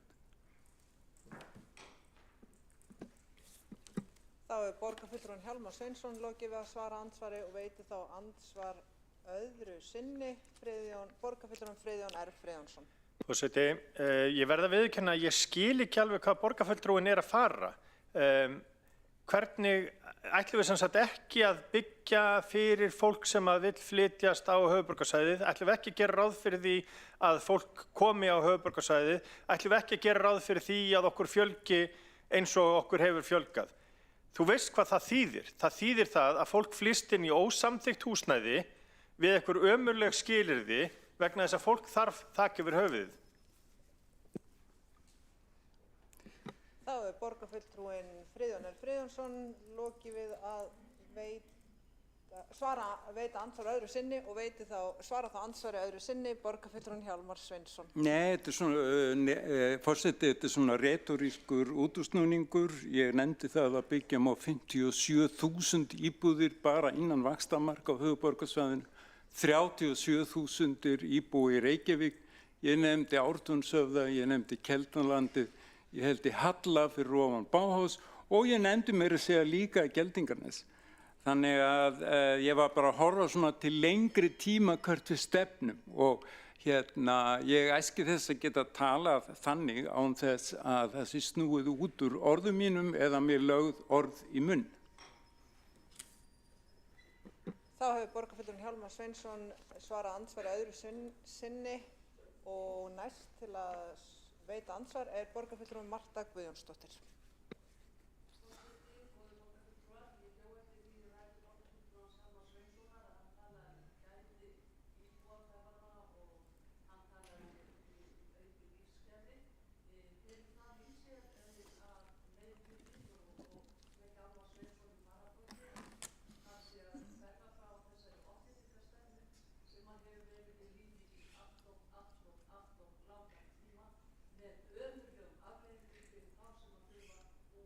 Þéttingarsvæði.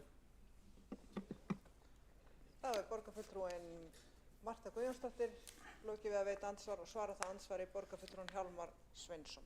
Já, forseti, þetta var undarleg pilla á íbúa sem að hafa kosið að búa á þéttingarsvæðum í Reykjavík, Hlíðarendahverfi, Hverfisgötu, Vogabyggð og miklu víðar, fólk sem elskar að búa í íbúðunum sínu sem að þau hafa keypt, en þurfa að heyra allskyns áróður gegn þeim íbúðum sem að þetta góða fólk hefur keypt sér og unnir þar alsælt, ég þekki það sjálfur, einhvers konar skítapillur hér úr borgarstjórnarstall. Það er svo furðulegt að lifa við ömurlegar aðstæður. Ég hvet borgarfulltrúann til að fara niður í Hlíðarendahverfi og spyrja þá sem að þar búa hvort að það sé ömurlegt líf að búa þar. Þetta er algjörlega fáfengileg orðræða sem hefur því miður fengið að viðgangast hér í borgarstjórnarsal allt og lengi. Þá er borgarfulltrúinn Hjálmar Sveinsson lokið við að svara andsvari og veita þá andsvar öðru sinni borgarfulltrúin Marta Guðjónsdóttir. Forseti, góði borgarfulltrúar, svo því sé til haga haldið, þá hafa íbúar þéttingarsvæðanna kvarta sáran undan því að það sjáu ekki til sólar inn í íbúðir þeirra og að það sé allt of þétt byggt í kringu þá, ekki bara það. Heldur er verið að auka byggð sem ekki var gert ráð fyrir á þessum þéttingarreitum eftir á.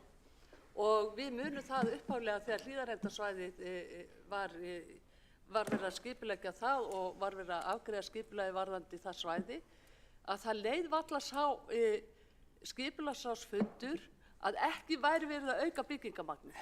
Og nýverið voru heilmiklar umræður í fjölmiðlum og viðtöl við íbúa sem þar búa, sem að mega búa við það að það verið byggt fyrir framan gluggana hjá þeim, þar sem að fyrirhugað var að það ætti að vera grænt opið svæði fyrir íbúana.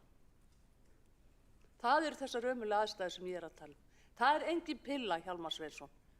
Það eru pillur frá ykkur að standa ekki við það skipulag þó það sé ekki fýsilegt, að standa þá allavega við það sem að þið eruð að skipulegja upphafi en ekki að vera að auka og þétta byggðina enn meira eftir að fólk er flutt inn í íbúðirnar. Þá er borgarfulltrúin Marta Guðjónsdóttir lokið við að veita andsvar öðru sinni og svara það andsvari öðru sinni borgarfulltrúinn Hjálmar Sveinsson.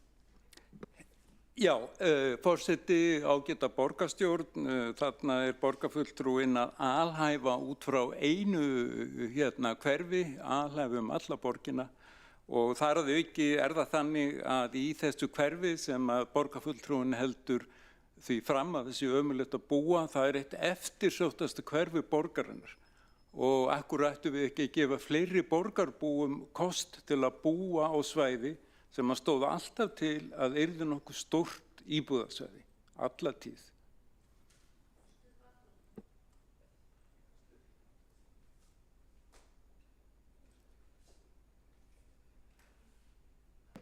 Þá hefur borgarfulltrúinn Hjálmar Sveinsson lokið við að svara andsvari öðru sinni. Borgarfulltrúin Marta Guðjónsdóttir hefur óskað eftir að komast á mælendaskrá. Við verðum því. Þá andsvörum þessu liði ræðu lokið. Nei, það andsvörum undir þessum liði lokið og næstur á mælendaskrá Einar Sveinbjörn Guðmundsson.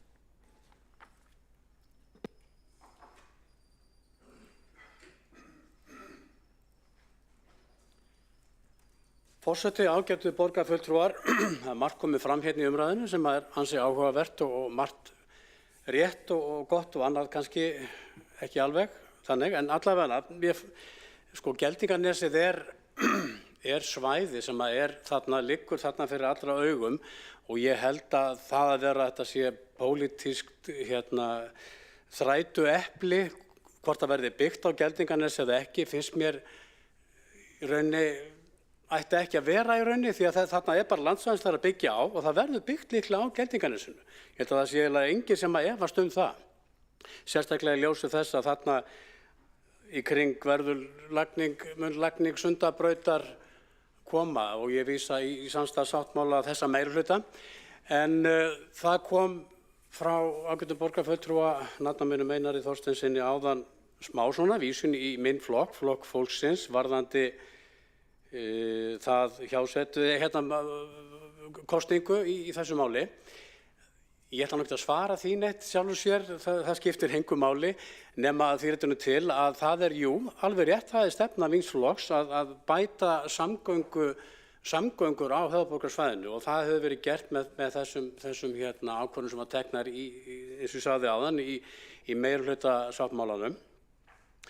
Varðandi Geldinganesið að þá það kom líka fram fyrr að einhverjum ástæðum það hefur enginn búið þarna. Ég held að það sé alveg augljósar ástæður fyrir því og ef ég skoða líka, tek aðeins á því sem að borgarfulltrúi Friðjón R.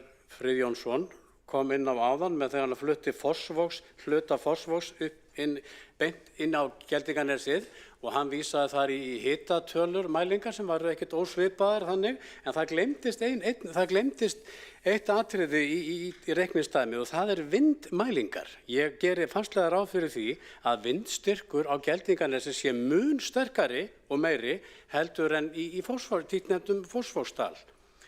Ekki það skipti ykkur máli, ég meina við vitum það öll að við getum ekki, eða við varum að byggja eftir vindmælingum og það var lítið byggð á Íslandi líklega bara yfir höfuð, maður kannski í Fossvogsdalnum, en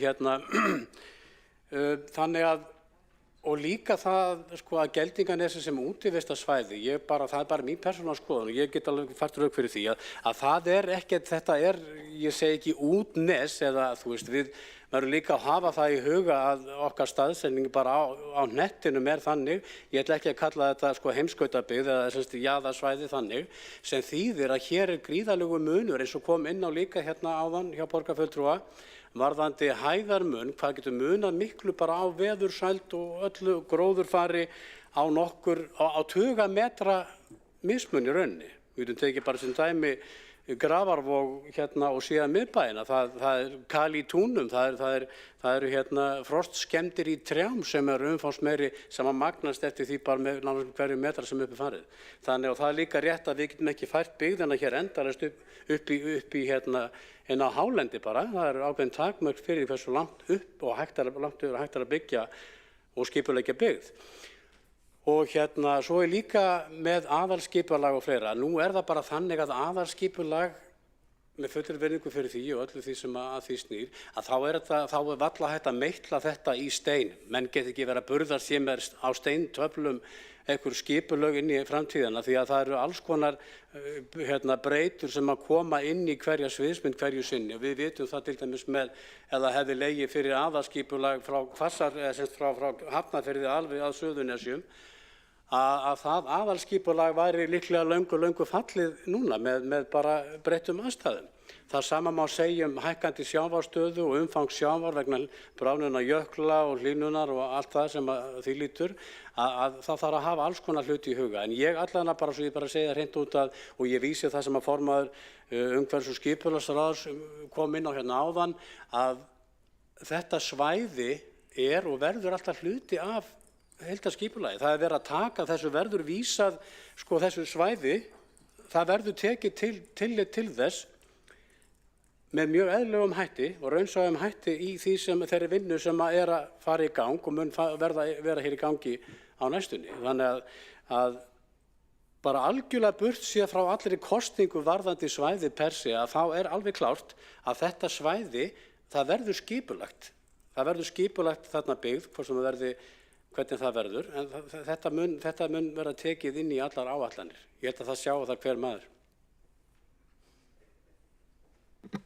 Þá hefur borgarfulltrúinn Einar Sveinbjörn Guðmundsson lokið máli sínu og einn hefur óskað eftir að veita andsvar. Það borgarfulltrúinn Einar Þorsteinsson. Forseti, ágæta borgarstjórn, ég skildi ekkert í þessari ræðu. Fyrst byrja borgarfulltrúinn, nafnuminn minn, að finna eiginlega öllu því til foráttu að byggja á Geldinganesinu, en svo segir hann í lok ræðunnar, jú, við ætlum nú að það verður tekið til þessa svæðis í þeirri vinnu sem framundan. Hvort vill Flokkur fólksins byggja á Geldinganesi í Boðbyggð eða ekki? Ætlar Flokkur fólksins að styðja það að vegagerðinni verði gerð grein fyrir þeirri skýru afstöðu borgarstjórnar að þessi gatnamót við Geldinganes þau eigi að anna íbúðarbyggð eða ekki? Á að svæfa málið í einhverri framtíðarvinnu eða á að koma þessari afstöðu á framfæri? Ég bara minni á greinar sem að Flokkur fólksins skrifaði fyrir síðustu kosningar, þar sem að stendur hérna blind trú á þéttingu byggðar og þið þekkið þessa ræðu. Mér fannst borgarfulltrúin vera eiginlega farin að fara með sama söng og Hjálmar Sveinsson borgarfulltrúi hefur gert hér í umræðu Geldinganes árum saman, að segja að veðrið sé svo vont á Geldinganesi að það stóði ekkert að byggja þar. Það hefur borgarfulltrúinn Einar Þorsteinsson lokið að veita andsvar og svara það andsvari borgarfulltrúinn Einar Sveinbjörn Guðmundsson. Forseti og ágætu borgarfulltrúar, þetta kom allt fram í því sem ég sagði áðan að Flokkur fólksins, nú ég ekki að tala persi beint fyrir Flokk fólksins, þó ég geri það sjálfsögðu þannig, en við erum ekki að móti, við erum ekki að móti byggð í Geldinganesi, bara alls ekki. Ég tala skýrt hérna áðan það að við erum ekki að fara að samþykkja tillöguna núna og mæta með hamra og skóflur á morgun upp í Geldinganes. Þannig þetta bara spurning líka með skipulag og fleira og með því að það þarf mikið til þess að byggja í Geldinganesi eins og öllum öðrum svæðum í borginni og það verður gert. Ég meina það liggur alveg ljóst fyrir að það verður byggt í Geldinganesi.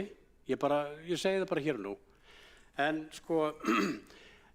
En forsenda þess að byggt verði í Geldinganesi, hvernig sem sú byggð verður skipulögð og þróuð áfram, forsenda þess að vísa málinu áfram þangað sem að málið á heima og þar tekur það ákveðnum fagmannlegum, þá hefst bara fagmannlegt bara meðferð á málinu sem væntanlega mun skila síðan byggð í Geldinganesi. Þannig að ég skil ekki, þetta eiginlega bara, minnst það liggja alveg ljóst fyrir. Það hefur borgarfulltrúinn Einar Sveinbjörn Guðmundsson lokið við að svara andsvari og svara það andsvari öðru sinni borgarfulltrúinn Einar Þorsteinsson. Forseti, mér fannst þetta bara alls ekki skýrt og ég var ágjör af því að þegar Flokkur fólksins talar þannig að hann vilji byggja og ég brýni fyrir borgarfulltrúanum að hér í þessum sal talar hann fyrir Flokk fólksins. Hann borgarfulltrúi Flokks fólksins. Og hér eru við í þessum hlutverkum okkar. Mér finnst vandræðalegt og áhyggjuefni ef að Flokkur fólksins að láta teyma sig inn í það að svæfa málið í einhverju vinnu. Verkefnið hér að lýsa yfir skýrri afstöðu og ef Flokkur fólksins getur ekki gert það, þá skuldar hann sínum kjósendum svör það. Það er borgarfulltrúinn Einar Þorsteinsson lokið við að veita andsvar öðru sinni og svara það andsvari öðru sinni. Borgarfulltrúinn Einar Sveinbjörn Guðmundsson. Forseti, ágætu borgarfulltrúar, það er alveg komið skýrt fram að Flokkur fólksins er með byggingu í Geldinganesi. Bara þannig að sé alveg á hreinu. Og ég tala fyrir Flokk fólksins að sjálfsögðu, það sem kom fram hérna rétt áðan, þó ég vísi það að Flokkur fólksins er hér í meirihluta samstarfi. Og það er nú bara þannig að sjálfsögðu í meirihlutasamstarfi, enda sko það kemur fram í sáttmála, meirihlutasamstarfssáttmálanum sjálfum, að þá kemur fram þetta með Sundabrautina og í framhaldi af því það verður ekki að leggja braut bara þarna og það mun ekkert gerast neitt, það verður ekki hugstinn eins eða neins í kringum þá braut, það gefur augaleið. Þannig að bara ég ítreka það að ég stend fullkomlega við sko í áður yfirlýstar skoðanir Flokks fólksins varðandi Geldinganesið og varðandi þéttingu byggða, það er verið að hverfa svolítið frá því eins og að borgarfulltrúi Einar Þorsteinsson mætti eflaust vita sjálfur að það hafa átt sér stað ýmsar breytingar í skipulagi, það er meira tekið tillit til íbúa og annars sem að hefur einmitt stutt svona við það sem að Flokkur fólksins hefur lagt áherslu á varðandi þéttingu byggðar og við bara ég stend fullkomlega við það sem að hér hefur komið fram. Við erum með byggð í Geldinganesi. Sú byggð og sú meðferð af því fer áfram í framhaldi til þess að það verði byggð í Geldinganesi. Að gefnu tilefni vill forseti áminna borgarfulltrúa að virða tímamörk. Þá er borgarfulltrúinn Einar Sveinbjörn Guðmundsson sem lokið að svara ansvari og þá telst ansvari undir þessa ræðu lokið og næsta mælendaskrá er Marta Guðjónsdóttir.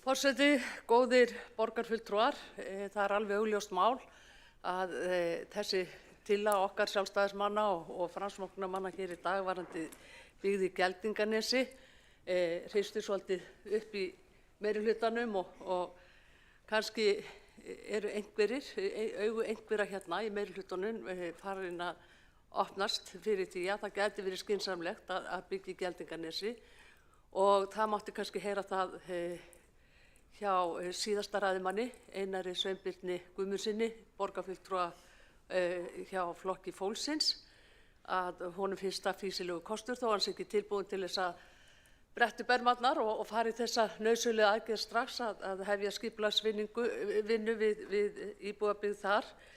En ég hjó eftir því ræðu borgarfulltrúans Hjálmars Sveinssonar áðan og við áttum orðastað hér í andsvörum og þess vegna kvæði mér hljóðs á nýjan leik að hann talaði gæði byggðar og lífsgæði íbúa. Það er ekki að sjá á þessari ofþéttingarstefnu sem hér hefur verið lýði í allt og langan tíma að það sé mikil gæði þessari íbúa hverfa og það sé mikil lífsgæði fyrir fólkið sem þar býr, íbúana sem þar búa. Það er ekki lífsgæði fyrir íbúa ef að sólarljósið nær ekki að skína inn gluggana. Það er ekki lífsgæði fyrir fólk ef það er gengið á græn svæði í nágrenni við þeirra hús og þeirra íbúðir.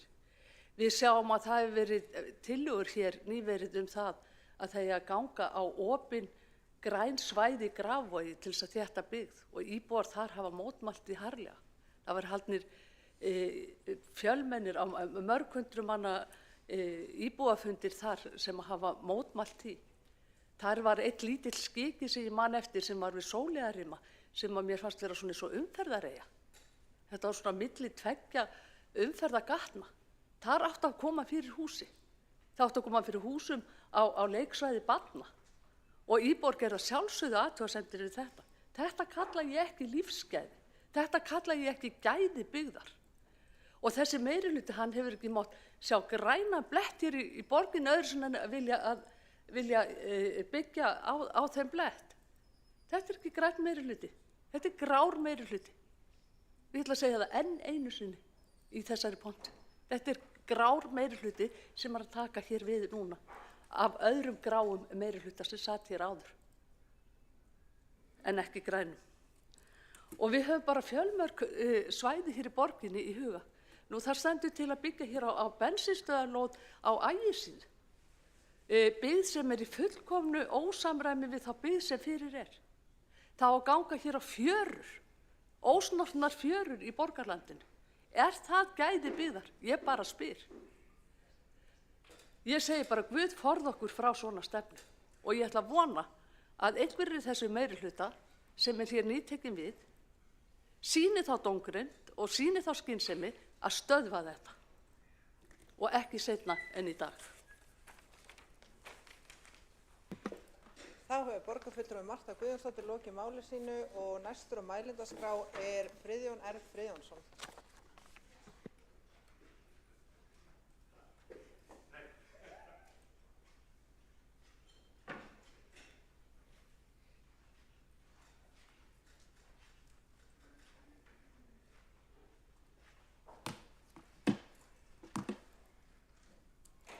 Forseti, ég mátt til með að koma hérna upp vegna þess að andsvörum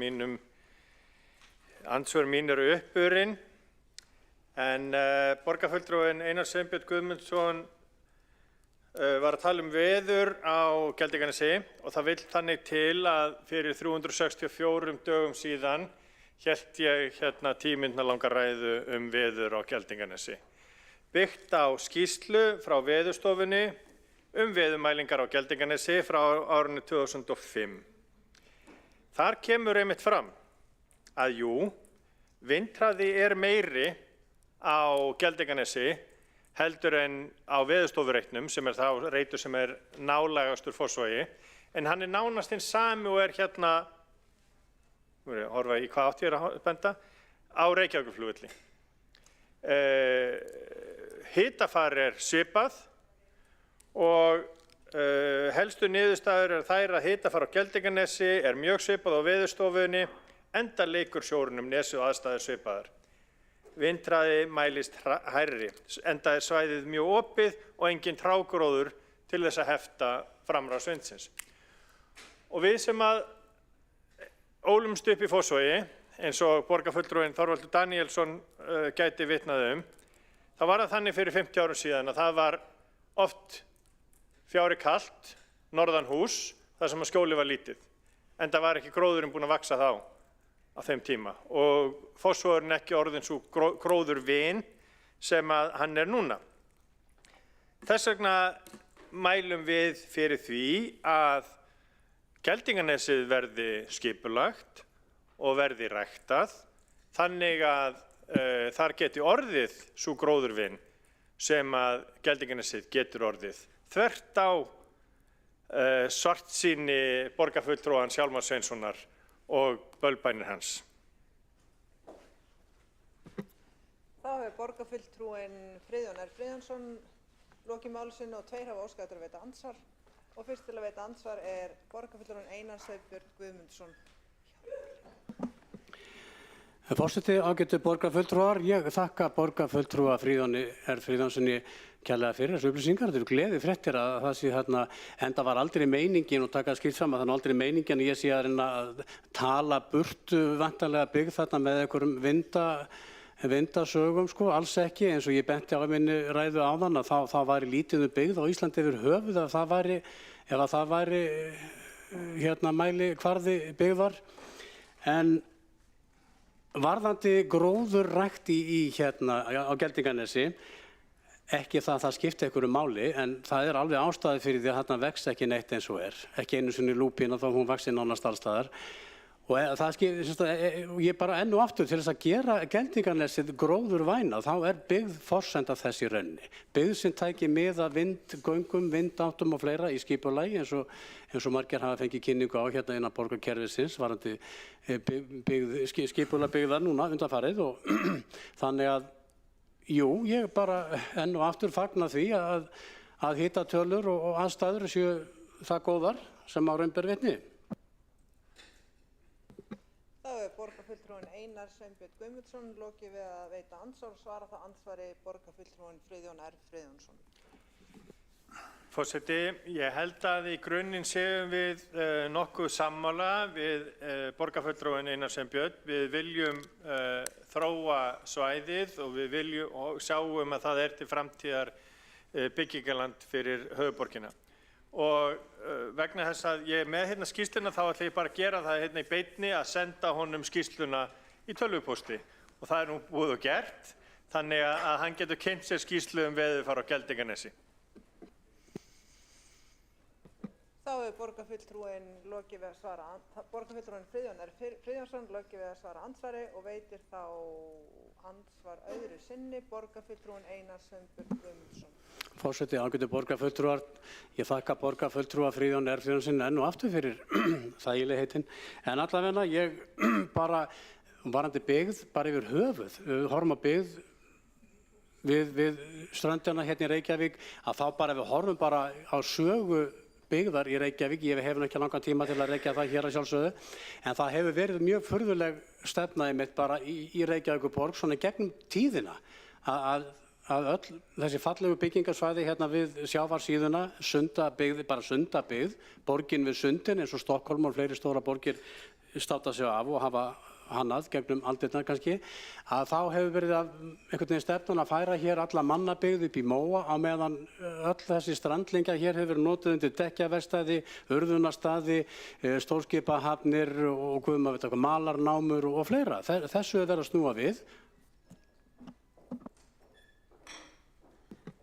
Þá hefur borgarfulltrúinn Einar Svein Björn Guðmundsson lokið við að veita andsvar öðru sinni og svara þá andsvari öðru sinni borgarfulltrúinn Friðjón R. Friðjónsson. Forseti, nú erum við að tala saman. Flokkur fólksins eins og Sjálfstæðisflokkurinn vill sundabyggð og það vel. Verst að hann í samstarfi með flokkum sem að vilja þetta alls ekki. Þá hefur borgarfulltrúinn Friðjón R. Friðjónsson lokið við að svara andsvar öðru sinni og veitir þá andsvar borgarfulltrúinn Hjálmar Sveinsson. Nei, ef það engan tilgang, sleppi, takk. Okay. Þá andsvörundu þessari ræðu lokið og næstur á mælendaskrá Einar Þorsteinsson.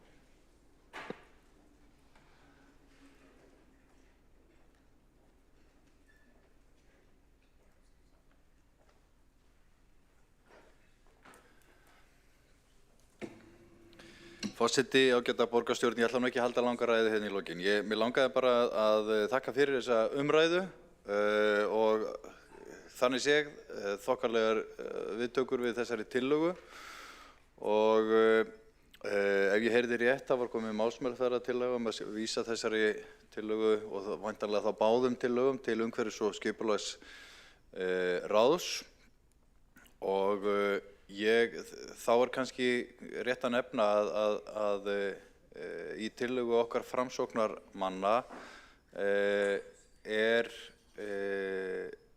það tillaga að umhverfis- og skipulagssviði sé falið að koma því skýrt á framfæri við vegagerðina og þá sem hanna Sundabraut að gatnamótin verði taki mið af því að vera mislæg gatnamót fyrir íbúðabyggð sem væri þá jafnvel fyrir nokkur þúsund íbúðir og það ekki hægt að láta þá tillögu tínast í einhverju annarri langdreginni málsmeðferð breytingar á aðalskipulagi.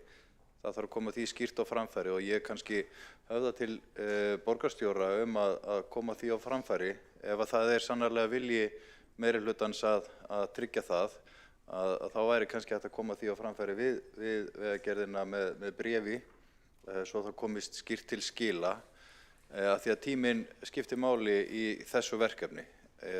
Annars finnst mér þetta jákvætt að hér hafa komið upp borgarfulltrúar og talað þannig séð fyrir málinu. Það eru tíðindi í því að Hjálmar Sveinsson borgarfulltrúi sem skynsamur maður að eðlisfari skuli koma hingað upp og segja jæja, Geldinganes betra heldur en Gunnarshólmi og fallast á það.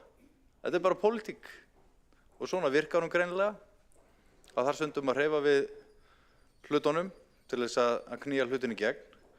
Ég fagna þessu og það bara gott en ég vara hins vegar við því að málin séu sett inn í einhverja hrærivél sem að gengur hægt af því að hluti af þessu verkefni þarf að vinna hratt og það er það sem að snýra að Sundabrautinni, en öll vitum við að uppbyggingin sem vonandi verður í Geldinganesi, hún ekki fyrir en eftir mörg ár. Og þá vil ég leggja áherslu á fjárhagslega þáttinn sem að snýra þeirri uppbyggingu. Við í Framsókn áttum okkur alveg á því að þetta ekki hrist fram úr erminni. Þetta þarf að greina rækilega og mér langar að endurtaka það sem ég sagði í ræðu minni fyrr í upphafi hér að ég legg til að við vinnum fjárfestingaáætlun til miklu lengri tíma heldur en við erum að gera núna. Að það verði samhliða þessum áætlunum stóraukna húsnæðisuppbyggingu sem ég meina við erum með samkomulag við ríkið um 16.000 íbúðir á næstu 10 árum. Þetta heilmikið og við þurfum að gera áætlanirnar okkar fjárfestingar í skólahúsnæði og öllum öðrum innviðum til mun lengri tíma heldur en 5 ára. Og það bara sameiginlegt verkefni sem að ég held að við ættum að ráðast í og líka þá samhliða fjármögnunar áætlunum okkar. Við þurfum að geta hort lengra inn í framtíðina af því að annars náum við ekki stöðugleika á húsnæðismarkaði eins og við tölum svo oft Þannig að forseti ég þakka fyrir þessa umræðu og mun samþykkja málsmeðferðartillöguna og fylgja svo málinu eftir. Takk. Það hefur borgarfulltrúinn Einar Þorsteinsson lokið máli sínu og einn hefur óskað eftir að veita andsvar. Það borgarstjórinn Heiða Björg Hilmisdóttir. Það bara ljúft og skylt að upplýsta það að í sjálfu sér hefur þessi umræða ekki kannski hreyft við neinu máli. Þar sem að í ljósi þess að Sundabraut í hönnunarferli hefur málið í rauninni komið til borgarinnar. Þetta hefur verið kynnt inn í samráðshóp uppbyggingu Sundabrautar þar sem að fyrrverandi borgarstjóri átti sæti. Þar sem að, mögulega brautarinnar hefur verið kynnt og borgin með þá stefnuskrá sinni og ekki kannski stefnuskrá, heldur bara á borði, ég með þá á borði mínu að við þurfum að taka afstöðu til þess hvernig við viljum að hún liggi. Eins það að vísa þessari tillögu, ég sé fyrir mér að þessar tillögur varðandi Geldinganesi fari bara inn í þá vinnu sem að í undirbúningi þegar inn á umhverfis- og skipulagssviði varðandi endurskoðun aðalskipulags, en við höfum forgangsraðað höllunum þar reyndar fram yfir Geldinganesið, en við sjáum hvernig því framvindur. Þá hefur borgarstjóri Heiða Björg Hilmisdóttir lokið að veita andsvar og telst það andsvörin undir þessa ræðu lokið. Alltaf svara? Já. Svara það andsvari borgarfulltrúinn Einar Þorsteinsson. Forseti, takk fyrir. Þakka svarið, borgarstjóri.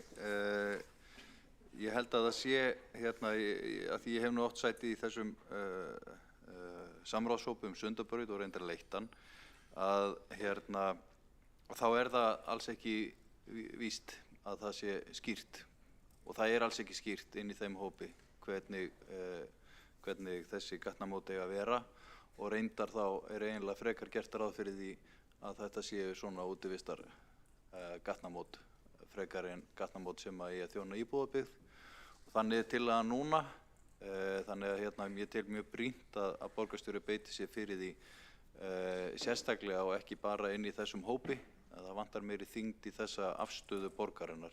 Borgin þarf að taka sér stöðu í verkefninu af því að þetta eru milljarða hagsmunir sem eru undir. Það að segja að þessi gatnamót eru væntanlega dýrari sem að fylgja íbúðabyggðinni frekar en hinn. Þannig að það mikilvægt að borgin tryggi það og borgarstjóri. Þá hefur borgarfulltrúinn Einar Þorsteinsson lokið við að svara andsvari og veitir þá andsvari öðru sinni borgarstjórinn Heiða Björg Hilmisdóttir. Já, forseti, ágætt borgarstjórn, þetta bara verkefni sem í vinnslu og í gangi og það eru nokkrar sviðsmyndir og nokkrar tillögur að því hvernig Sundabrautin getur farið yfir Geldinganes og það verður sjálfsögðu tekið tillit til borgarinnar enda tökum við þátt í því. Auðvitað fyrst og fremst verið að vinna á grundvelli þeirrar viljayfirlýsingar sem var skrifað undir 2021 en við bara fylgjum þessu fast eftir og það þarf enginn að velkjast í vafa það að Reykjavíkurborg mun fylgja því fast eftir að þarna verði gatnamót og að Sundabraut og Sundabrú, eða hvað sem það heitir, muni verða lögð þannig að það gagnist borgarbúum sem allra best.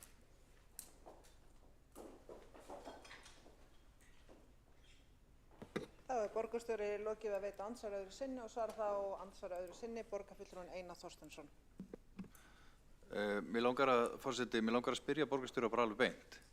Ætla borgarstjóra að beita sig fyrir því að gatnamótin verði þannig garði gerð að þau þjóni íbúðabyggð?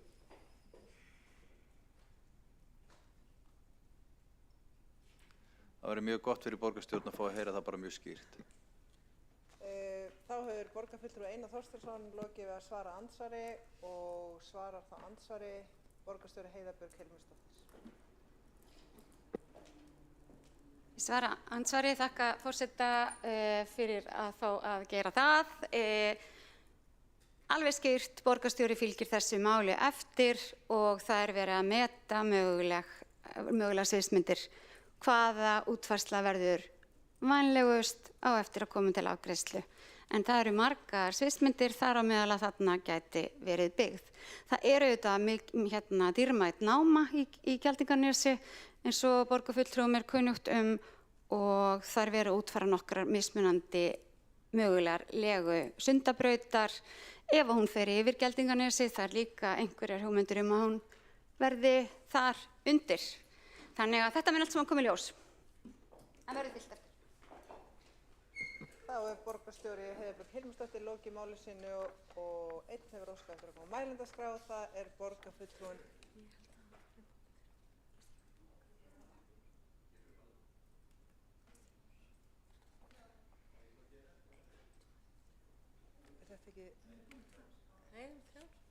Er þetta ekki hann hérna Einar Þorsteinsson, Friðjón, Einar S.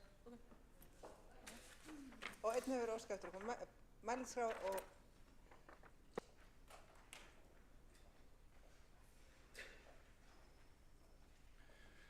Forseti, ágæta borgarstjórn. Orðaskiptin hérna í lok þessarar umræðu eiginlega kveiktu hjá mér djúpa þrjá til þess að fá alveg skýrt fram afstöðu borgarstjóra og meirihlutans í málinu. Hér er talað sviðsmyndir.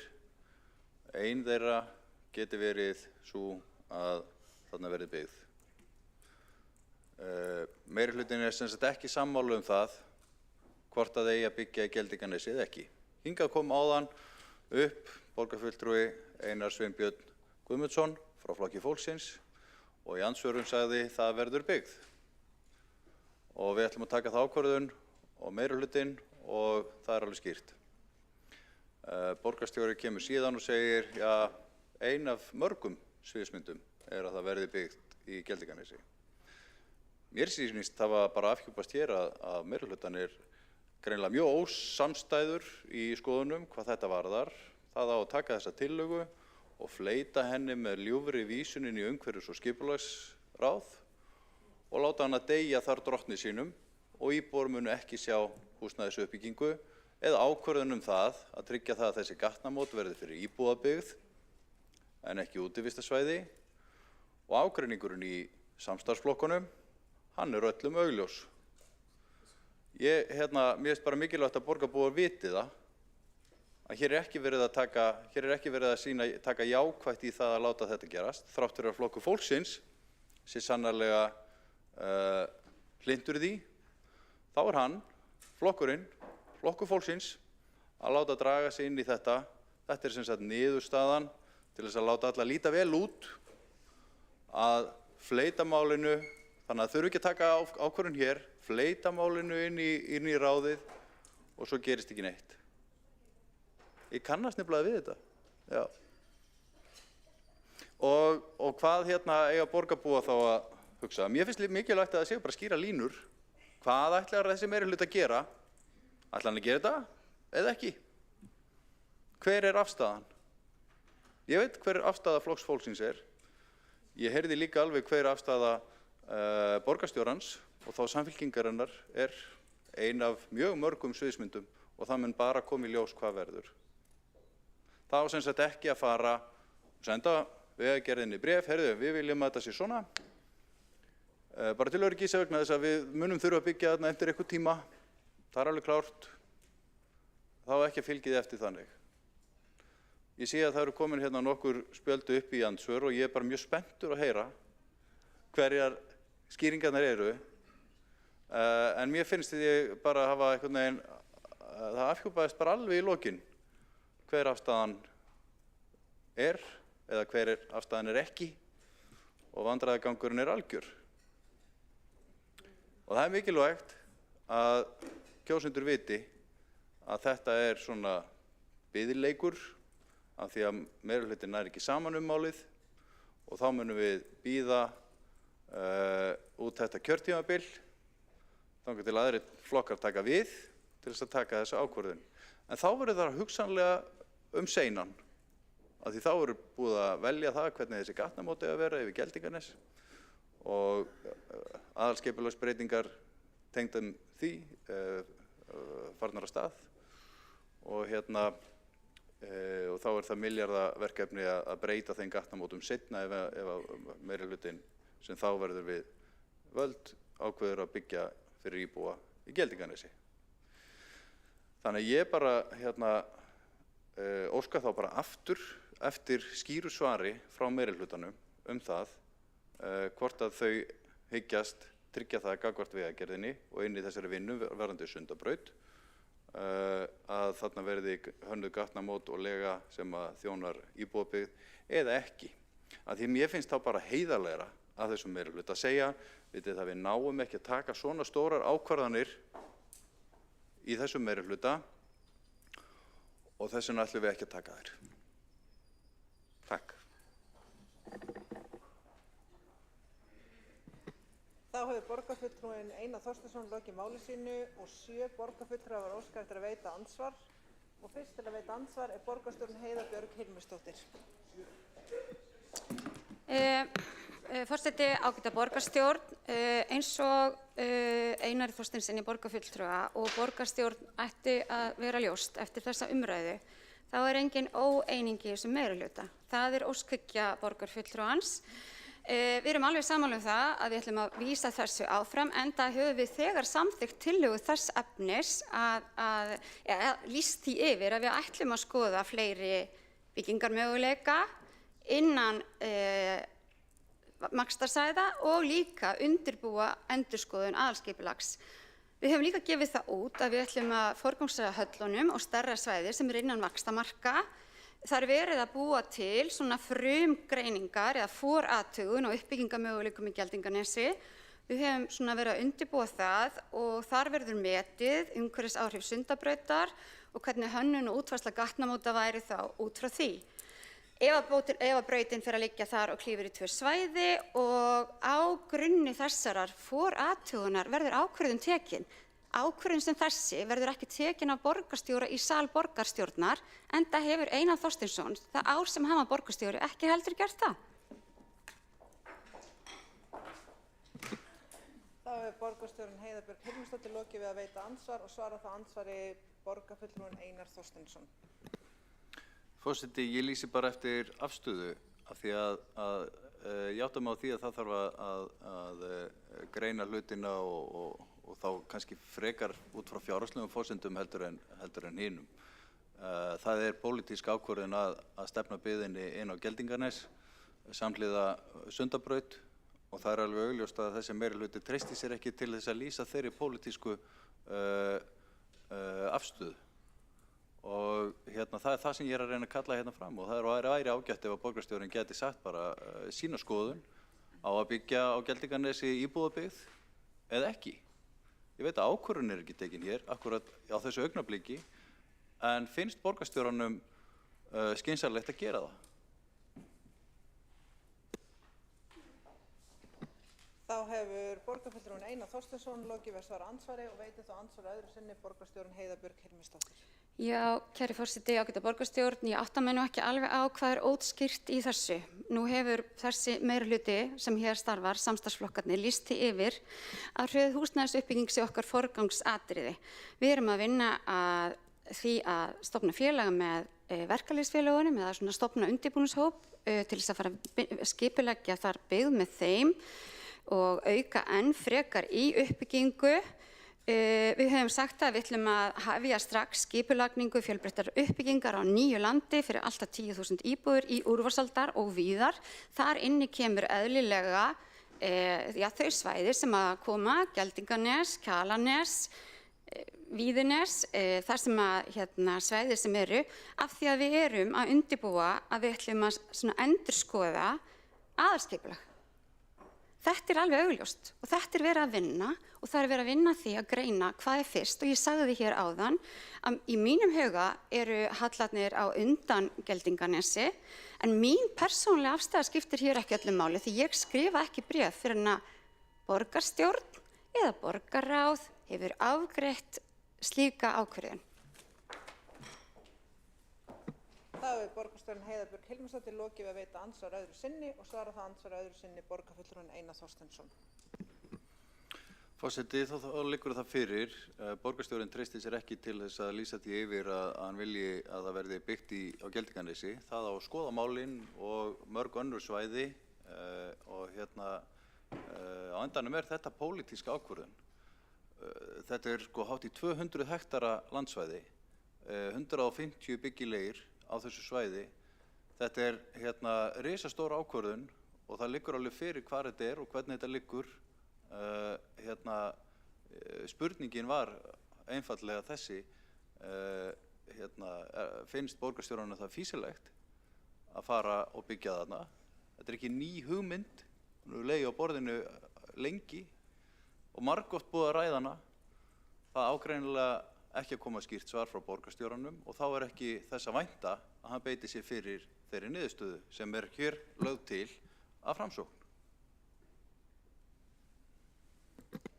Þá hefur borgarfulltrúinn Einar Þorsteinsson lokið við að svara andsvari öðru sinni og veitir það andsvar borgarfulltrúinn Alexandra Briem. Forseti, já, ég kannski fyrst og fremst að gera athugasemd við það að borgarfulltrúinn Einar Þorsteinsson skuli telja sig hafa komið ljós á einhvers konar vandamál í samstarfinu sem bara einfaldlega er ekki. Við erum bara svolítið sammála um hvernig á að fara með þetta. Og ég skil alveg að það sé gaman að reyna sig hinum megin línunar og sjá hvernig þetta gengur og svona, en í þessu tilfelli held ég að hann sé bara einfaldlega pikka í rangan stað. Ef hann er að leita að einhvers konar afdráttarlausri yfirlýsingu um það að við ætlum að drífa í uppbyggingu á Geldinganesi sem fyrst, þá er hann ekki að fara að fá hana, það er ekki planið, en við erum hins vegar ekki á móti að þar verði uppbygging. Það er eitt af þessum svæðum sem við ætlum að skoða. Við erum að fara að forgangsraða hvernig uppbygging borgarinnar verður til framtíðar inn í aðalskipulagi og Geldinganesi er klárlega eitt af þessum svæðum sem mun einhvern tímann vera uppbyggt, en hvort að það er á morgun eða næsta uppbyggingarsvæði eða þarnæsta uppbyggingarsvæði er ekki komið á hreint. Það er eitthvað sem við viljum skoða með tilliti til þess hvaða uppbyggingin getum við höfum, hvaða önnur svæði við höfum til umráða og hvernig við getum svona bara sem best komið upp tiltölulega hraðri uppbyggingu fyrir borgina sem er samt líka sjálfbærin í framtíðina. Og ég held við séum öll saman um það að gatnamótið sem verði þarna passi við þá byggð og eða starfsemi sem verði þar á tímaramma sem passar við þá uppbyggingu og þetta er ekki sams konar vandamál að mér telja sig að fundið. Það hefur borgarfulltrúinn Alexandra Briem lokið við að veita andsvar og svara þá andsvari borgarfulltrúinn Einar Þorsteinsson. Forseti, ég er nú bara að reyna að leiða fram hér hvaða afstöðu meirihlutinn hefur í málinu og ég átta mig á því að það getur verið flókið að ná samstöðu þegar fólk hefur grafið sig ofan í djúpar skotgrafir, mörg kjörtímabil í röð. Nú er staðan bara einfaldlega þessi að það þarf að byggja og það þarf að horfa til lengri framtíðar og þetta mál er komið inn á diskinn. Við þurfum að taka á því og hönnun Sundabrautar eiginlega knýr okkur til þess að ráðast fyrr á þessa áskorun heldur en kannski við sáum fyrir okkur hérna í Reykjavík. Því það eru mörg önnur svæði eins og borgarfulltrúinn Alexandra Briem réttilega bendir á að eru jafnvel á undan Keldnaland og hluti Úlfarsárdals en einhvern veginn þetta geta alveg skarast samt sem áður. En ég er að leita af pólitískri afstöðu. Eru allir hér sammála um það að gera þetta? Og mér heyrist sú afstaða ekki vera skýr. Það hefur borgarfulltrúinn Einar Þorsteinsson lokið við að svara andsvari og veitir það andsvar öðru sinni borgarfulltrúinn Alexandra Briem. Sú afstaða, forseti, er alveg skýr að það verði byggt þarna, En það að reyna að knýja fram að það sé forgangsatriði eða einhvern veginn næsta dagskrá að reyna að knýja fram einhvers konar pósitífa pólitíska yfirlýsingu, það er ekki hér og ég tel ekki að það væri einu sinni æskilegt. Við erum að fara í þá vinnu að forgangsraða þessum svæðum sem að fyrir okkur standa og við ákveðum það í þeirri vinnu minnihlutinn stýrir ekki hvenær við lýsum yfir í hvaða röð við ætlum að gera þetta og handvelur ekki svæði til þess að krefja okkur að verðið annarkvort að vera fyrst, ellegar séu við að dissa það svæði eða gefa út að við viljum ekki gera neitt eða eitthvað svoleiðis. Við einfaldlega leyfum ekki að stjórna okkar vinnu með þeim hætti. Við erum að fara í það að meta hvernig eigi að raða uppbyggingarsvæðunum sem við eigum inni upp. Mér þykir það leitt ef að borgarfulltrúanum finnst það ekki nægilega skýrt svar. Við erum ekki eindregið á móti því að það verði byggt. Í rauninni erum við frekar sammála að það verði byggt þarna, en eins og ég segi, í hvaða röð það er ekki komið á hreint. Þá er borgarfulltrúinn Alexandra Briem lokið við að veita andsvar öðru sinni og næstu til að veita andsvar er borgarfulltrúinn Einar Sveinbjörn Guðmundsson. Forseti, já, sko, það er alveg hörð afstaða míns flokks og mín afstaða er bara einfaldlega svo að lagning Sundabrautar er mikilvæg og í ljósi þess að þeirri lagningu verður að þá óhjákvæmilega verður væntanlega farið að skoða skipulag nærliggjandi svæða þar með Geldinganes. Þannig að ég held að í sjálfu sér þetta er alveg augljóst. Borgarfulltrúi Einar Þorsteinsson er að reyna að búa til einhvers konar ósættis fítus koma fram með að það liggi eitthvað ósætt í málinu. Það er alls ekki þannig. Þetta eru 5 flokkar, við erum með ólíkar skoðanir á mörgum málum eins og oft gerist í meirihluta og þeim meira sem að fleiri koma að meirihlutanum. En það er alveg klárt að það er engin óeining með þetta ákveðna atriði. Það er lagning Sundabrautar og þá verður skoðað í framhaldi byggðar þróun á öllum þeim nærliggjandi svæðum. Og ég bara ítreka enn og aftur að ég vil gjarnan sjá, þegar ég sagði áðan að þarna yrði byggð, þá er ég að horfa til, það verður byggt þarna fyrir eða síðar. Það er augljóst. Það er borgarfulltrúinn Einar Sveinbjörn Guðmundsson lokið við að veita andsvar og svarar þá andsvari borgarfulltrúinn Einar Þorsteinsson. Forseti, nú hafa bæði Alexandra Briem, borgarfulltrúi og Einar Sveinbjörn Guðmundsson, borgarfulltrúi, komið hér upp í andsvar og sagt, já, það er alveg klart, það verður byggt þarna. En af hverju samþykkja þessir fulltrúar þá ekki, og ég beini spurningu minni til nafna míns, af hverju samþykkja þau þá ekki tillöguna, ef þetta er svona einfalt? Af því að tillagan felur ekki í sér að Geldinganesi verði forgangsraða framar öðrum uppbyggingarsvæðum. Það er ekki tímasett nákvæmlega hvenær uppbyggingin á að hefjast. Það er ekki krafa fjárútlát eða fleira. Það er bara verið að fela sviðinu að hefja skipulagsferlið. Og þá spyr ég, af hverju er tillagan þá ekki samþykkt? Er það til þess að fela það að það er ekki allir sem geta samþykkt hana? Í þessum meirihluta. Þá hefur borgarfulltrúinn Einar Þorsteinsson lokið við að svara andsvari og veitir það andsvar að öðru sinni borgarfulltrúinn Einar Sveinbjörn Guðmundsson. Forseti, það er engin óeining með þetta. Í raun og veru er ekki verið að, það er engin að móti tillögunni per se, menn það er verið að vísa henni líklega áfram.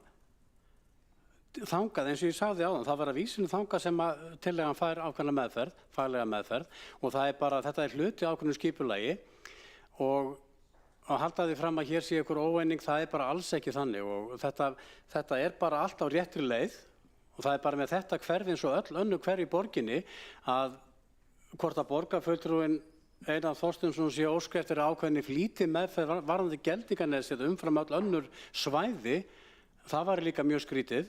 Þetta svæði er hluti af mörgum öðrum svæðum og hluti af nærliggjandi byggð við Sundabraut og þannig verður unnið með málið. Það er ekkert að taka bara eitt nes hér fyrir og búa til flýti meðferð á það þegar fyrir liggur skipulag varðandi önnur svæði, það þarf að skoða þetta allt í ákveðinni heild og þessu verður vísa þangað sem að þetta á heima í rauninni. Þá er borgarfulltrúinn Einar Sveinbjörn Guðmundsson lokið við að veita andsvar öðru sinni og svara það andsvari borgarfulltrúinn Einar Þorsteinsson. Forseti, borgarfulltrúinn að telja upp atriði sem eru bara í þessari tillögu. Að umhverfis- og skipulagssviði sé falið að hefja skipulagsferlið, að gera tillögu að breyttu aðalskipulagi og tryggja að hönnun og lega þessari mislægu gatnamóti við Geldinganesi anni umferð vegna íbúðabyggðar. Það ekkert í þessari tillögu sem kemur í veg fyrir það að meirihlutinn geti samþykkt hana ef að viljinn stendur til þess að gera það sem borgarfulltrúinn að halda fram hér, að þetta sé skoðað, að því við erum að leggja til akkurat að þetta það verði farið í þessa vinnu. En mér heyrist bara borgarfulltrúinn einfaldlega ekki geta vegna þess að meirihlutinn stendur væntanlega ekki saman í málinu samþykkt tillöguna og þá er verið að beygja flokk fólksins.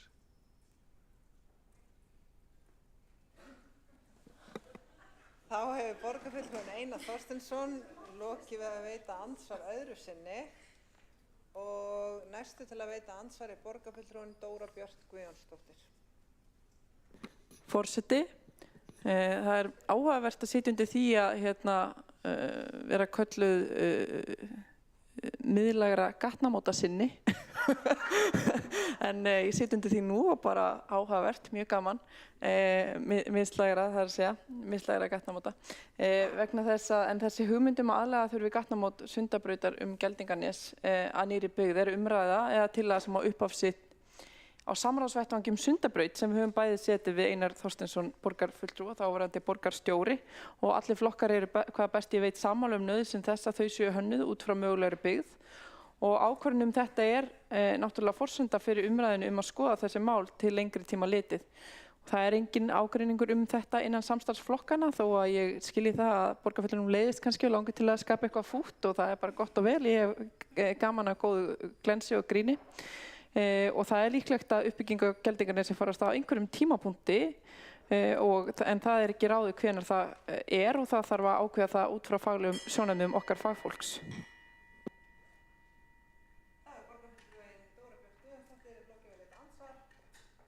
Og svara það andsvari borgarfulltrúinn Einar Þorsteinsson. Forseti, ég heyrði nú ekki beinlegis spurningu heldur meira svona sjónarmið og þau eru öll góður að gjalda verð. Þetta er algjör uppbeygja ef ég les þá ákvörðun Pírata rétt að það eigi að fara að byggja í Geldinganesi, þá er það algjör uppbeygja í pólitískri sýn Pírata. Þau tala þannig eins og þau séu að taka þessa ákvörðun en eru í raun og veru ekki að gera það. Af því að ef þau væru að gera það þá myndu þau samþykkja þessa tillögu sem er fyrir borgarstjórn. En þarna fylgir einfaldlega held ég hugur ekki máli. Þá er borgarfulltrúinn Einar Þorsteinsson lokið við að svara andsvari og veiti þá andsvara öðru sinni borgarfulltrúinn Dóra Björt Guðjónsdóttir. Forseti, ef ég væri á móti þessari tillögu myndi ég einfaldlega leggja til að fella þessa tillögu sem ég hef ekki lagt til vegna þess að það er fullu vilji til þess að taka Geldinganesi áfram og það umræðan Geldinganes í þessu samhengi á upphaf sitt úr samstarfi mínu við borgarfulltrúann Einar Þorsteinsson sem hann þekki vel til og hef ég ekki talað á móti því að ákvarðanir séu byggðar á faglegum forsendum en ekki pólitískri hentisemi. Ég get svo sem kannski skilið skúffelsi borgarfulltrúans yfir því að ákveðið hefur verið að byggja á M22 í Úlfarsárdal sem hann sagði sig ranglega hafa orðið undir með en þetta hefur þá kannski skapað þörf borgarfulltrúans til að færa víglínuna og nú er það allt í einu Geldinganes sem er breytingin og ég segi gott og vel en við stökkum ekki á svona hendisemisvagn og við erum fagleg og tökum faglegri ráðgjöf og ráðgjöfin er að ráðast í sviðsmyndagreiningu og byggja ákvörðun næstu uppbyggingarsvæði og hvenær þau eru í röðinni á faglegum sjónarmiðum og við gerum það er okkar pólitík og við stöndum með henni. Þá er borgarfulltrúinn Dóra Björt Guðjónsdóttir lokið við að veita andsvara öðru sinni og svara það andsvara öðru sinni borgarfulltrúinn Einar Þorsteinsson. Forseti, ég gleðst yfir því þegar vel gengur og það var hárrétt ákvörðun að byggja á M22 og ég er bara mjög ánægður með það og við í Framsókn að þá að taka það ákvörðun en við eigum alveg eftir að sjá það gerast og við eigum eftir að sjá hvernig meirihlutinn ætlar að útfæra það. Þannig að ég held við ættum að bíða með því að opna vínflöskurnar og fagna þeirri uppbyggingu fyrir að við sjáum einhvern veginn á spilin. En þessi víglína sem að borgarfulltrúinn talar að hafi verið færð, hún færði sig nú bara einfaldlega hingað inn í borgarstjórnarsalinn vegna þess að Sundabrautarverkefnið er í fullum gangi. Og það er ekki við sem erum að færa hana, það er bara verkefninu vindur svona fram. Og þá er mikilvægt að taka þá ákvörðun og eiga að beita sér fyrir því að tryggja hagsmuni borgarinnar, að þarna séu hönnuð gatnamót sem að tryggja að það sé hægt að byggja. Og mér finnst meirihlutinn og þeir sem að tjá sig fyrir hann svona vaða, gefa í og úr með það hvort að það eigi að fylgja því fast eftir eða ekki. Þá er borgarfulltrúinn Einar Þorsteinsson lokið við að svara andsvari öðru sinni og næst til að veita andsvar er borgarfulltrúinn Björn Gíslason. Já, forseti, ágæta borgarstjórn. Þetta er búið að vera margt merkileg umræða og athyglisverð og ýmis sjónarmið og mig langar nú að spyrja Einar Þorsteinsson, borgarfulltrúa í framhaldi, hvað hún finnist hvort meirihlutinn sé einklofinn, tvíklofinn eða þríklofinn í þessu máli.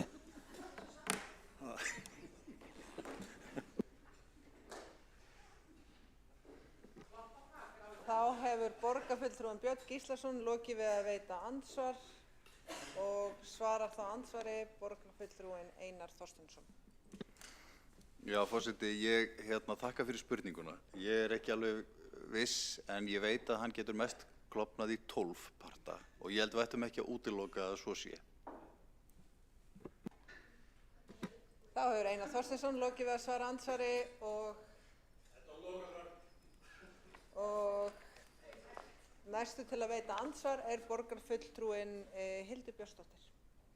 Forseti, ágæta borgarstjórn, ég vil taka undir með borgarfulltrúanum Einari Þorsteinsinni að vissulega er að eiga sér stað hér stefnubreyting hjá ákveðnum flokkum í meirihlutanum. Við sjálfstæðismenn komum fram með þessa sömu tillögu í október 2022, hún var felld. Nú hefur komið í ljós hvaða flokkar stóðu að baki þeirri ákvörðun og töldu réttast að fella þessa tillögu. Hér er talað að það hefði öllu breytt og þessi tillaga hún spretti upp úr samráðshópi Sundabraut. Hann var stofnaður ári eftir að tillaga okkar var lögð fram. Við sjálfstæðismenn höfum sýnt fyrirhyggju í þessu máli, við sáum það fyrir löngu síðan að Sundabraut þyrfti að skipuleggja með tilliti til framtíðar íbúðabyggðar. Nú hefur borgarfulltrúinn Einar Þorsteinsson meira reynslu en ég af því að sitja í sundurleitum meirihluta. Og við bentum oft á það þegar fyrir meirihluti var starfandi að þegar meirihlutin lenti í vandræðum með mál þá var þeim vísað í nefnd.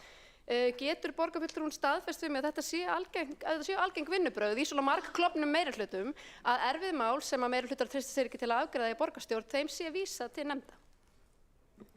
Þá hefur borgarfulltrúinn Hildur Björnsdóttir lokið við að veita andsvar og svara það andsvari borgarfulltrúinn Einar Þorsteinsson.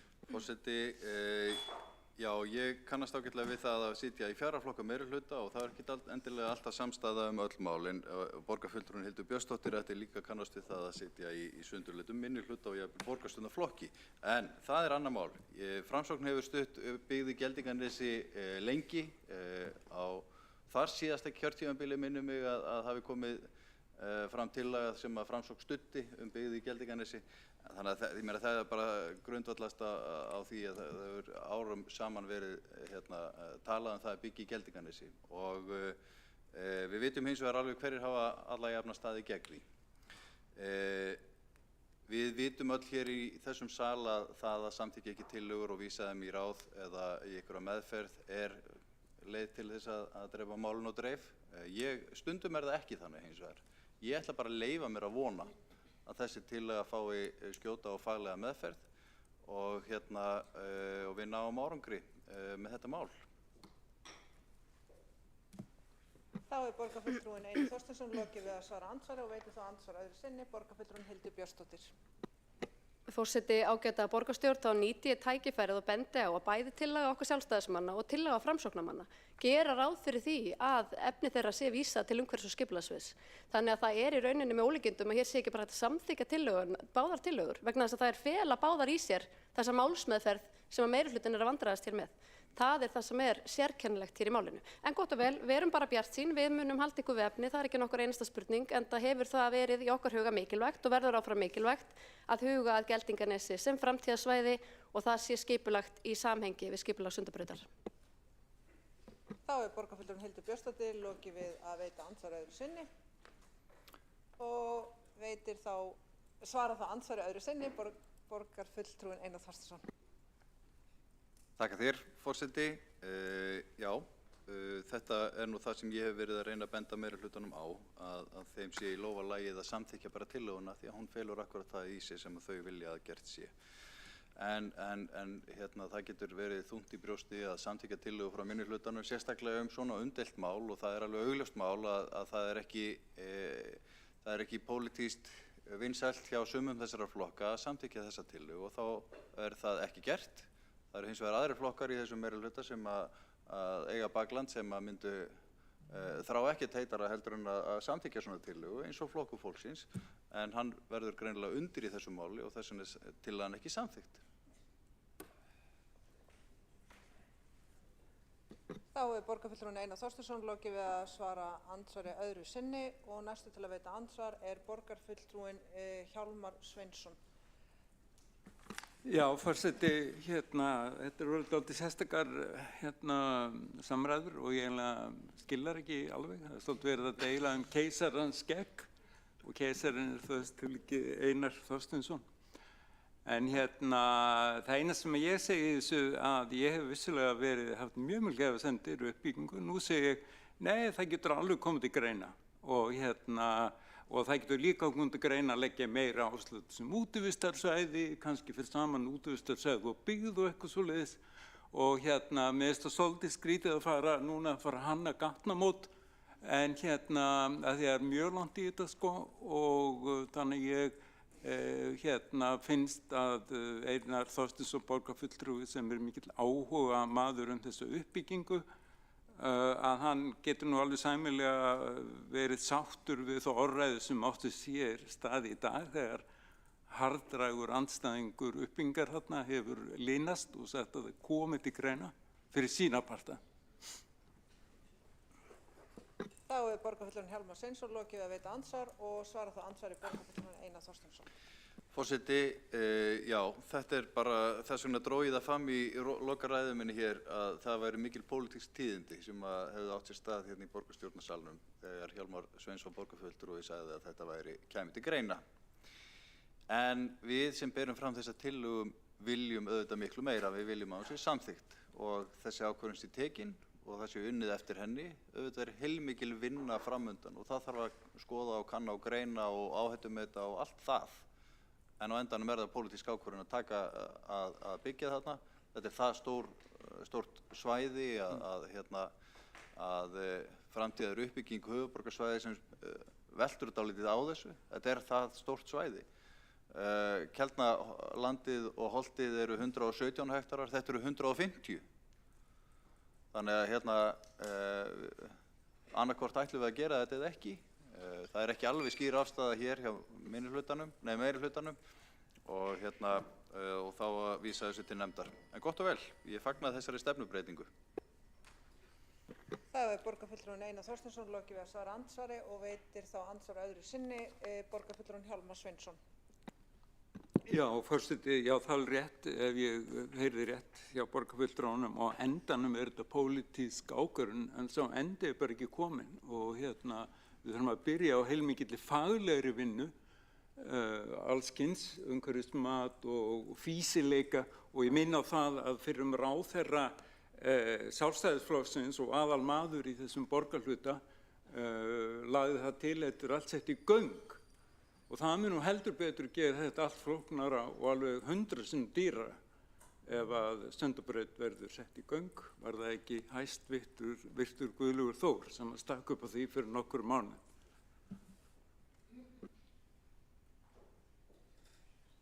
Þá borgarfulltrúinn Hjálmar Sveinsson lokið við að veita andsvar öðru sinni og svara það andsvar öðru sinni borgarfulltrúinn Einar Þorsteinsson.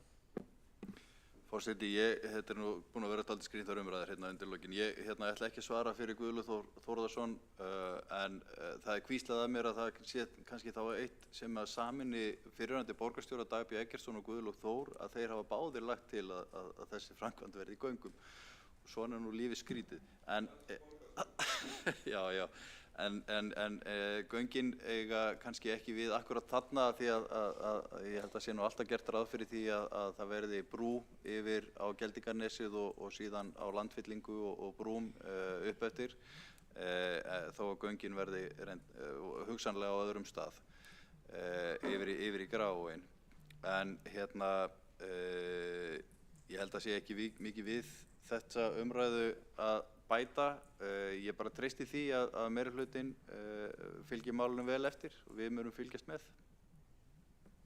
Þá hefur borgarfulltrúinn Einar Þorsteinsson lokið við að svara andsvari öðru sinni og telst á andsvörum til þessar ræðu lokið og næst á mælendaskrá borgarfulltrúinn Líf Magnúðardóttir.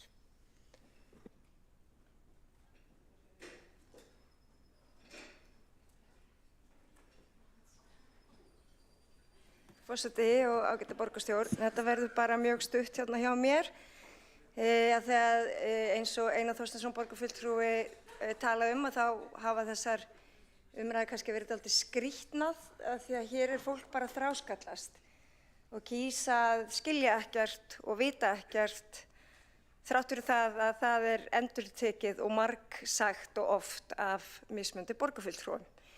Þannig að eins og málið liggur að þá liggja hérna 2 tillögur fyrir borgarstjórn sem eru nánast eins. Og það meðal annars vegna þess að Framsókn svo ógeðslega ófrumlega, hann þarf alltaf bara að apa eftir Sjálfstæðisflokknum með allar sínar tillögur. Eðli málsins samkvæmt. Og það ekki eins og Framsókn hafi eitthvað verið að tala uppbyggingu í Geldingarnesi þegar niðurstöðu kosningar lágu fyrir.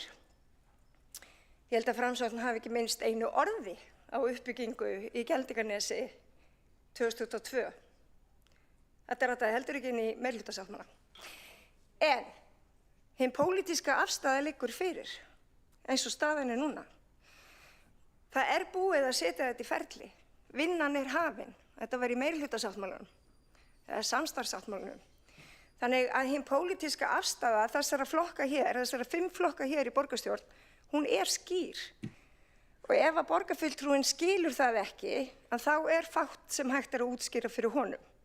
Ef að orð mín hér eru ekki nægilega skýr, það vegna þess að hann velur ekki að hlusta, Einar Þorsteinsson borgarfulltrúi.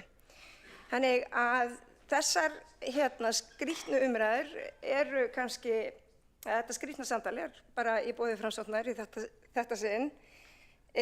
Og af góðmennsku okkar þá höfum við ákveðið að vísa þessum 2 tillögum inn í vinnu sem farin af stað.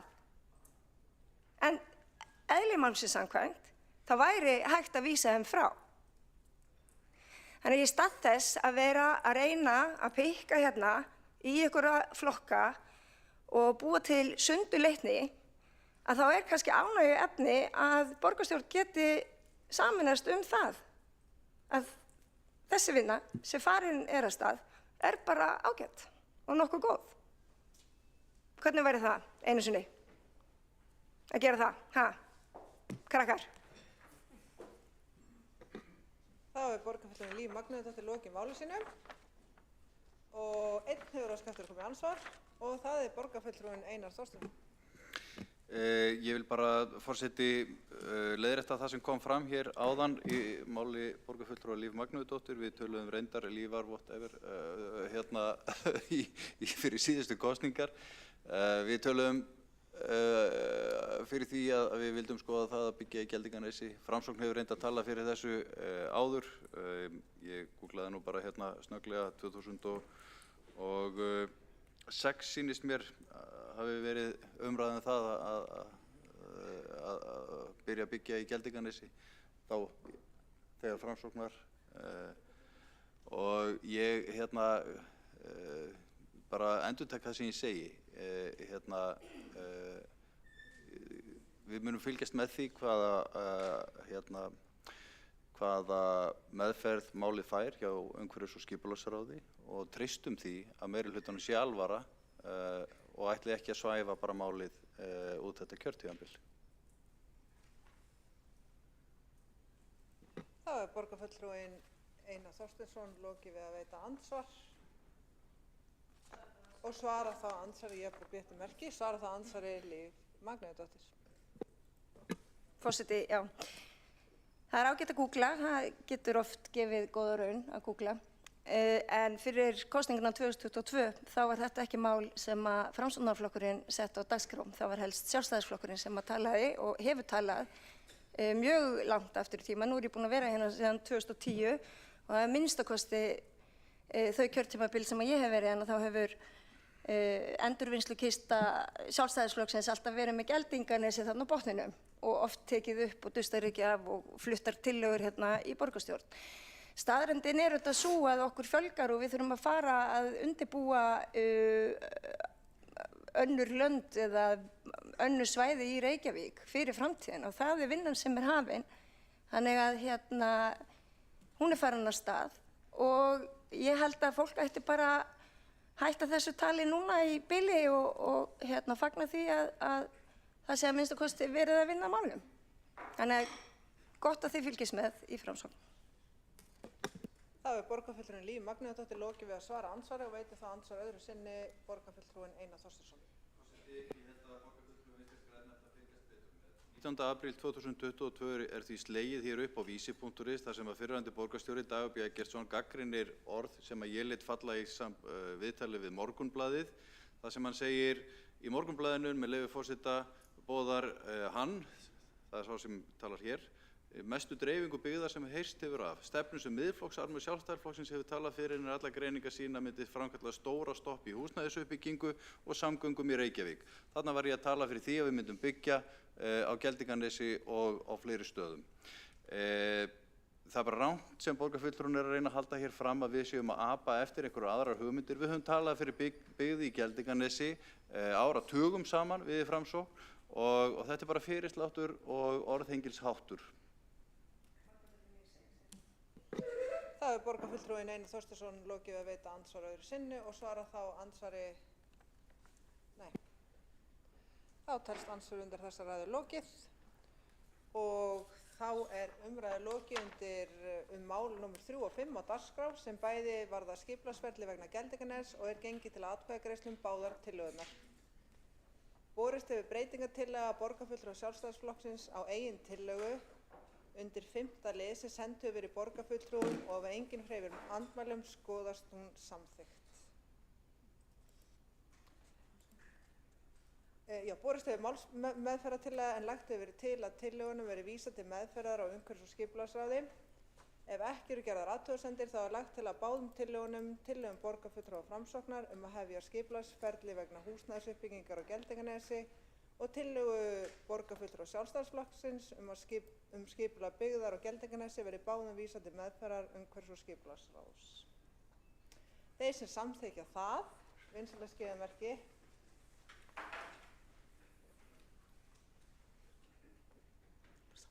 Hún er samþykkt. Já, það er bara gott hjá ykkur.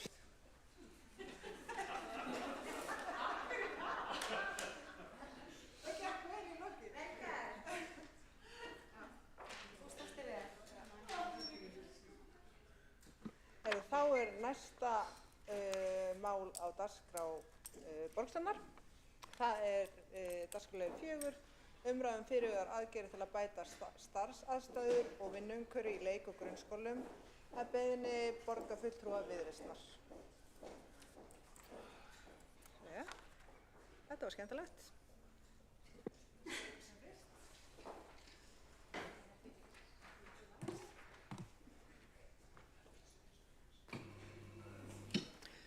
Forseti, já, við í borgarstjórnarflokki Viðreisnar óskum eftir umræðu fyrirhugaðar aðgerðir til að bæta starfsaðstæður og vinnuumhverfi í leik- og grunnskólum. Og við þekkjum öll manneklu í leikskólum borgarinnar og ég ætla ekkert að fara neitt yfir það að þreyta borgarstjórn með því. Það sem ég hef hins vegar mikinn áhuga á er að á síðasta borgarstjórnarfundi var farið yfir samstarfsyfirlýsingu samstarfsflokkanna og ein af þeim aðgerðum sem er í samstarfsyfirlýsingu og ég er búin að læra utan af, svo ég upplýsi það nú bara, að því þetta er stutt eins og borgarstjóri kom inn á fyrir í dag, en ein af þeim aðgerðum er að við viljum bæta starfsaðstæður og vinnuumhverfi í leik- og grunnskólum í samvinnu við starfsfólk og þar með talið hljóðvist og námsgögn. Og það var farið aðeins yfir þetta stuttlega hérna fyrir hálfum mánuði síðan og þar var komið inn á að það ætti að taka samtal við ríki og sveitarfélög og háskólar og þessir aðilar taki höndum saman og vinni sérstaklega að mönnunarmálum og ég heyri að samstarfsflokkarnir vonast þess að nýju kjarasamningar fjölgi í stéttinni, nýsamþykktir kjarasamningar. Það veitum við öll að það er langhlaup og er svo sem heldur ekki nýtt. Kjarasamningar hafa alltaf gefið von og það er gott. Þeir hafa sannarlega hækkað launin og oft starfsaðstæður en sjaldnast leitt til þess að við fáum betri niðurstöður þegar kemur að mönnun. Allavega höfum við ekki tekið nein risastökk þó svo örugglega hafi nú batnað oft til skamstíma. Það var einnig rætt forystu hlutverk borgarinnar og ég fagna því. Það var komið inn á það ætti að skoða skipulag leikskóladagsins. Þetta eru nú svo sem hugmyndir sem við höfum heyrt áður og það var fjallað ætti að skoða hugmyndir varðandi tekjutengingar og ég geri ráð fyrir því að það sé í gjaldskrá. Það var einnig komið inn á það að það ætti að skoða fagstarf og frístund og mögulega að leggja til að vetrarfrí yrði eins og í skólum. Það kom einnig líka fram að það ætti að setjast á spretthóp fjölgun leikskólaplássa sem búið er að undirbúa og það var í að því að þróa Reykjavíkurmódel. Og ég fagna því að það eigi að finna lausnir sem virka. Ég hef haft miklar áhyggjur af því hvernig hægt er að vinna að betri starfsaðstæðum sem virkilega hafa þau áhrif að við fáum fleiri til að starfa í leikskólum og það skapist á eftirspurn eftir þeim störfum. Og ef vel er að gæta þá ættum við náttúrulega líka að vera að huga að bættum starfsaðstæðum hjá ýmsum fleirum sem eru að vinna fyrir borgina eins og í þeim sem eru hjá okkur í þjónustu við aldrað fólk og fatlað fólk sem dæmi en í dag ræðum við fyrst og síðast þessa aðgerð sem er í þessari samstarfsyfirlýsingu leikskólum. leikskólum. Nú Reykjavíkurborg hefur á undanförnum árum unnið ötullega að því að bæta starfsaðstæður. Árunum 2018 til 2022 voru settir margir milljarðar í að bæta innviði og fagstarf hvað varðar starfsaðstæður. Og nokkur dæmi þekkjum við mörg hver úr þessum sal. Börnum var fækkað á hvern starfsmann sem fækkaði síðan plássum sem við höfðum til úthlutunar í borginni. Rýmra pláss skapaðist þá fyrir hvert og eitt barn og fyrir starfsmenn. Það voru samþykktir kjarasamningar þar sem laun leikskólakennara voru hækkuð verulega og undirbúningstímum var fjölgað. Opnunar- og vistunartími í leikskóla var styttur þvert á niðurstöðu jafnréttisúttektar. Þetta var aðgerð sem ég var ekki sátt við. Ég tók þátt í flestum þessum aðgerðum og samþykkti þær en að stytta opnunartíma var ég ekkert sérstaklega sátt með en féllst á það til að freista þess að bæta starfsaðstæður til að fjölga fólki sem ég get því miður ekki séð að hafa verið raunin og ég er því mjög spennt. Margar af þessum aðgerðum gengu út á það að bæta starfsaðstæður sem voru þá á kostnað fjölda plássa og að líka kostnað þess sem er þá þjónusta við foreldra því að verulega var styttur tíminn. En okkur í Viðreisn, okkur langar bara til að heyra meira. Ég vil bara fá að heyra og ég er bara mjög spennt og áhugasöm. Hvernig sjáum við Reykjavíkurmódelið fyrir okkur? Hvenær mun spretthópur fara af stað og mun hann leysa 0–6 ára hópinn af hólmi eða mun sá hópur starfa áfram? Mér væri gaman að heyra af því. Starfsaðstæður eru risamál.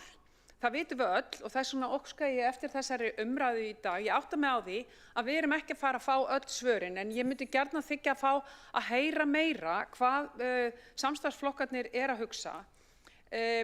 Það er ítrekað talað Kópavogsmódelið, svokallaða, en við vitum það öll sem að hér sitjum að það grundvallast á styttri vistunartíma og gjaldskrárþvingunum, langar mig að segja. Og ég þekki þetta bara persónulega mjög vel því að dóttir mín er með börnin sín á leikskólum í Kópavogi og ég bara veit nákvæmlega hvernig það er að fá ekki fá leikskólapláss en fá það bara í örfáa klukkutíma á dag og það er alveg hægt að standa, bæjarfulltrúar Kópavogs geta alveg farið Borg og Bí og sagt að þeirra módel sé svo geggjað að þau hafi ekki þurft að loka þetta einasta dag. Það er blekking í mínum huga. Ég get ekki séð að það sé annað en blekking því að það sem foreldrar í Kópavogi búa við er skertur vistunartími. Það er bara þannig. Og þetta alltaf þá spurning hvernig birtist þessi skerðing. Birtist hún eins og hún birtist í Reykjavík sem við þekkjum öll, og ég þekkti hana þegar ég var með mín börn á leikskóla fyrir 30 árum síðan, sem ósköp einföld, það ekki nægilega mikið af fólki, það vantar að fylla upp í klukkutímana og foreldrar þurfa að sækja börnin sín fyrr eða mögulega fá skerðingu á einhverjum dögum yfir einhver tímabil. Ég held að ekkert reykvíst foreldri sem hefur átt barn í leikskóla kannist ekki við annað en svona umhverfi. Í Kópavogi sagt, það hefur ekki verið skertur leikskóli í ár. Það getur alveg verið rétt að það hafi ekki þurft að sækja börn eða loka á einhverja dagparta, en að móti kemur að foreldrar í Kópavogi eru bara hreinlega ekki fá fulla vistun. Það er staðreyndin. Þannig að ég vil svo gjarnan að það verði eitthvað frábært Reykjavíkurmódel sem virki, og við höfum bara tapað þessu PR-stríði. Það gengur hér fólk út alla koppagrundir og talar geggja Kópavogsmódel sem þá alveg eftir að sannfæra mig það að það virki. Ég bara get ekki séð það, ég sé engin gögn það og engar tölur það og engar alvöru rannsóknir það. Þannig að þangað til að það ekki búið að sannfæra mig það, þá horfi ég á staðreyndirnar sem minni vistunartímun og þvingun í gjaldskrá. Þannig að mig fýsir að vita hvað erum við að fara að gera hérna í Reykjavík, hvernig verður Reykjavíkurmódelið. Við erum kannski þegar komið með það, hér búið að vinna alveg gríðarlega mikið og gott starf, en okkur hefur einhvern veginn ekki tekist samt sem áður að gera úr því þannig að við séum bara stolt af því. Það alltaf talað niður þegar kemur leikskólapláss í Reykjavík. Og við í Viðreisn höfum verið út Borg og Bí eins og þið mörg þekkið, og við höfum verið að spyrja borgarbúa hvað liggur þeim á hjarta.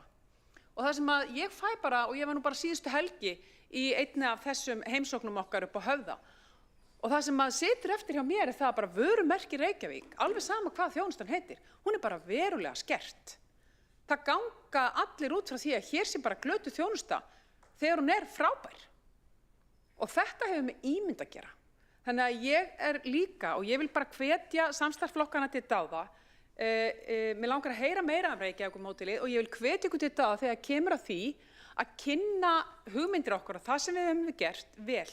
Þannig að við getum verið stolt af því að hér búið að eyða milljörðum og milljarða í að bæta þjónustu eða bæta starfsaðstæður, reyndar skerða þjónustu að einhverju leyti.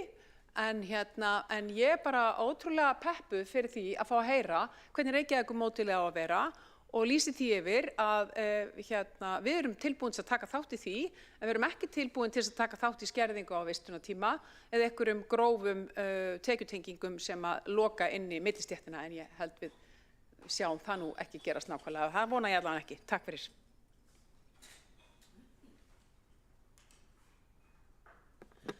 Borgarfulltrúi Þórdís Lóa Þórhallsdóttir hefur lokið máli sínu. Næst tekur til máls borgarfulltrúi Flokks fólksins, Helga Þórðardóttir.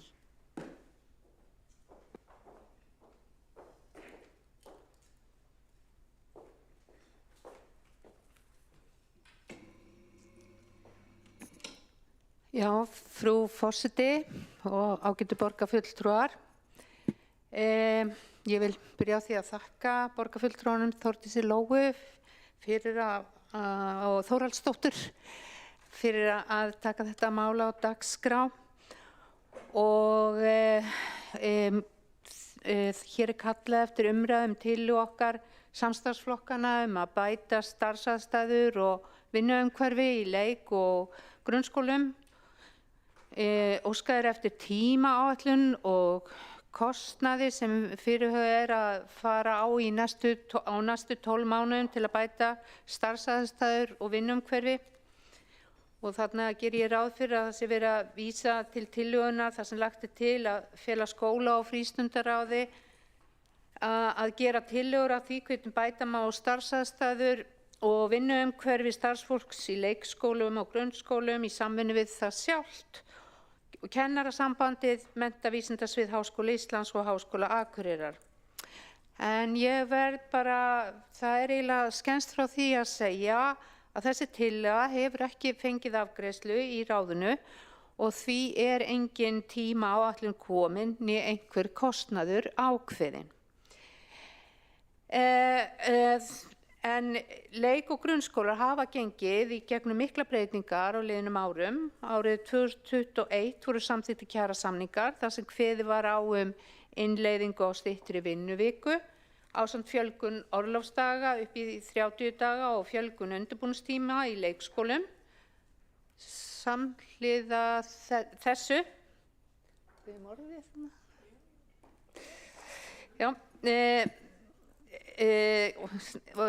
voru árið 2020 samþykkt ný lög sem kváðu á eitt leyfisbréf kennara. Þær aðgerðir sem samþykktar voru út frá skýrslu starfshóps bætt starfsumhverfi í leikskólakennara höfðu jákvæð áhrif bæði fyrir starfsfólk og börn í leikskólum Reykjavíkur, meðal annars lækkaði dvalartími barna og núna að meðaltali rúmlega 40 stundir á viku. Út frá vinnuverndarsjónarmiðum jákvætt að starfsfólk sé almennt ánægt með styttingu vinnuviku. Það kemst oftast í styttingu og fær lengri hvíld í orlofi. Einnig hefur aukin undirbúningstími jákvæð áhrif á tíma til samvinnu í grundunar og bæti það fagmennsku og gæði skólastarfs. Von stóð til að með einu leyfisbréfi kennara myndu fleiri kjósa að kenna á leikskólastiginu en það var ekki raunin, heldur fóru fleiri kennara frá leikskólanum yfir á önnur skólastig. Innleiðing þessa lagabreytingar og kjarabóta hefur því verið töluverð áskorun fyrir leikskólana. Áhrifin hafa meðal annars birst í lækkandi hlutfalli faglærða í leikskólum. Og ég vil bara lýsa skoðun minni á þessu leyfisbréfi. Ég var alltaf mótfallin að þessu og hafði miklar áhyggjur af þessari breytingu og átti vona að þetta myndi gerast og það sem að gerðist því miður. En ég vil bara tala aðeins þetta hvað við ætlum að fara að gera, að þá verðum við, áður en við ákveðum, hvernig við bætum starfsaðstæður í leik- og grunnskólum og jafnframt líka verðum við að horfa til frístundar, þá verðum við að skoða vel hvað hefur verið gert. Og þá vil ég horfa til þess, sjálf ég ný í þessu ráði og að kynna mér hlutina. Og það hefur líka farið mjög mikilvæg vinna fram. Og það var stofnað síðastliðinn haust, var stofnaður starfshópur og hann átti að skila niðurstöðum núna í janúar. En núna von á niðurstöðum frá hópnum í lok vikunar eða byrjun næstu. Og þessi hópur einmitt að skoða það sem borgarfulltrúinn var að tala hér áðan.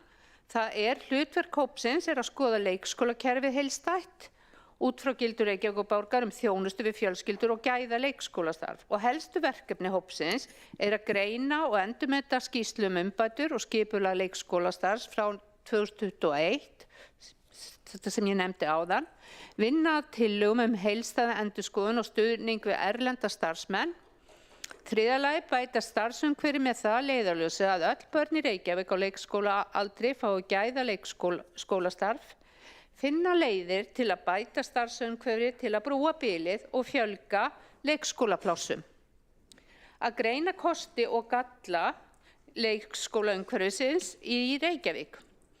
Vinna að tillögum með tækifærum til breytinga sem hliðstæð stefnumótun Reykjavíkurborgar starfsaðstæður og starfsumhverfi. Eins veit ég að starfshópurinn að skoða leiðir og úrlausnir í öðrum sveitarfélögum, líkt og Kópavogsmódelið, en hins vegar erum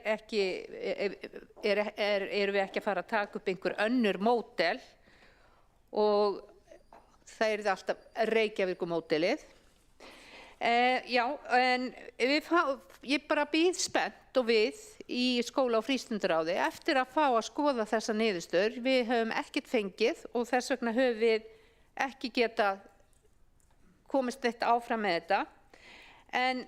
Enda nýtekin við. En við í samstarfsflokkunum leggjum mikla áherslu á þjónustu við börn og barnafjölskyldur og við tökum því hlutverki og skyldum alvarlega.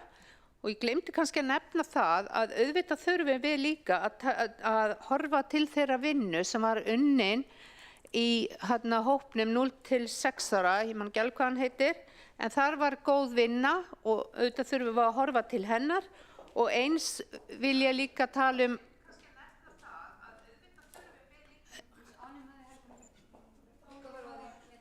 Já, allt í góðu. Þetta var bara svolítið skrítið að heyra röddina sína tvisvar.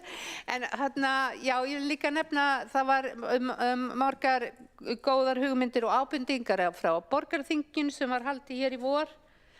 Og auðvitað þurfum við að kynna okkur þetta allt áður en við gerum breytingar. Og ég bara hlakka til að vinna þessum breytingum og ég bara þakka hvatninguna frá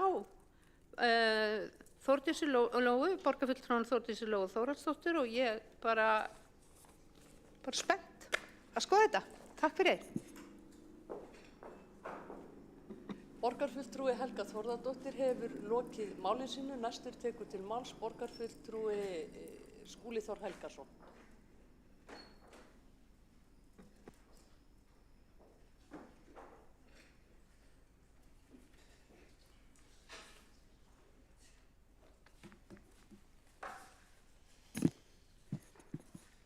Forseti ágæta borgarstjórn. Ég byrjaði að þakka kærlega fyrir þessa umræðu bættar starfsaðstæður í leik- og grunnskólum. Þakka borgarfulltrúa Þórdísi Lóu Þórhallsdóttur kærlega fyrir að vekja máls á þessu. Auðvitað svolítið snemmt eftir 2 vikur frá því að við samþykktum tillögu að fara í þetta verkefni að óska eftir kostnaðarmati og útfærslum en það sannarlega verkefni sem að stendur fyrir dyrum eins og kom fram í máli Helgu Þórðardóttur, formanns skóla- og frístundaráðs. Ég ætla aðeins að fara inn í þetta, svona rifja örstutt upp hvað við höfum gert fram að þessu þó að málshefjandi hafi reifað það og Helga Þórðardóttir sömuleiðis. Við fórum í mjög mikla vinnu hér 2017 og 2018 til þess að bæta starfsaðstæður, þá sérstaklega með leikskólastigið undir en reynda líka var sambærileg vinna unnin fyrir grunnskóla og frístund. Og ég ætla aðalega að fjalla leikskólastigið í mínu máli. Ég tel að þar sé brýnast að taka til hendinni í þeim málaflokki. Við eigum skýrsluna frá 2018. Hún var með 33 tillögum og margar þeirra komu strax til framkvæmda. Þetta var fjölgun starfsfólks á eldri deildum, fækkun barna á deildum heil 7% sem að leiddi vissulega til þess að við þurftum að fara í stóra mínustölu varðandi leikskólaplássin upp á 300-400 pláss. Einmitt á sama tíma og Brú og bíli verkefni var að fara af stað. En það var reyndar gert til þess að minnka álag á leikskólunum og til þess að bregðast við því að strax eftir hrun var fjölgað mjög inn á deildum tímabundið til þess að bregðast við í raun og veru neyðarástandi hjá barnafjölskyldum í borginni. Og það var aukið leikrými barna sem var bein afleiðing af færri börnum á deild. Það var líka fjölgun undirbúningstíma. Borgin raun og veru ruddi þar brautina sem að síðar var innleidd í kjarasamninga sem að nýttust út all land. Það var meira fjármagn í faglegt starf og svo framvegis og svo framvegis. Ég ætla ekki að telja upp alla 33 tillögurnar. En það fóru mikli fjármunir í þetta, fjárfesting upp á 4 milljarða á síðasta kjörtímabili og ef við tökum núverandi kjörtímabil til viðbótar þá má í raun og veru láta nærri að það megi tvöfalda þá tölu af því að flestar af þessum aðgerðum eru ennþá í gildi með fjármagn bak við sig. Nú síðan var opnunartíminn styttur hálftíma 2021 til að mæta kröfum aukið álag. Það voru miklar hrakspár að það myndi hafa skelfilegar afleiðingar en áhrifin voru sáralítil og miklu minni en spáð hafi verið. Það voru örfáir sem að nýttu sér mótvægisaðgerðina að einn leikskóli í hverju hverfi yrði opinn lengur til 5. Minnir að umfangið hafi verið í kringum 10 börn í borginni allri. Og eins og hér hefur komið fram í umræðinu þá starfshópur að skila af sér á allra næstu dögum sem að hefur verið að rýna einmitt hvað að gerast í öðrum sveitarfélögum, hvað þarf að gerast hjá okkur og við hlökkum til að vinna með þær tillögur en mér langar að leggja inn í þessa umræðu af því að hún hér á dagskráni sjónarmið sem að vonandi nýtast í það að búa til Reykjavíkurmódelið og minni á það og það staðfest í könnunum, það mikil ánægja með starfi í leikskólunum í borginni og ánægjumælingar hafa verið upp á yfir 90% ánægja með það sem að þar fer fram og langstærstur hluti þeirra barna sem eru á leikskólum í borginni fá leikskólapláss í sínu hverfi. Þær tölur hafa sömuleiðis verið í kringum 90%. Hvað þarf að gerast núna til viðbótar því sem að þegar hefur verið gert? Í mínum huga er mál númer 1, 2 og 3 það að styðja stjórnendur betur við að tryggja fulla mönnun leikskólana. Við þurfum að gera ennþá meira en gert hefur verið og leggja auðvitað mesta áherslu á að ráða fagfólk með kennaramenntun inn því það tryggir best faglegt starf og stöðuleika í starfsmannahaldinu. Það er mun meiri starfsmannavelta meðal ófaglærs fólks þó í þeim röðum séu sannarlega margir afbragðs starfskraftar með mikla reynslu og hæfileika á sviði leikskólastarfs, en auðvitað er þetta ekkert áhlaupsverk því stóra myndin er þessi, það eru einfaldlega allt of fáir leikskólakennarar í landinu okkar í dag. Allt of fáir með við nýliðunarþörfina og það er bein afleiðing af lengingu kennaranámsins 2008 og það er auðvitað langstærsti skýringar þátturinn í því af hverju við erum alltaf að tala mönnunarvanda í leikskólum, sérstaklega. Það bara er ekki nægilega mikið af fagfólki til þess að ráða í störf sem að losna þegar að leikskólakennarar fara á eftirlaun. Nýju kjarasamningar eru stórt skref í rétta átt. Þau gera auðvitað starfsvettvanginn meira aðlaðandi á komandi árum en það þarf meira að koma til og ég held að við þurfum að setja mönnunarmálin sérstaklega á dagskrá sem viðfangsefni hér með sérstakri tillögugerð og við munum beita okkur fyrir því að það verði gert hér á næstu vikum. Það þarf að eiga sér stað samtal við bæði ráðuneyti og samband sveitarfélaga samhentar aðgerðir til þess að hvetja ungt fólk til þess að velja kennaranámið, gera kennaranámið að betri undirbúningi fyrir starfið út á vettvangi og rýna sérstaklega allar mögulegar hvataaðgerðir til þess að fjölga kennaranemum og kennurum sem snúa tilbaka, munum eftir því. Ótrúlega stór hópur þeirra sem eru kennaramenntaðir á Íslandi eru ekki að starfa við kennslu. Þeir eru í öðrum störfum og við þurfum að rýna þann hóp sérstaklega á hvað eftir að gera til þess að ná að vinna þá krafta aftur inn í leikskólana og grunnskólana. Ég vil líka nefna það, ég tel rétt að við skoðum það í þeirri vinnu sem framundan er, að skoðum lengd leikskóladagsins sérstaklega fyrir yngstu börnin. Þekkjum það að það hafa verið gild sjónarmið og rök fyrir því að það sé ansi vel í lagt fyrir börn sem er að koma úr hlýjum faðmi fjölskyldunar í 12 mánaða fæðingarorlofi að fara beint inn í 8 tíma dag í leikskóla, hvort sem að það er í borginni eða annar staðar. Og margir sem hafa talað fyrir því að það væri eðlilega að þessi inntaka barna væri mýkri og mildilegri og væri tekin með rólegri formerkjum í færri tíma í senn á hverjum degi.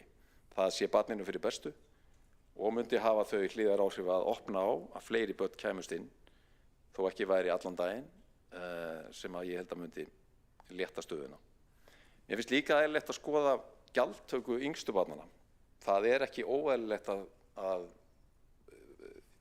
foreldrar yngstu barnanna greiði hlutfallslega hærri gjöld á fyrsta árinu enda fylgir því mun meiri kostnaður að taka á móti yngstu börnunum og að þau myndi greiða hlutfallslega meira heldur en gert í dag.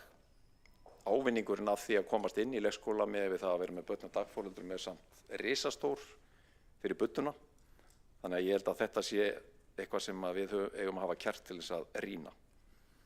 Tekjutengingar eða tekjutillit, þetta sjáum við í sumum sveitarfélögum í kringum okkur. Ég er sjálfur ekki viðkvæmur fyrir því að skoða það en ber virðingu fyrir sjónarmiðum að það megi ekki ganga of lágt í þeim efnum. Það er líka hægt að horfa á meira tekjutillit sem vægari aðgerð heldur en að vera með beina harða tengingu við tekjur alfarið í gjaldskráni og það megi til dæmis útfæra með þeim hætti að það sé sérstaklega verið að horfa á þennan hóp sem er með lægstu tekjurnar og hvernig megi koma betur til móts við það.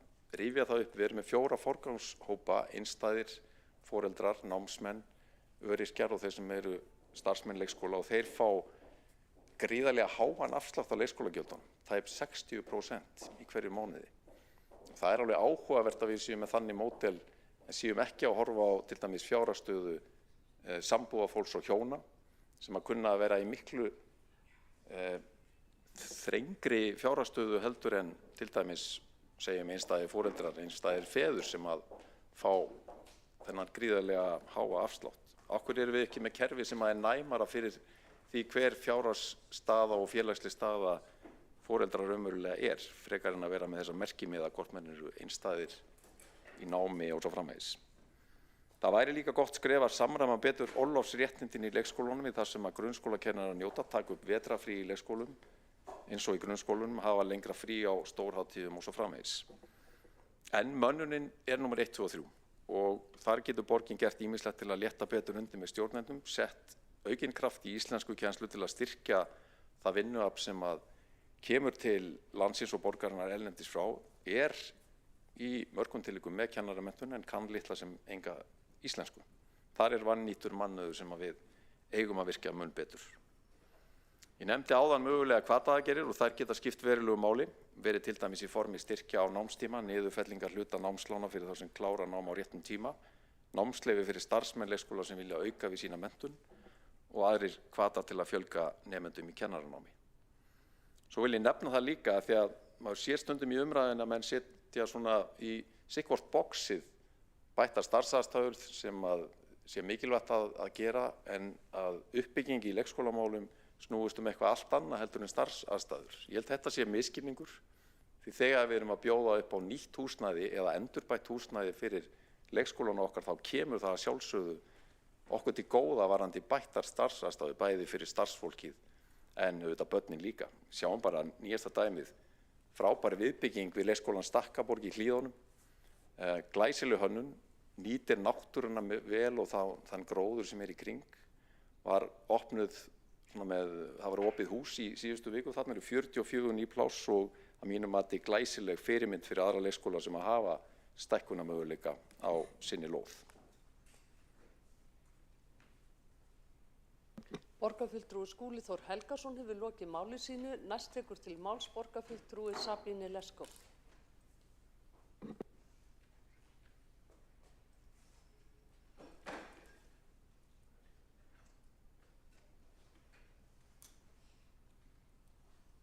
Forseti og borgarstjórn, ég þakka líka borgarfulltrúa Þórdísi Lóu Þórhallsdóttur fyrir einlægan áhuga á þessari forgangstillögu okkar til að bæta starfsaðstæður í leik- og grunnskólum og að sjálfsögðu líka á frístundaheimilum. Ég skildi ekki fyrst af hverju hún leggur þetta fram hér, við vinnum nú hratt en ekki svona hratt og vorum einmitt að tala þessa tillögu einhverju leyti á síðustu borgarstjórnarfundum.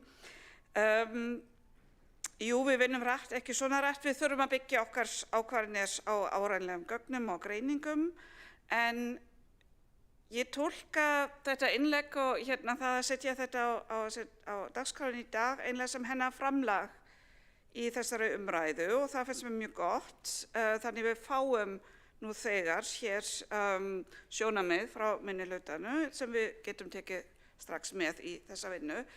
Ég tek algjörlega undir með henni hvað var að Kópavogsmódelið, við höfum fengið mikla þrýstingu að fara svipa leið og heyrum þetta mjög mikið, það er rétt, við kannski töpum PR stríði í þessu, það talað mjög jákvæðum hátt hætti þetta, en það er rétt, það sem við höfum ekki fengið einhverja alvöru úttekt hvað þetta þýðir fyrir börn og foreldra.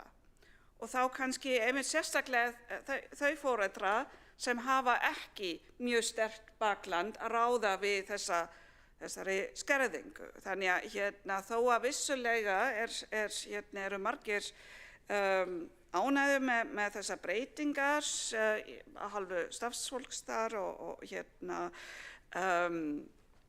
bæjarstjórn, en við höfum ekki séð nein gögn hvernig þetta nýtist þeim foreldrum sem, eins og ég sagði, eru kannski í viðkvæmustu stöðu.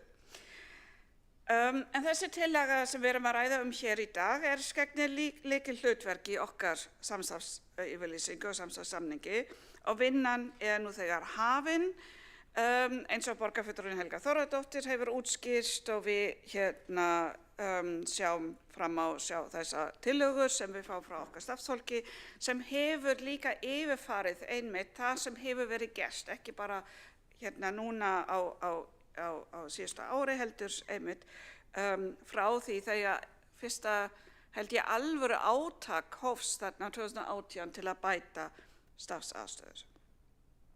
Reyndar hefum við nú þegar sett í vinnslu eitt verkefni sem komin með tímaáætlun og mat á fjármagni, ég get glatt borgarfulltrúa með það og það til að nokkur bókakaupið. Það nær nefnilega líka til leikskóla og það búin að reikna nú þegar út niður á hvern leikskóla, hvernig þetta kemur út, af því að bækur gefa svo margt og nýja bækur gleðja ekki bara börnin heldur starfsfólki líka. Það held ég getum við öll staðfest sem hafa þurft að lesa sömu bókina 150 sinnum.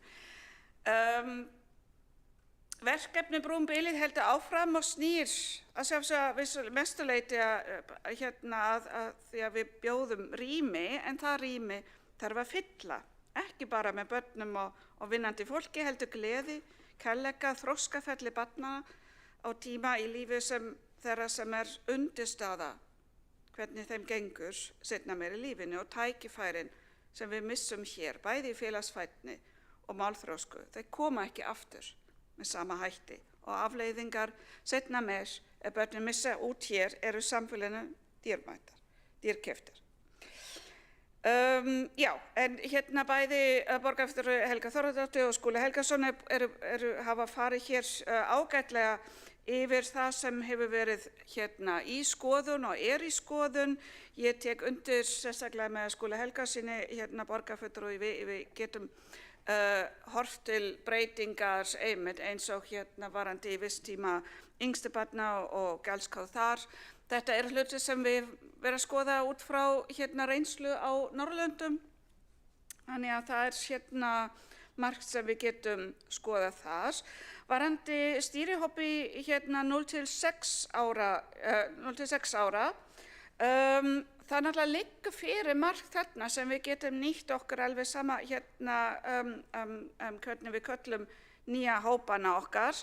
En tillögur þarna sem koma frá foreldrum og starfshópi eru bara margir rosalega góðir. Til dæmis var þarna mikið rætt hugmyndin að skipta starfsdegi í leikskólum frekar upp í faglega starfi fyrir hádegi og meira frels og leiktími eftir hádegi. Það eitthvað sem held ég við getum skoðað. Aðra hugmyndir eins og að nýta sjálfboðlið að leikskólum kannski ekki alveg það sem við viljum sjá, en þarna hafsjóð af mjög góðum hugmyndum sem við getum nýtt okkur. En forseti, ákall og röðum okkar starfsfólk hjálp, stuðning, það mjög skýrt. Og núna í vikunni þá fengum við held ég öll tölvupost frá áhyggjufullum leikskólakennara sem bendir einmitt á hópi í starfsmanni í leikskólum sem ég hef áður gert að umræðuefni. Og þetta eitthvað sem við munum ávarpa í okkar útfærslum og það starfsfólk af erlendum uppruna. Ég held það margt sem þarf að skoða, ég ekki bara íslenskukennslu. Það virðist alltaf að vera það fyrsta sem kemur upp í huga, en hér þarf eitthvað meira. Hér þarf alvöru stefnumótun, hér þarf einhvern ramma ráðningar og ráðningarferlar.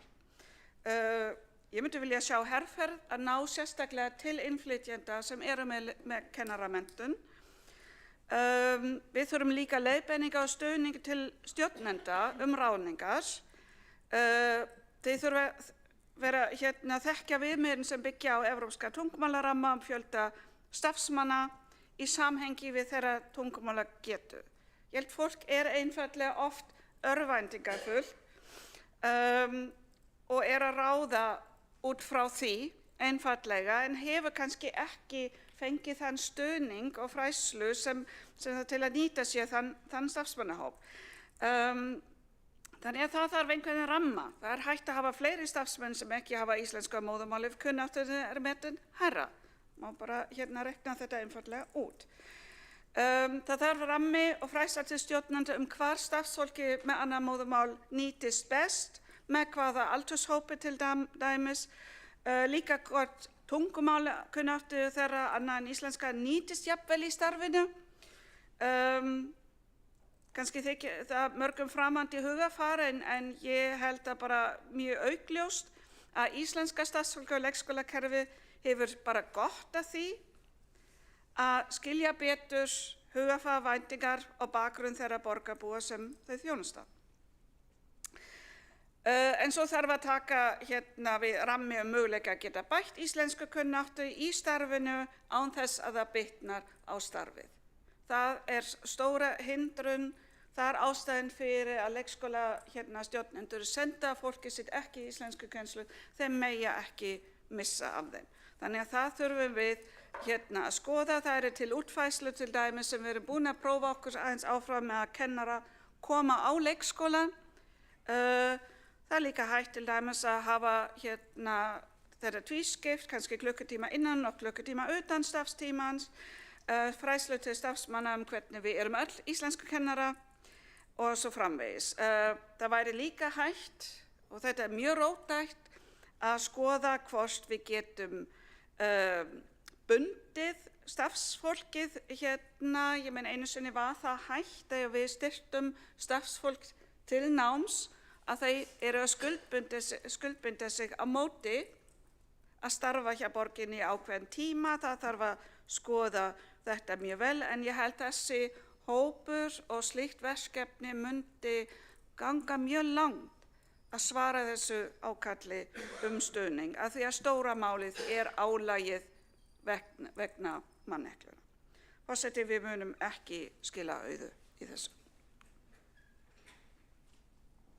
Borgarfulltrúi Sabine Leskop hefur lokið máli sínu. Næst tekur til máls borgarfulltrúi Ragnhildur Alda María Vilhjálmsdóttir.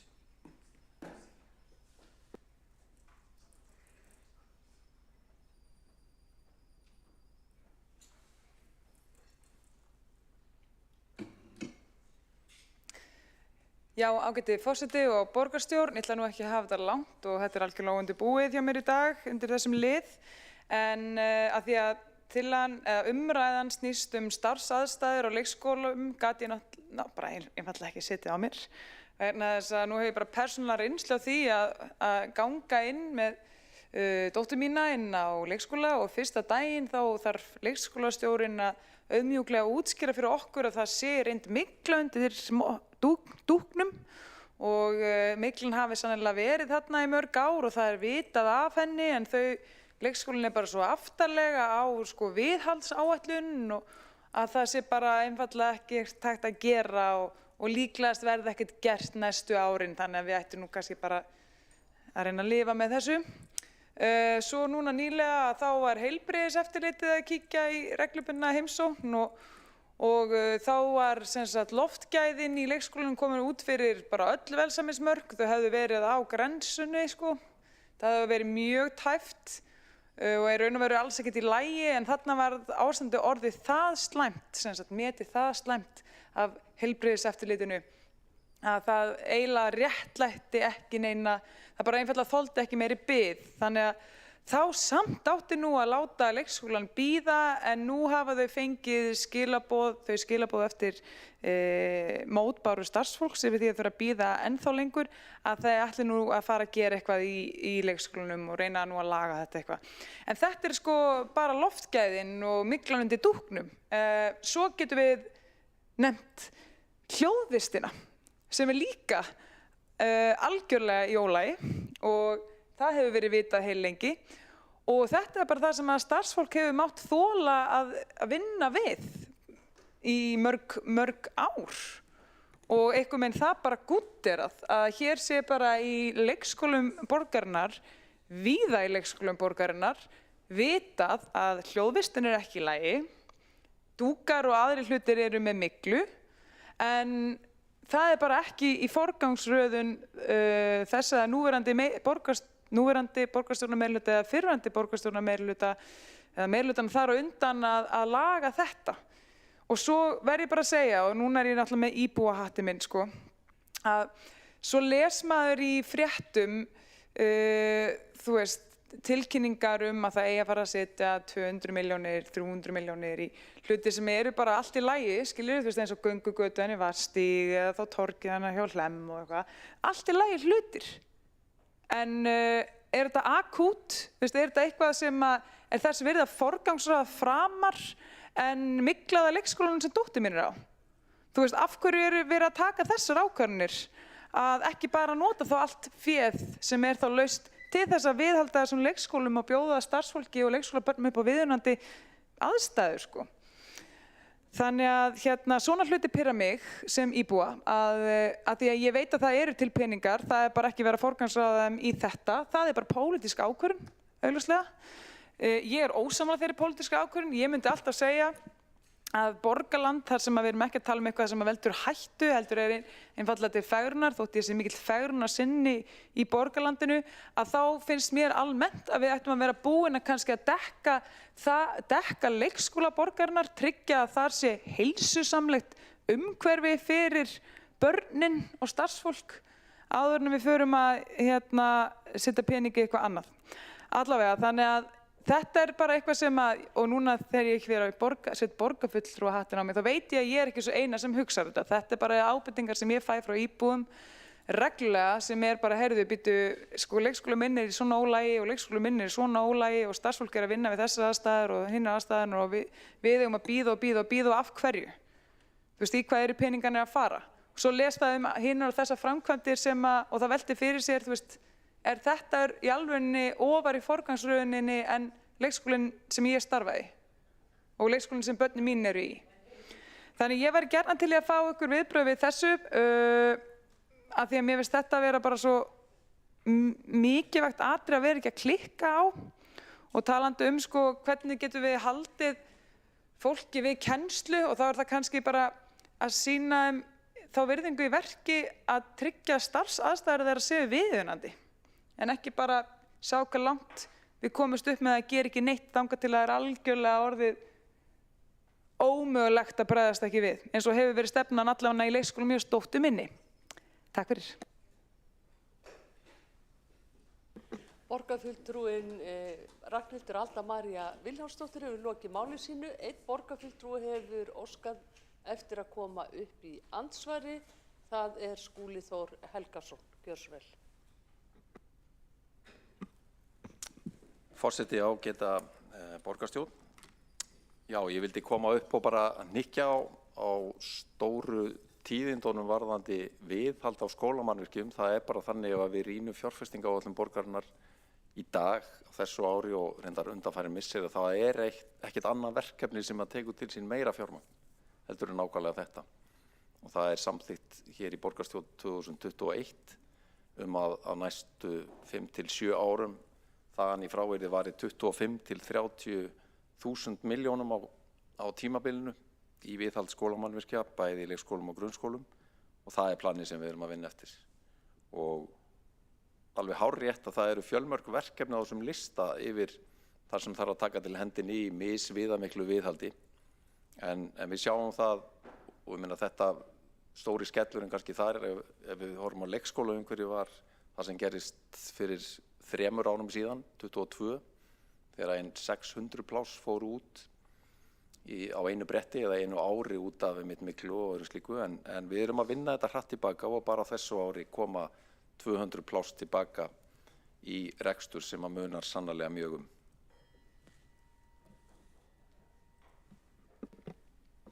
Borgarfulltrúinn Skúli Þór Helgason hefur lokið við að veita andsvar. Þá svarar andsvari borgarfulltrúinn Ragnhildur Alda María Vilhjálmsdóttir.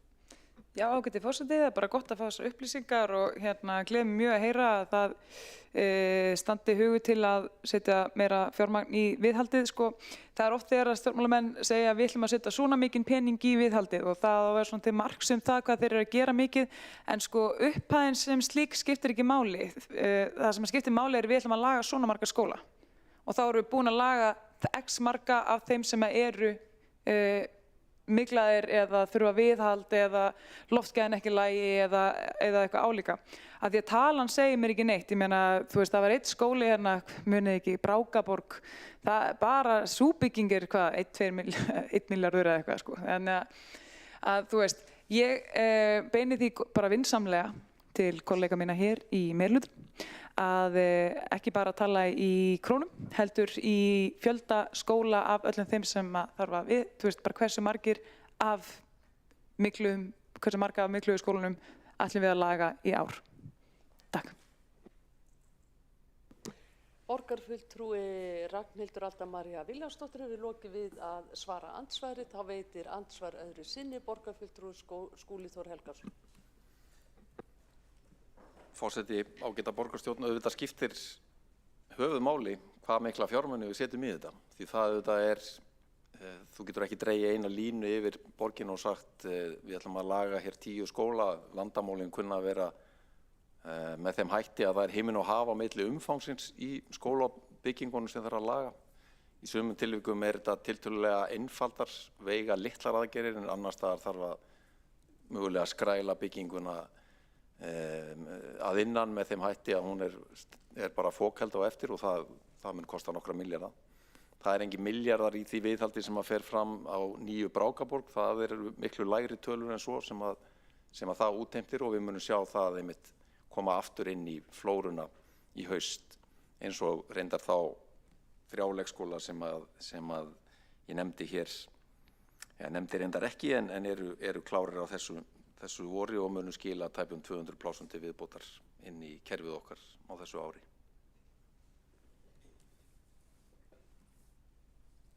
Borgarfulltrúi Skúli Þór Helgason hefur lokið við að veita andsvar öðru sinni. Það svarar andsvari öðru sinni borgarfulltrúi Ragnhildur Alda María Vilhjálmsdóttir.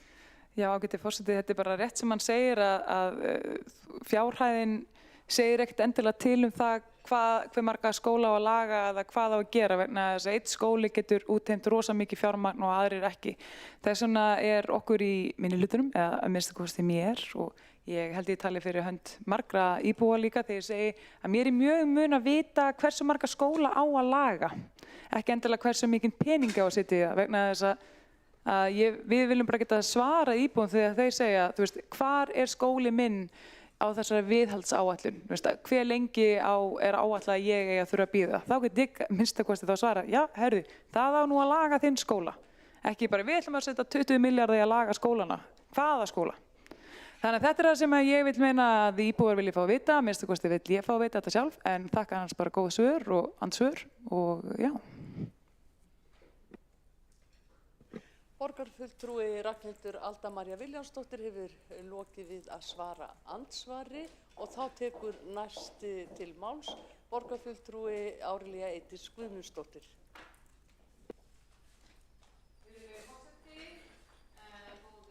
Borgarfulltrúar og þeir sem á hlýða. Borgarfulltrúi Sabine Leskop vísaði án til þess að við höfum fengið bréf og ég ætla með leyfi forseta að leyfa mér að lesa úr því. Þar sendir leikskólakennari sem hefur unnið hérna hjá okkur í 20 ár, okkur tölvupóst og segir: Ég hef minn leikskólaferil í júnímánuð 1989 og hef starfað á leikskólum síðan með góðum hléum. Starfsaldur minn spannar því rétt 20 ár. Ég starfaði í 3 leikskólum frá september 2020, kom þá tilbaka og í hálfgerðu áfalli hvernig við hlúum að nemendum og kennurum. Á þeim leikskóla sem ég starfa í dag er ástandi grafalvarlegt. Það er mikið veikindi sem hefur orðið til þess að kennarinn sem á að sinna sérkennslubörnunum hefur lítið getað sinnt þeim þar sem hann þurft að leysa af á deildum. Við erum með nokkra erlenda starfsmenn sem tala nánast enga íslensku og það verður til þess að það mæði mikið á kennurum sem hafa íslensku á móðurmáli.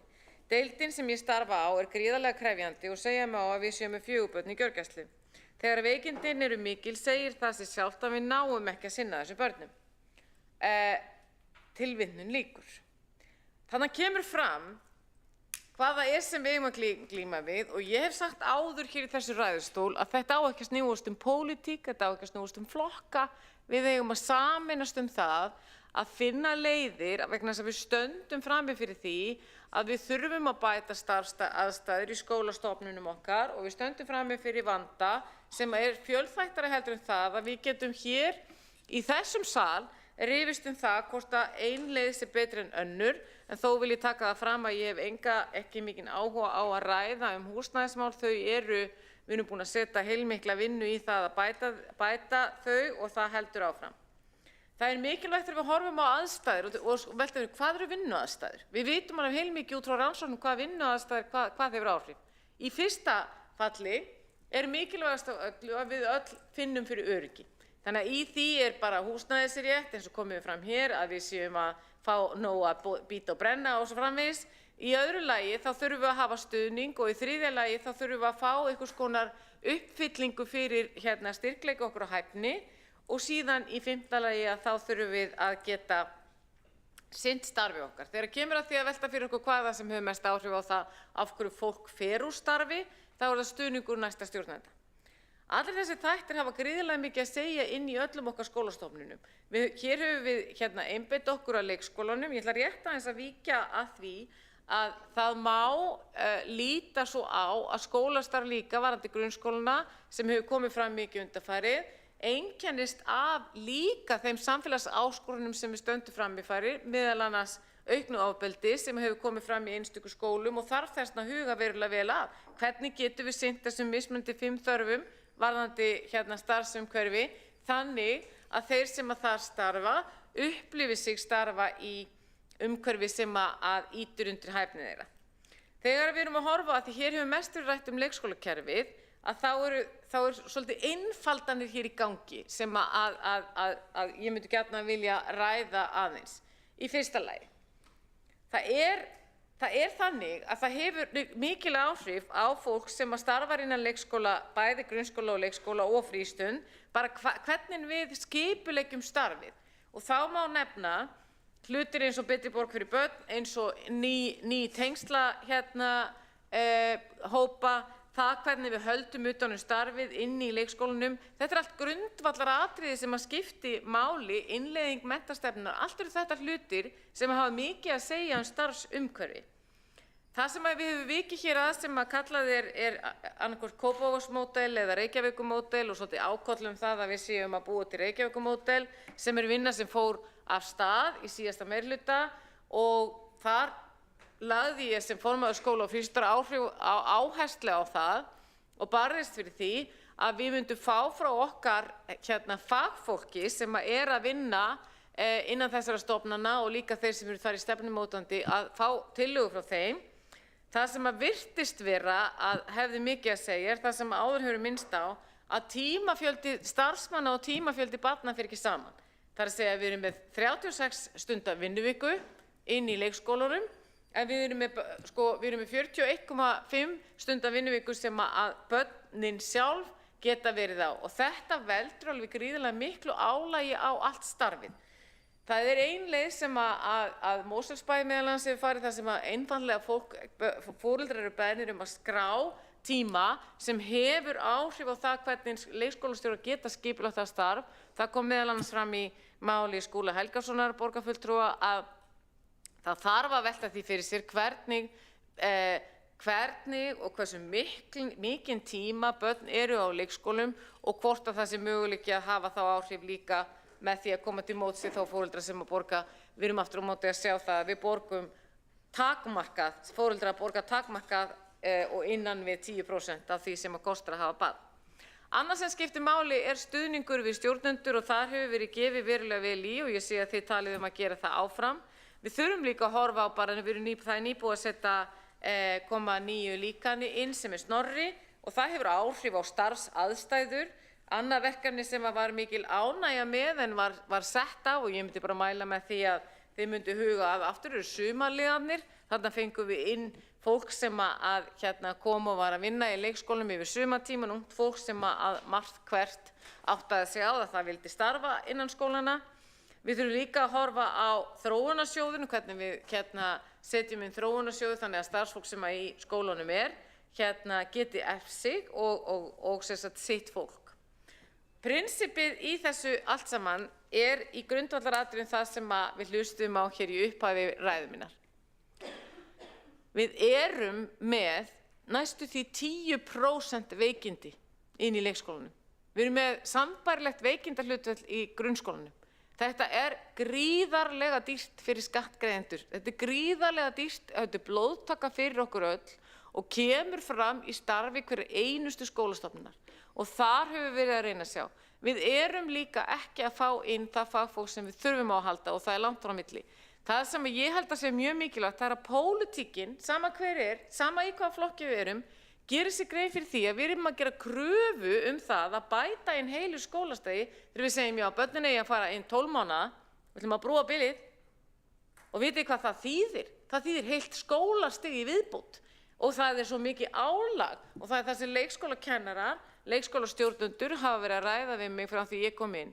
Þegar við tölum eins og það sé ekkert mál að bæta við öllum þeim fjölda sem að þá erum við að þrýsta á kerfið hluti sem að getur verið mjög erfitt í framkvæmd á kerfi sem er nú þegar þannig. Og þá komum við að því að vissulega eins og Sabine Leskov borgarfulltrúi sagði áðan, getum við kennt þeim erlendu starfsmenn sem við erum íslensku en þegar hlutfallið er orðið of alltaf hátt að þá er það mjög erfitt. Og við vitum, þrátt fyrir það að við berum virðingu fyrir okkar erlenda starfsfólki, þá vitum við að það hefur áhrif á máltöku, ekki einungis barna þeirra sem eru af erlendum uppruna, heldur líka allra þeirra barna sem eru í hópnum.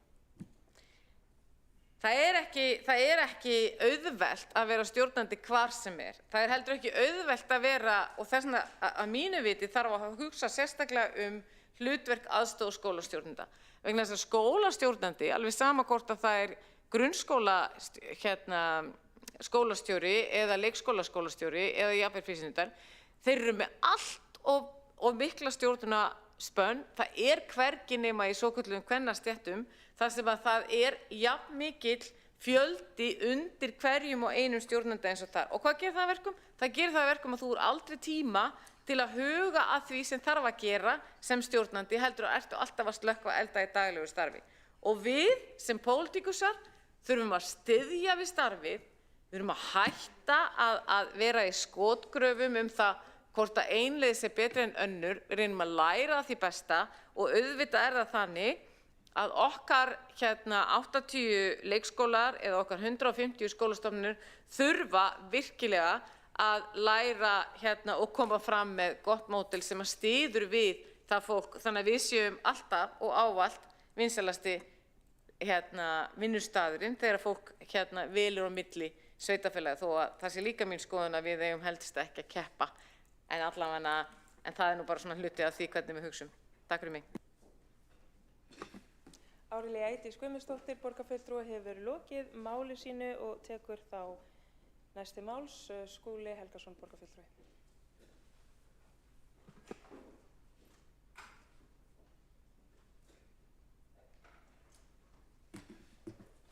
Forseti, ágæta borgarstjórn, ég ætla nú ekki að lengja umræðuna mjög en vildi í kjölfarið á áskorun borgarfulltrúa Ragnhildar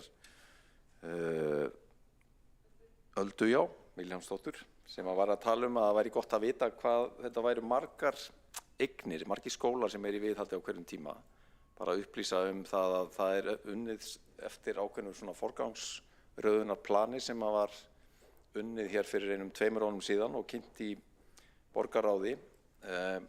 Það er tímasett til 2028 og á þeim lista eru einar 113 eignir og það er að kynna sér það í smáatriðum. Þetta er góð vinna og mjög skýr, það er forgangur 1, þar eru 37 eignir og menn geta séð hvaða skólar þetta eru brotinir á hverfi. Þannig að í Vesturbænum er Grandaborg, Vesturborg, Melaskóli og Hagaskóli í þessum fyrsta forgangi, í miðborginni, Miðborg, Njálsborg og Vörðurskóli og svo rekur þetta sig í gegnum öll hverfin í borginni og undir þessu eru sem sagt í kringum 4 til 5 milljarðar á ári sem að fara í viðhald samkvæmt þessu plani. Þetta er 2 ára gamalt, ég hef ekki verið fram að mig uppfært plan en það er eitthvað sem að við munum kalla eftir að fá plan sem að gildir fyrir 25 og þau ár sem að framundan eru.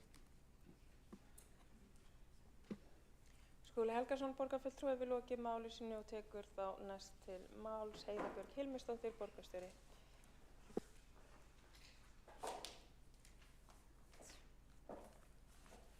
Já, kæri forseti, ágæta borgarstjórn, mér langaði bara að fá að þakka borgarfulltrúa Þórdísi Lóu Þórsdóttur fyrir að taka upp þessa umræðu. Ég held að þetta sé að mörgu leyti þó við hefjum hana út frá starfsaðstæðum kennara. Þá er þetta auðvitað bara risastórt mál sem við þurfum einhvern veginn að skoða. Við þurfum að ávarpa mönnun og aðstæður fólks sem að vinna með börnum alls staðar. Og við höfum verið að velta því fyrir okkur og skoða hvernig við getum útfært þá tillögur sem við höfum þegar samþykkt. Og margar af þeim hugmyndum hafa verið ræddar hér í dag. Skúli Helgason hefur farið vel yfir sumt af því og svarað spurningu varðandi viðhaldsátak sem hefur verið samþykkt að fara í á húsnæðinu. Í borgarráði núna á 5. verður endurskipað líka í hóp sem hefur kallast Brúum Bilihópur, tekur líka til starfsmanna eða mönnunar þarfar og auðvitað við það að fjölga leikskólaplássum þarf að hafa það í huga.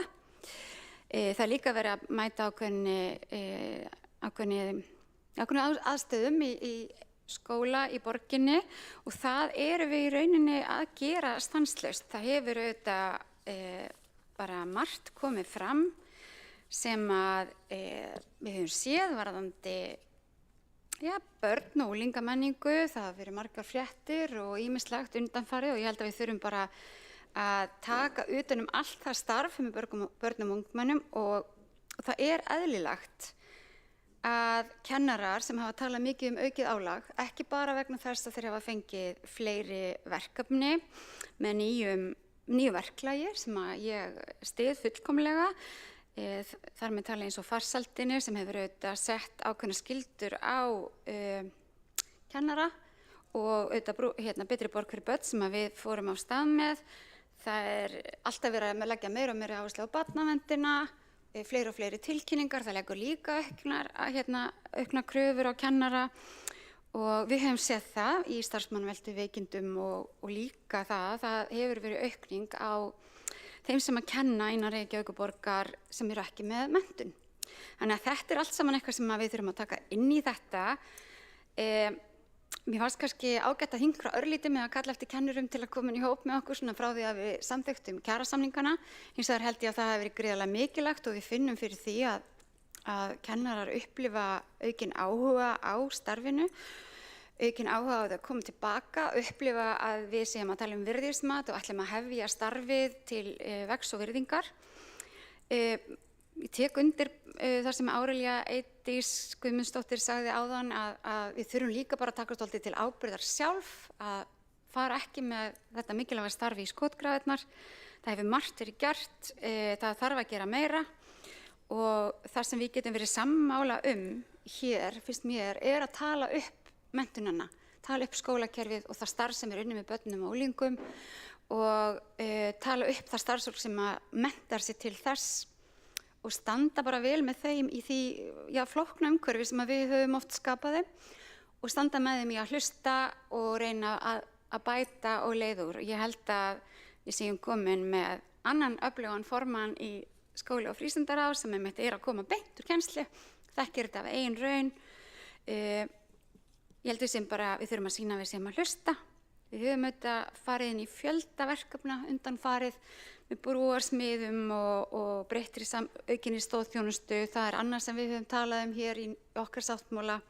Við höfum verið að skoða menntun, hvort það er hægt að endurmennta kennara, hvort það er hægt að fara inn með íslenskukennslu líka fyrir börnin, því það er auðvitað líka flókið oft fyrir kennara þegar börnin fá ekki nægan stuðning, hvorki í íslenskukennslu né móðurmálskennslu. Já, nú er frumvarp jöfnunarsjóð komið fram og við vonum að það komið fram. Við fáum aukna tekjur en engu síður þurfum við að bætast við þessu, eða bregðast við þessu. Ég held að flotinn, sálfræðiþjónustan sem hefur verið aukin inn í hverfunum og annað, við höfum verið að taka ákveðin skref, við þurfum að taka fleiri og við þurfum að taka mun stærri skref hvað varðar starfsaðstæður kennara og starfsmanna sem vinna með börnum og ungmennum í allri borginni. Það bara fagna ég því að það sé, okkur sé veitt aðhald með að vinna þessu og fyllir það að við höfum verið að gera það og hópur mun bara vera skipaður á næstu dögum. Við höfum ekki alveg ákveðið, líklega verður endurskipað í 0–6 ára hópin til þess að ljúka honum og klára þau gögn. Það er ýmislegt sem hægt er að nýta til áframhaldandi starfa en það kannski fjallar meira fjölskyldurnar og börnin heldur en akkurat starfsaðstæður kennara. En starfsaðstæður kennara auðvitað kom beint niður á starfsaðstæðum og lífi barna og fjölskyldna, þannig að allt tengist þetta einhvern veginn. Mér langar bara að þakka okkur fyrir frábæra umræðu. Ég held að þetta er eitt stærsta verkefni sem við erum að vinna með núna og við töluðum líka það að taka utan allar aðgerðir sem við höfum verið að fara í, sem eru fjölmargar, varðandi ofbeldi meðal barna og sem beinist að börnum og meðal barna. Ég held að það þurfi ekki endilega alltaf að bæta ástundu, það maður líka bara tryggja samstarf og samræmt verklag. Þannig að það gerðum við í heimilisofbeldinu með saman gegn ofbeldi og ég held að það sé mörg tækifæri að taka það þéttara utanum hvernig við erum að meina með börnum og ungmennum, vegna þess að það er mikið verið að gera. En einhvern veginn höfum við samt ekki, okkur hefur ekki auðnast að ná alveg nógu vel utanum þetta að mati kennara allavega.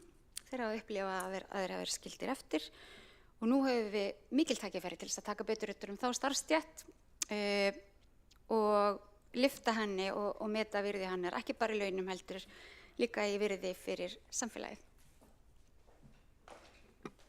Heiða Björg Hilmisdóttir, borgarstjóri, hefur lokið máli sínu og tekur þá næst til máls Þórdís Lóa Þórhallsdóttir, borgarfulltrúi.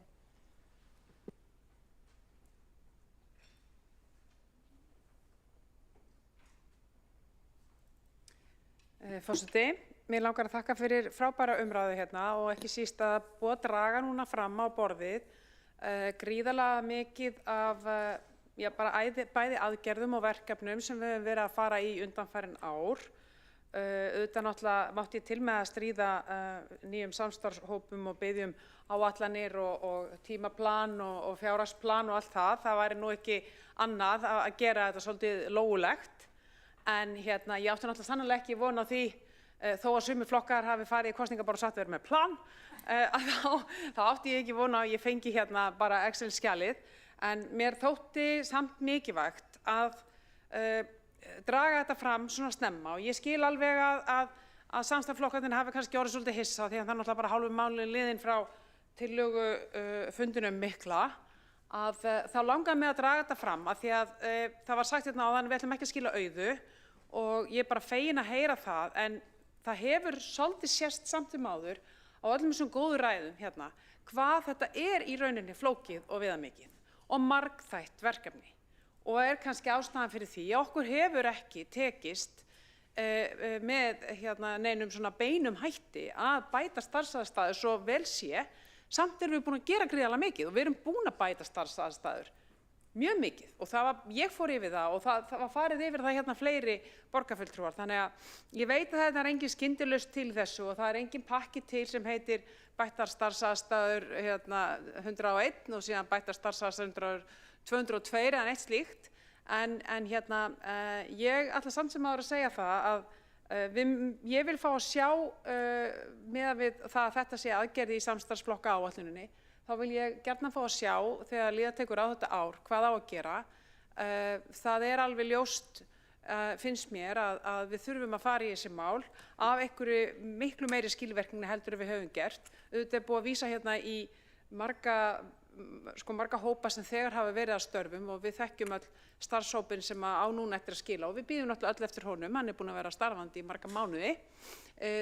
Ég fegin að heyra að það á ekki alveg að kasta fyrir róða 0–6 ára vinnunni og við fáum þá líka gögn og feedback frá því.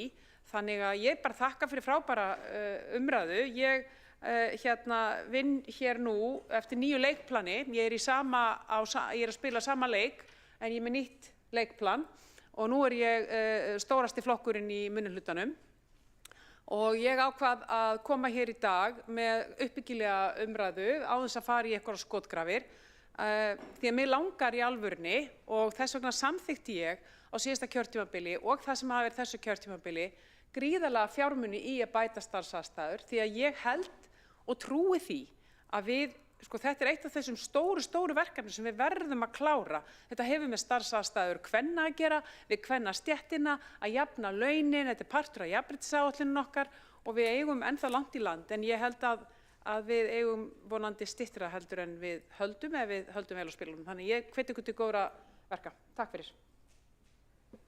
Þórdís Lóa Þórhallsdóttir, borgarfulltrúi, hefur lokið máli sínu og ekki eru fleiri á mælendaskrá undir þessum lið og telst þá umræðu dagskrárlið nr. 4 lokið. Forseti leggur til að mál nr. 6 á dagskrá, umræðu íbúalýðræði, verði frestað og er litið svo á að það sé samþykkt ef enginn hreyfir andmælum. Þá er litið svo á að það sé samþykkt og forseti tekur nokkra mínútna fundarhlé.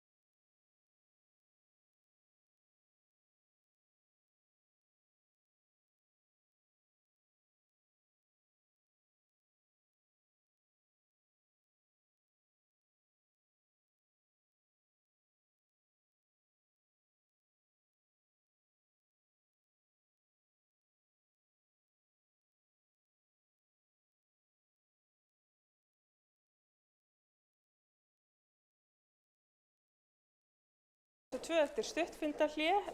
Forseti leggur til að máli númer 7 og 8 á dagskrá verði frestað og er litið svo á að það sé samþykkt ef enginn hreyfir andmælum. Það eru andmæli, þannig að mér finnst eðlilegt að bera tillöguna upp til samþykktar nema að óskað sé eftir umræðu veita stutta athugasemd vegna fundarskapa.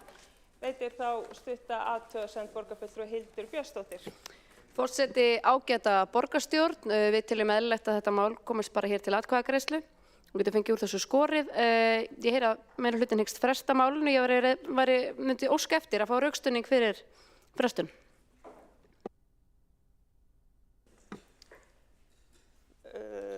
Borgarfulltrúin Hildur Björnsdóttir hefur lokið máli sínu og það komið fram athugasemdir ósk frestun og forseti verður við því. Er óskað eftir því að kjósa þessa frestun? Þá er lagt til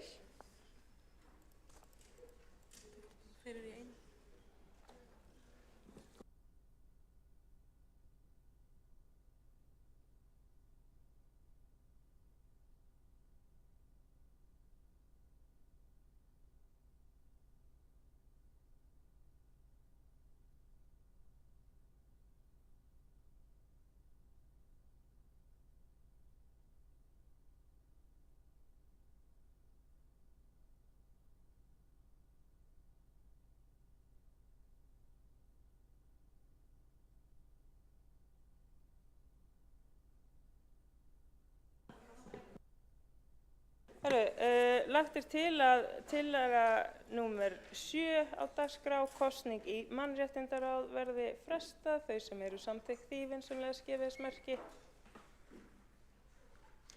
Þau sem á móti kunna vera. Þá er tillaga frestun samþykkt með 12 atkvæðum samstarfsflokka, með mótatkvæðum borgarfulltrúa Sjálfstæðisflokksins og Framsóknarflokksins og borgarfulltrúi Viðreisnar situr hjá. Þá lagt til að kosning í menningar- og íþróttaráð, dagskrárliður númer 8, að honum verði frestað. Þau sem eru samþykkt því vinsamlegast gefið merki. Þau sem á móti kunna að vera. Þá frestunar tillaga samþykkt með 12 atkvæðum borgarfulltrúa samstarfsflokkana gegn atkvæðum Sjálfstæðisflokksins, borgarfulltrúa Sjálfstæðisflokksins, borgarfulltrúa Framsóknar og fulltrúi Viðreisnar situr hjá. Skil ég rétt að já, óskar borgarfulltrúinn Einar Þorsteinsson eftir því að veita athugasemd við fundarsköp. Borgarfulltrúi Einar Þorsteinsson. Takk, forseti. Mér langaði bara að vita hver ástæðan fyrir því að málinu er frestað. Það hér á dagskrá.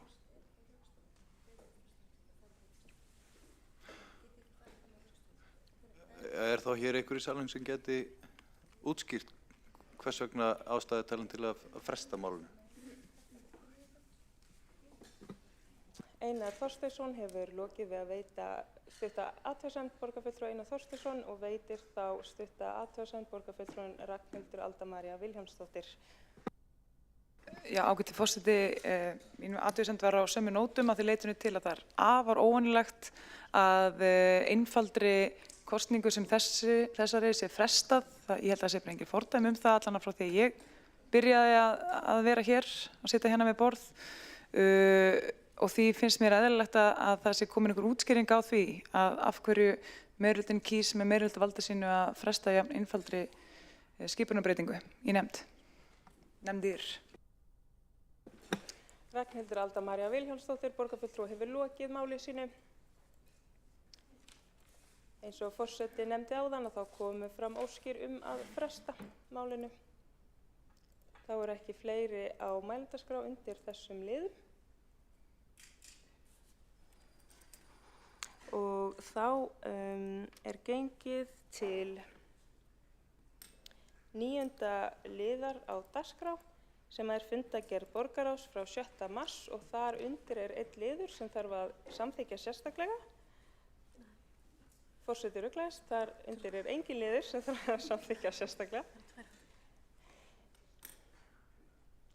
Já, gengið til 9. liðar, þar undir fundagerð borgarráðs frá 6. mars og fundagerð borgarráðs frá 13. mars og orðið laust ef einhver vill sjá sig undir þessum liðum.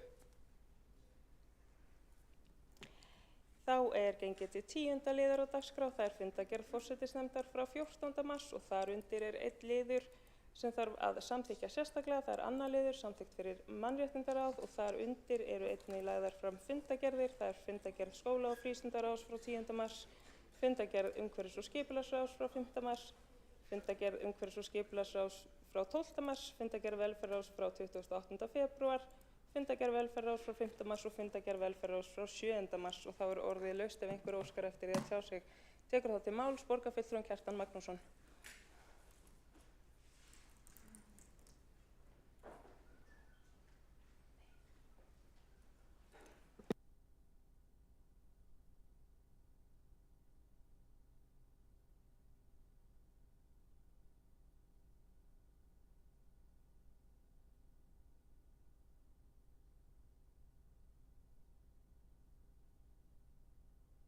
Umhverfis- og skipulagsráð frá 5. mars, 7. lið, en undir þeim lið var kynnt ársskýrsla byggingarfulltrúans í Reykjavík fyrir árið 2024. Nú það var rætt þetta á fundinum, þetta var sjálfsög merkileg skýrsla og við borgarfulltrúar Sjálfstæðisflokksins bókuðum og vísuðum í skýrsluna, en í skýrslunni kom fram að 989 íbúðir hafi verið fullgerðar í borginni á síðasta ári og áætlað að lokið verði við 1000 íbúðir á þessu ári, 2025. Og við bentum á að það ljóst að spurn eftir byggingarhæfum lóðum langt umfram framboð og æskilegt að ráðast verði kröftugt ástand í því skyni að leysa einn mikla húsnæðisvanda sem við erum að etja í borginni. Og þá bentum við á að það var athyglisvert það sem kemur fram í skýrslunni að 99% samþykktra byggingaráforma fyrir nýjar íbúðir í fjölbýlishúsum. Við sjálfstæðismenn teljum að svo hátt hlutfall einnar byggingagerðar sé óæskilegt af mörgum ástæðum. Náð þarf fram meiri blöndun búsetukosta í borginni og verður það best gert með því að fjölga lóðum fyrir sérbýli, þar að segja raðhús og einbýlishús. Ég vil einnig fjalla hér fundargerð umhverfis- og skipulagsráðs frá 12. mars. Þar 3. liður. Þar fór fram kynning á gatnalýsingu í Reykjavík. Við sjálfstæðismenn höfum gert margar athugasemdir við það sem okkur finnst vera slæleg gatnalýsing í Reykjavík í vetur, en það var farið yfir þessi mál og fengum rauninni góða kynningu á þessu. Og við þökkum að sjálfsögðu fyrir þá kynningu. Þarna var kynningu gatnalýsingu og stöðu LED-ljósavæðingar í borginni. Mikið og kostnaðarsamt verkefni. En við bendum líka á að gatnalýsingu hefur verið ábótavant í mörgum hverjum borgarinnar í vetur vegna tíðabylana og ónógs viðhalds.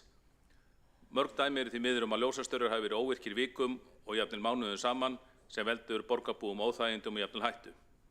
Við fengum ýmsar skýringar á þessu ástandi en sumt var erfitt að skýra, en það var greint frá umbótastarfi sem stendur yfir og við hvetjum starfsmenn Reykjavíkurborgar að sjálfsögðu til dáða í þeirri vinnu.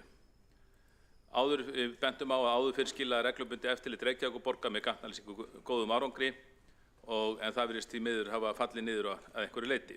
Og við teljum mjög mikilvægt að ekki sé slegið slöku við varðandi rekstur og viðhald þeirra götulampa sem byggjast á eldri tækni, jafnvel þótt að sé verið að innleiða nýja tækni.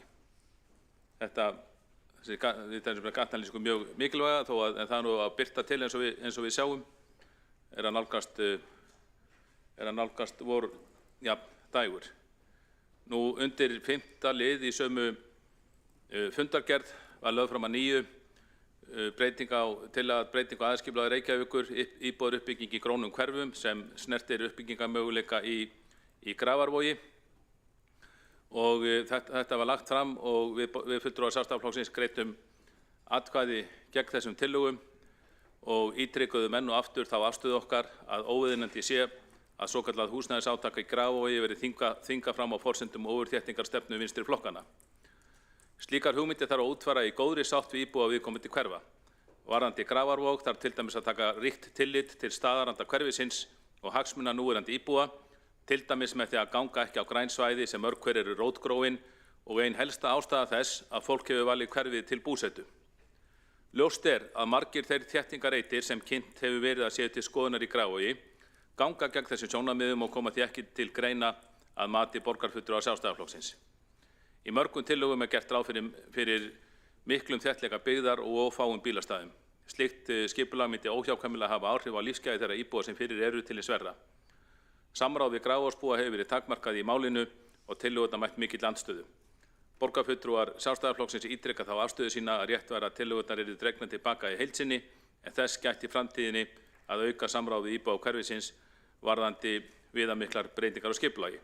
Og þetta eru óneitanlega viðamiklar breytingar á skipulagi sem þarna að ræða í þessu hverfi ef þær verða að veruleika. Hjartar Magnússon, borgarfulltrúi, hefur lokið máli sínu og tekur þá næst til máls Sabine Lefskov, borgarfulltrúi.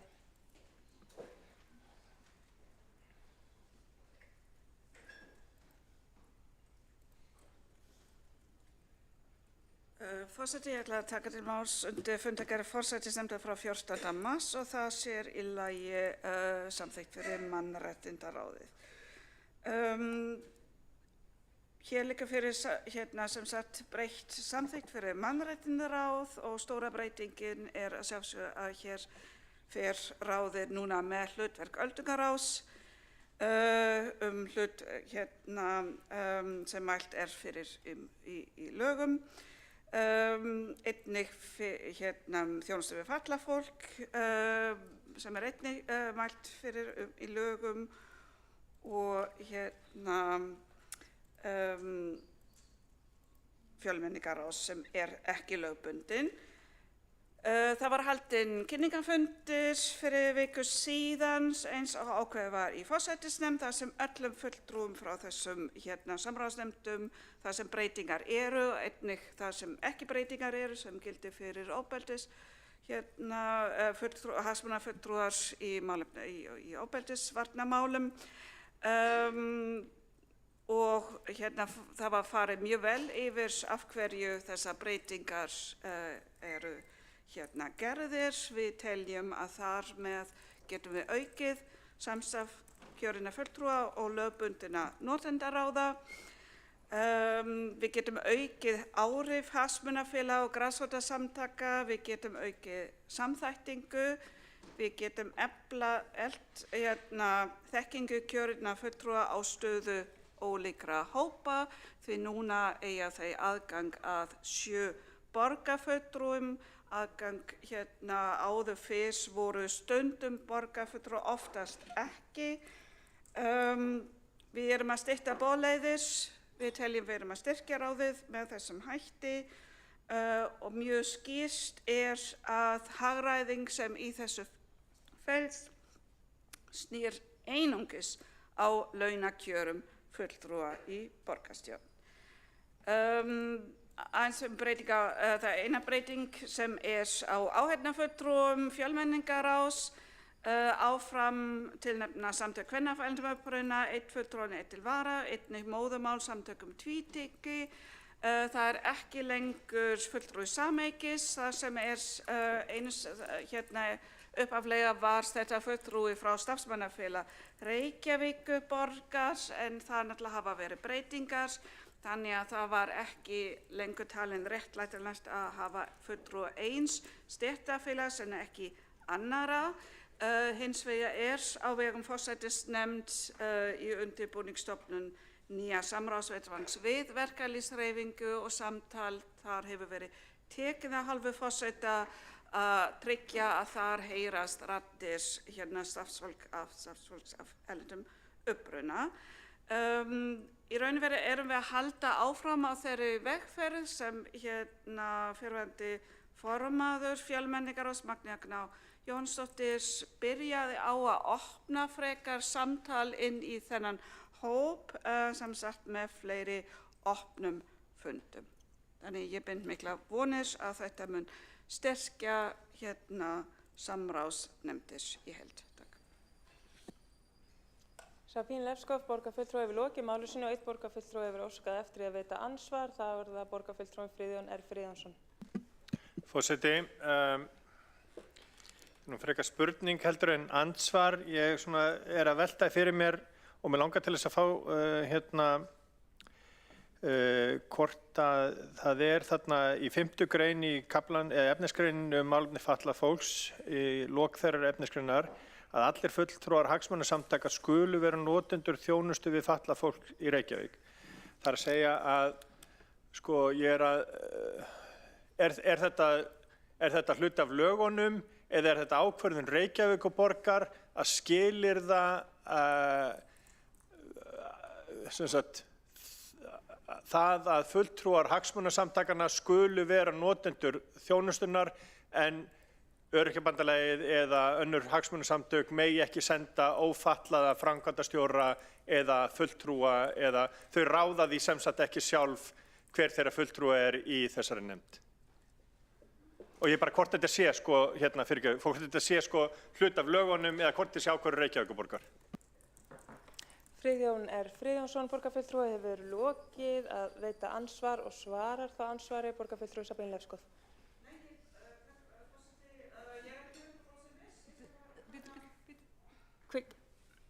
Já, ég er ekki 100% viss, ég bara veit að þetta hefur áður verið þannig að þetta er engin breyting í því en ég skal bara kanna það. Sabine Lefskov, borgarfulltrúi hefur lokið við að svara ansvari, veiti það ansvar öðru sinni borgarfulltrúi Friðjón R. Friðjónsson. Forseti, ég bara þakka svarið og við ræðum þetta kannski bara á næsta fundi mannréttindaráðs. Friðjón R. Friðjónsson, borgarfulltrúi hefur lokið við að veita ansvar og þá er ansvarum lokið undir þessa ræðu og næstur á mælendaskrár Einar Þorsteinsson, borgarfulltrúi.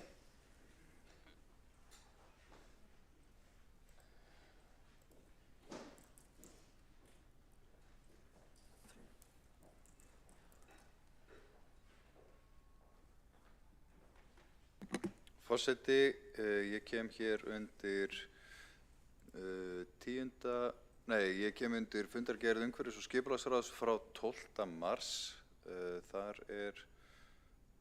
10. liður fjallað trjáfjallingjar í Öskjuhlíð og mér langar aðeins að ræða hérna bókun meirihlutans vegna málsins.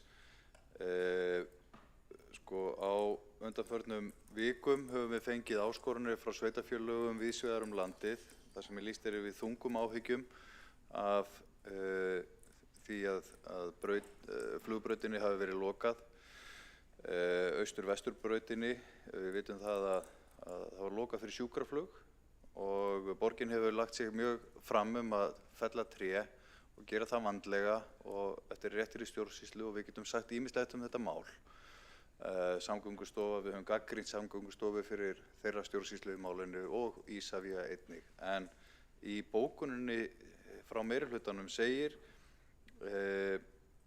að þessi trjáfelling sé ekki í þágu borgarbúa og mér finnst þetta ekki gott, ekki góður tónn frá meirihlutanum í borginni að segja það að fella trén til þess að opna flugbrautina svo hægt sé að tryggja sjúkraflug, svo ekki sé minnst á áætlunarflug, að það sé ekki í þágu borgarbúa.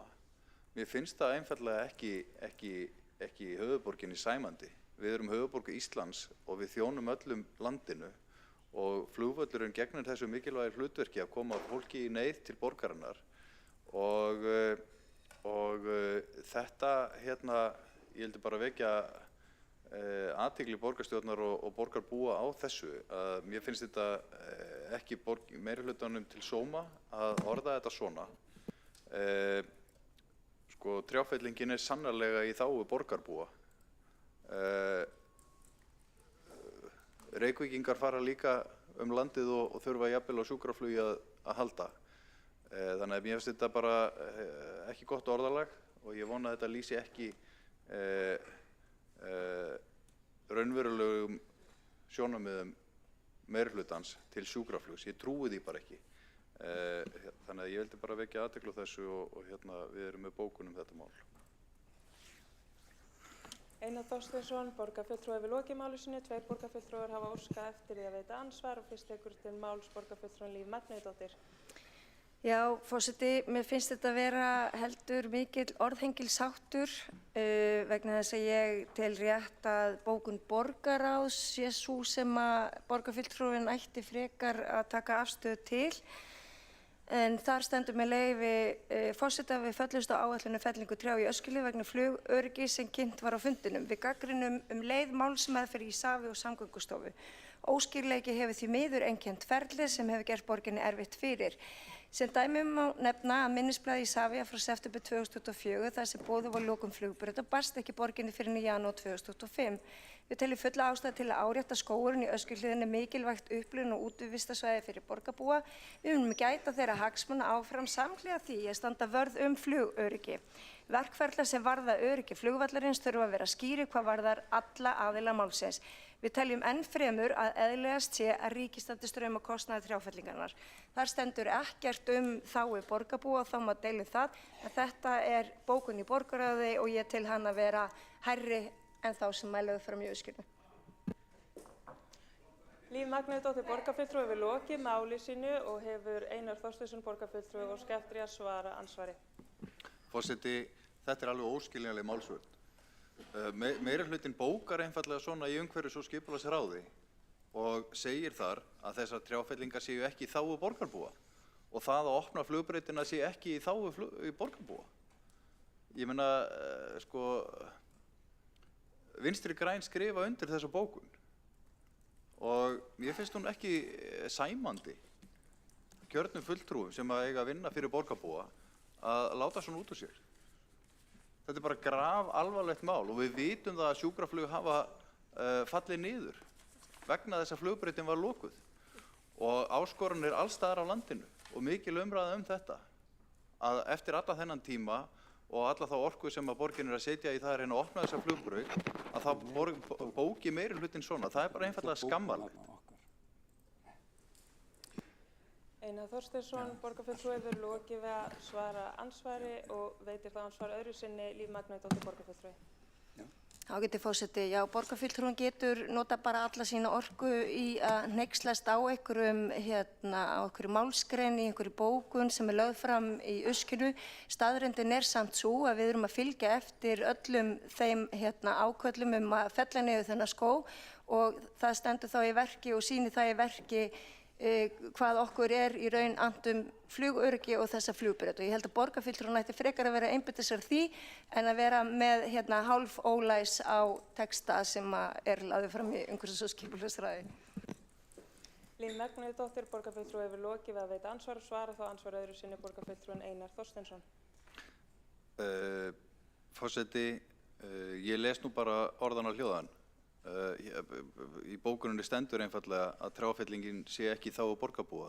Þú þarf nú bara að vera rétt læs til þess að lesa þín eigin bókun. Borgarfulltrúi Líf Magnúsdóttir. Ég stend við það sem ég segi. Þetta er ekki meirihlutanum sæmandi og ég hugsa og ég hef séð að þessi bókun vekur mikla reiði hjá sveitarstjórnarfólki allt land og lýsir fullkomnu skilningsleysi og vanþekkingu borgar meirihlutans hér á hlutverki flugvallarins og það er bara alvarlegt og þess má geta að þessar trjáfellingar hófust ekki í tíð þessa meirihluta, það var ekki hann sem tók af skarið, heldur var það í tíð fyrri meirihluta og starfsmenn borgarinn hafa staðið sig afar vel í því. Einar Þorsteinsson, borgarfulltrúi, hefur lokið við að svara andsvari og veitir þá andsvar Hjálmar Sveinsson, borgarfulltrúi. Já, forseti, mér finnst verst að Einar Þorsteinsson, borgarfulltrúi, skuli ekki lesa alla bókunina, hann les bara eina örstutta setningu.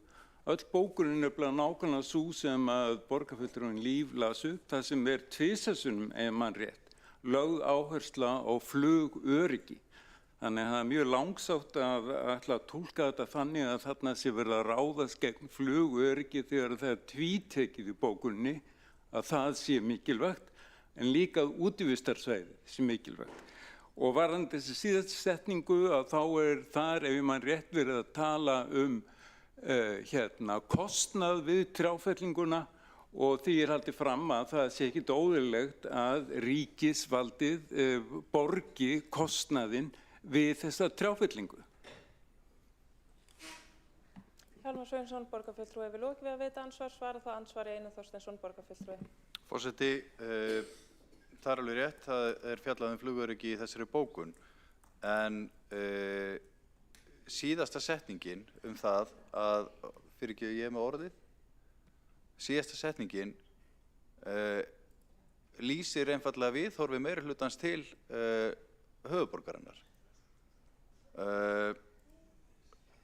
Ég lít svo á og við í Framsókn að höfuðborgin eigi að þjóna öllu landinu og flugvöllurinn gegnir lykilhlutverki í flugsamgöngum hér innanlands og sjúkraflugvallarhlutverkið er algjört lykilatriði fyrir landsmenn alla og það að segja það að opna flugbrautina át og fella þessi tré séu ekki í þágu borgarbúa, það er bara skammaleg setning.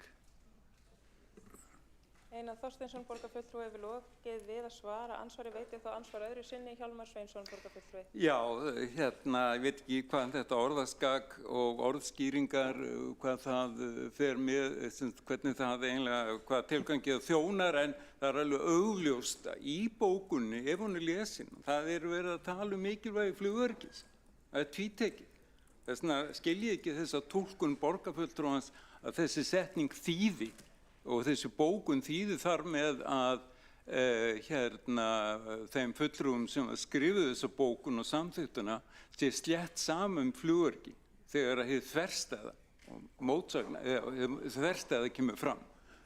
Þannig að, já, þetta er svona svolítill orðhengilsháttur, verð ég að segja. Hjálmar Sveinsson, borgarfulltrúi, hefur lokið við að veita ansvar öðru sinni, svara þá ansvar öðru sinni Einar Þorsteinsson, borgarfulltrúi. Forseti, ég bara les það sem stendur í bókuninni og þar er því haldið fram að þessar trjáfellingar séu ekki þá borgarbúa. Og ég held að það hefur verið hægt að hafa þessa bókun án þessara síðustu setningar. Ég er alveg sammála því að ríkið ætti að borga þennan kostnað. Við erum ekki ósammála það. en flugvöllurinn þjónar öllum landsmönnum, borgarbúum líka. Og mér finnst að höfuðborgin eigi að senda þau skilaboð til landsmanna að okkur annt það að sjúkraflug sé óskert og það séu hagsmunir borgarbúa, þeir séu fólgnir í því að sjúkraflug sé óskert. Við eigum öll fjölskyldur hér einhvers staðar landið. Þetta er bara svo furðuleg sýn á höfuðborgina að segja það að flugvöllurinn og sjúkraflug sem að honum fylgir sé ekki í þágu borgarbúa. Þetta er bara alveg óskiljanlegt. Borgarfulltrúinn Einar Þorsteinsson hefur lokið við að svara andsvari öðru sinni og telst að andsvörum lokið undir þessum lið og næstur til þess að taka til máls borgarfulltrúinn Friðjón R. Friðjónsson.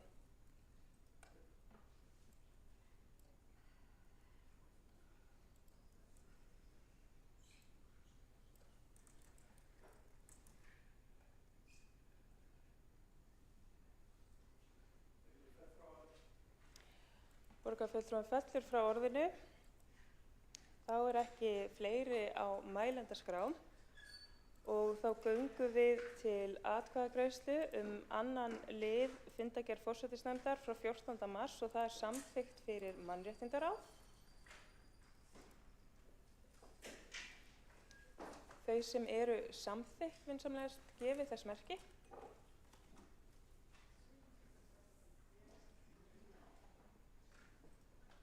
Þeir sem á móti kunna vera.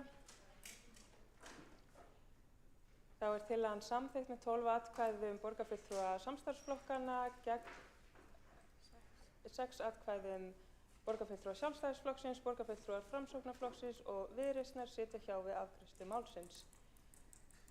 Þá liggur ekki fleira fyrir á þessum fundi nema eftir að senda inn einhverja bókanir eða lesa upp einhverja bókanir.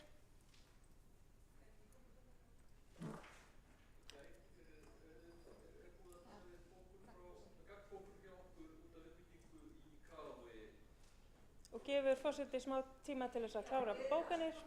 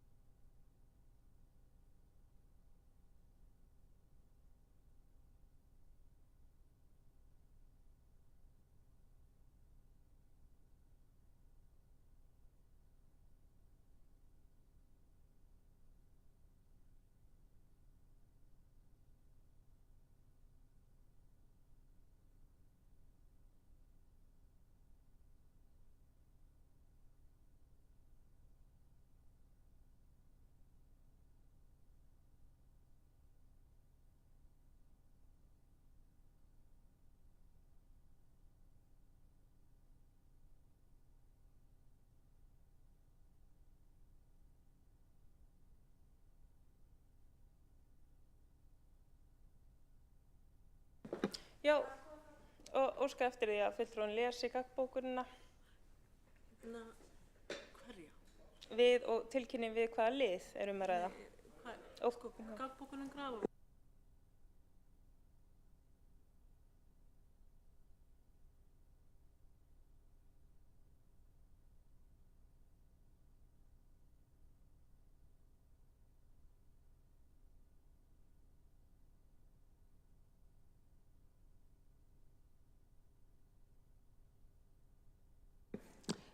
Þá eftir að lesa gagnkbókun varðandi fellingu trjáa. Það skiptir ekki máli. Hún er ekki inn í skjalinu og það...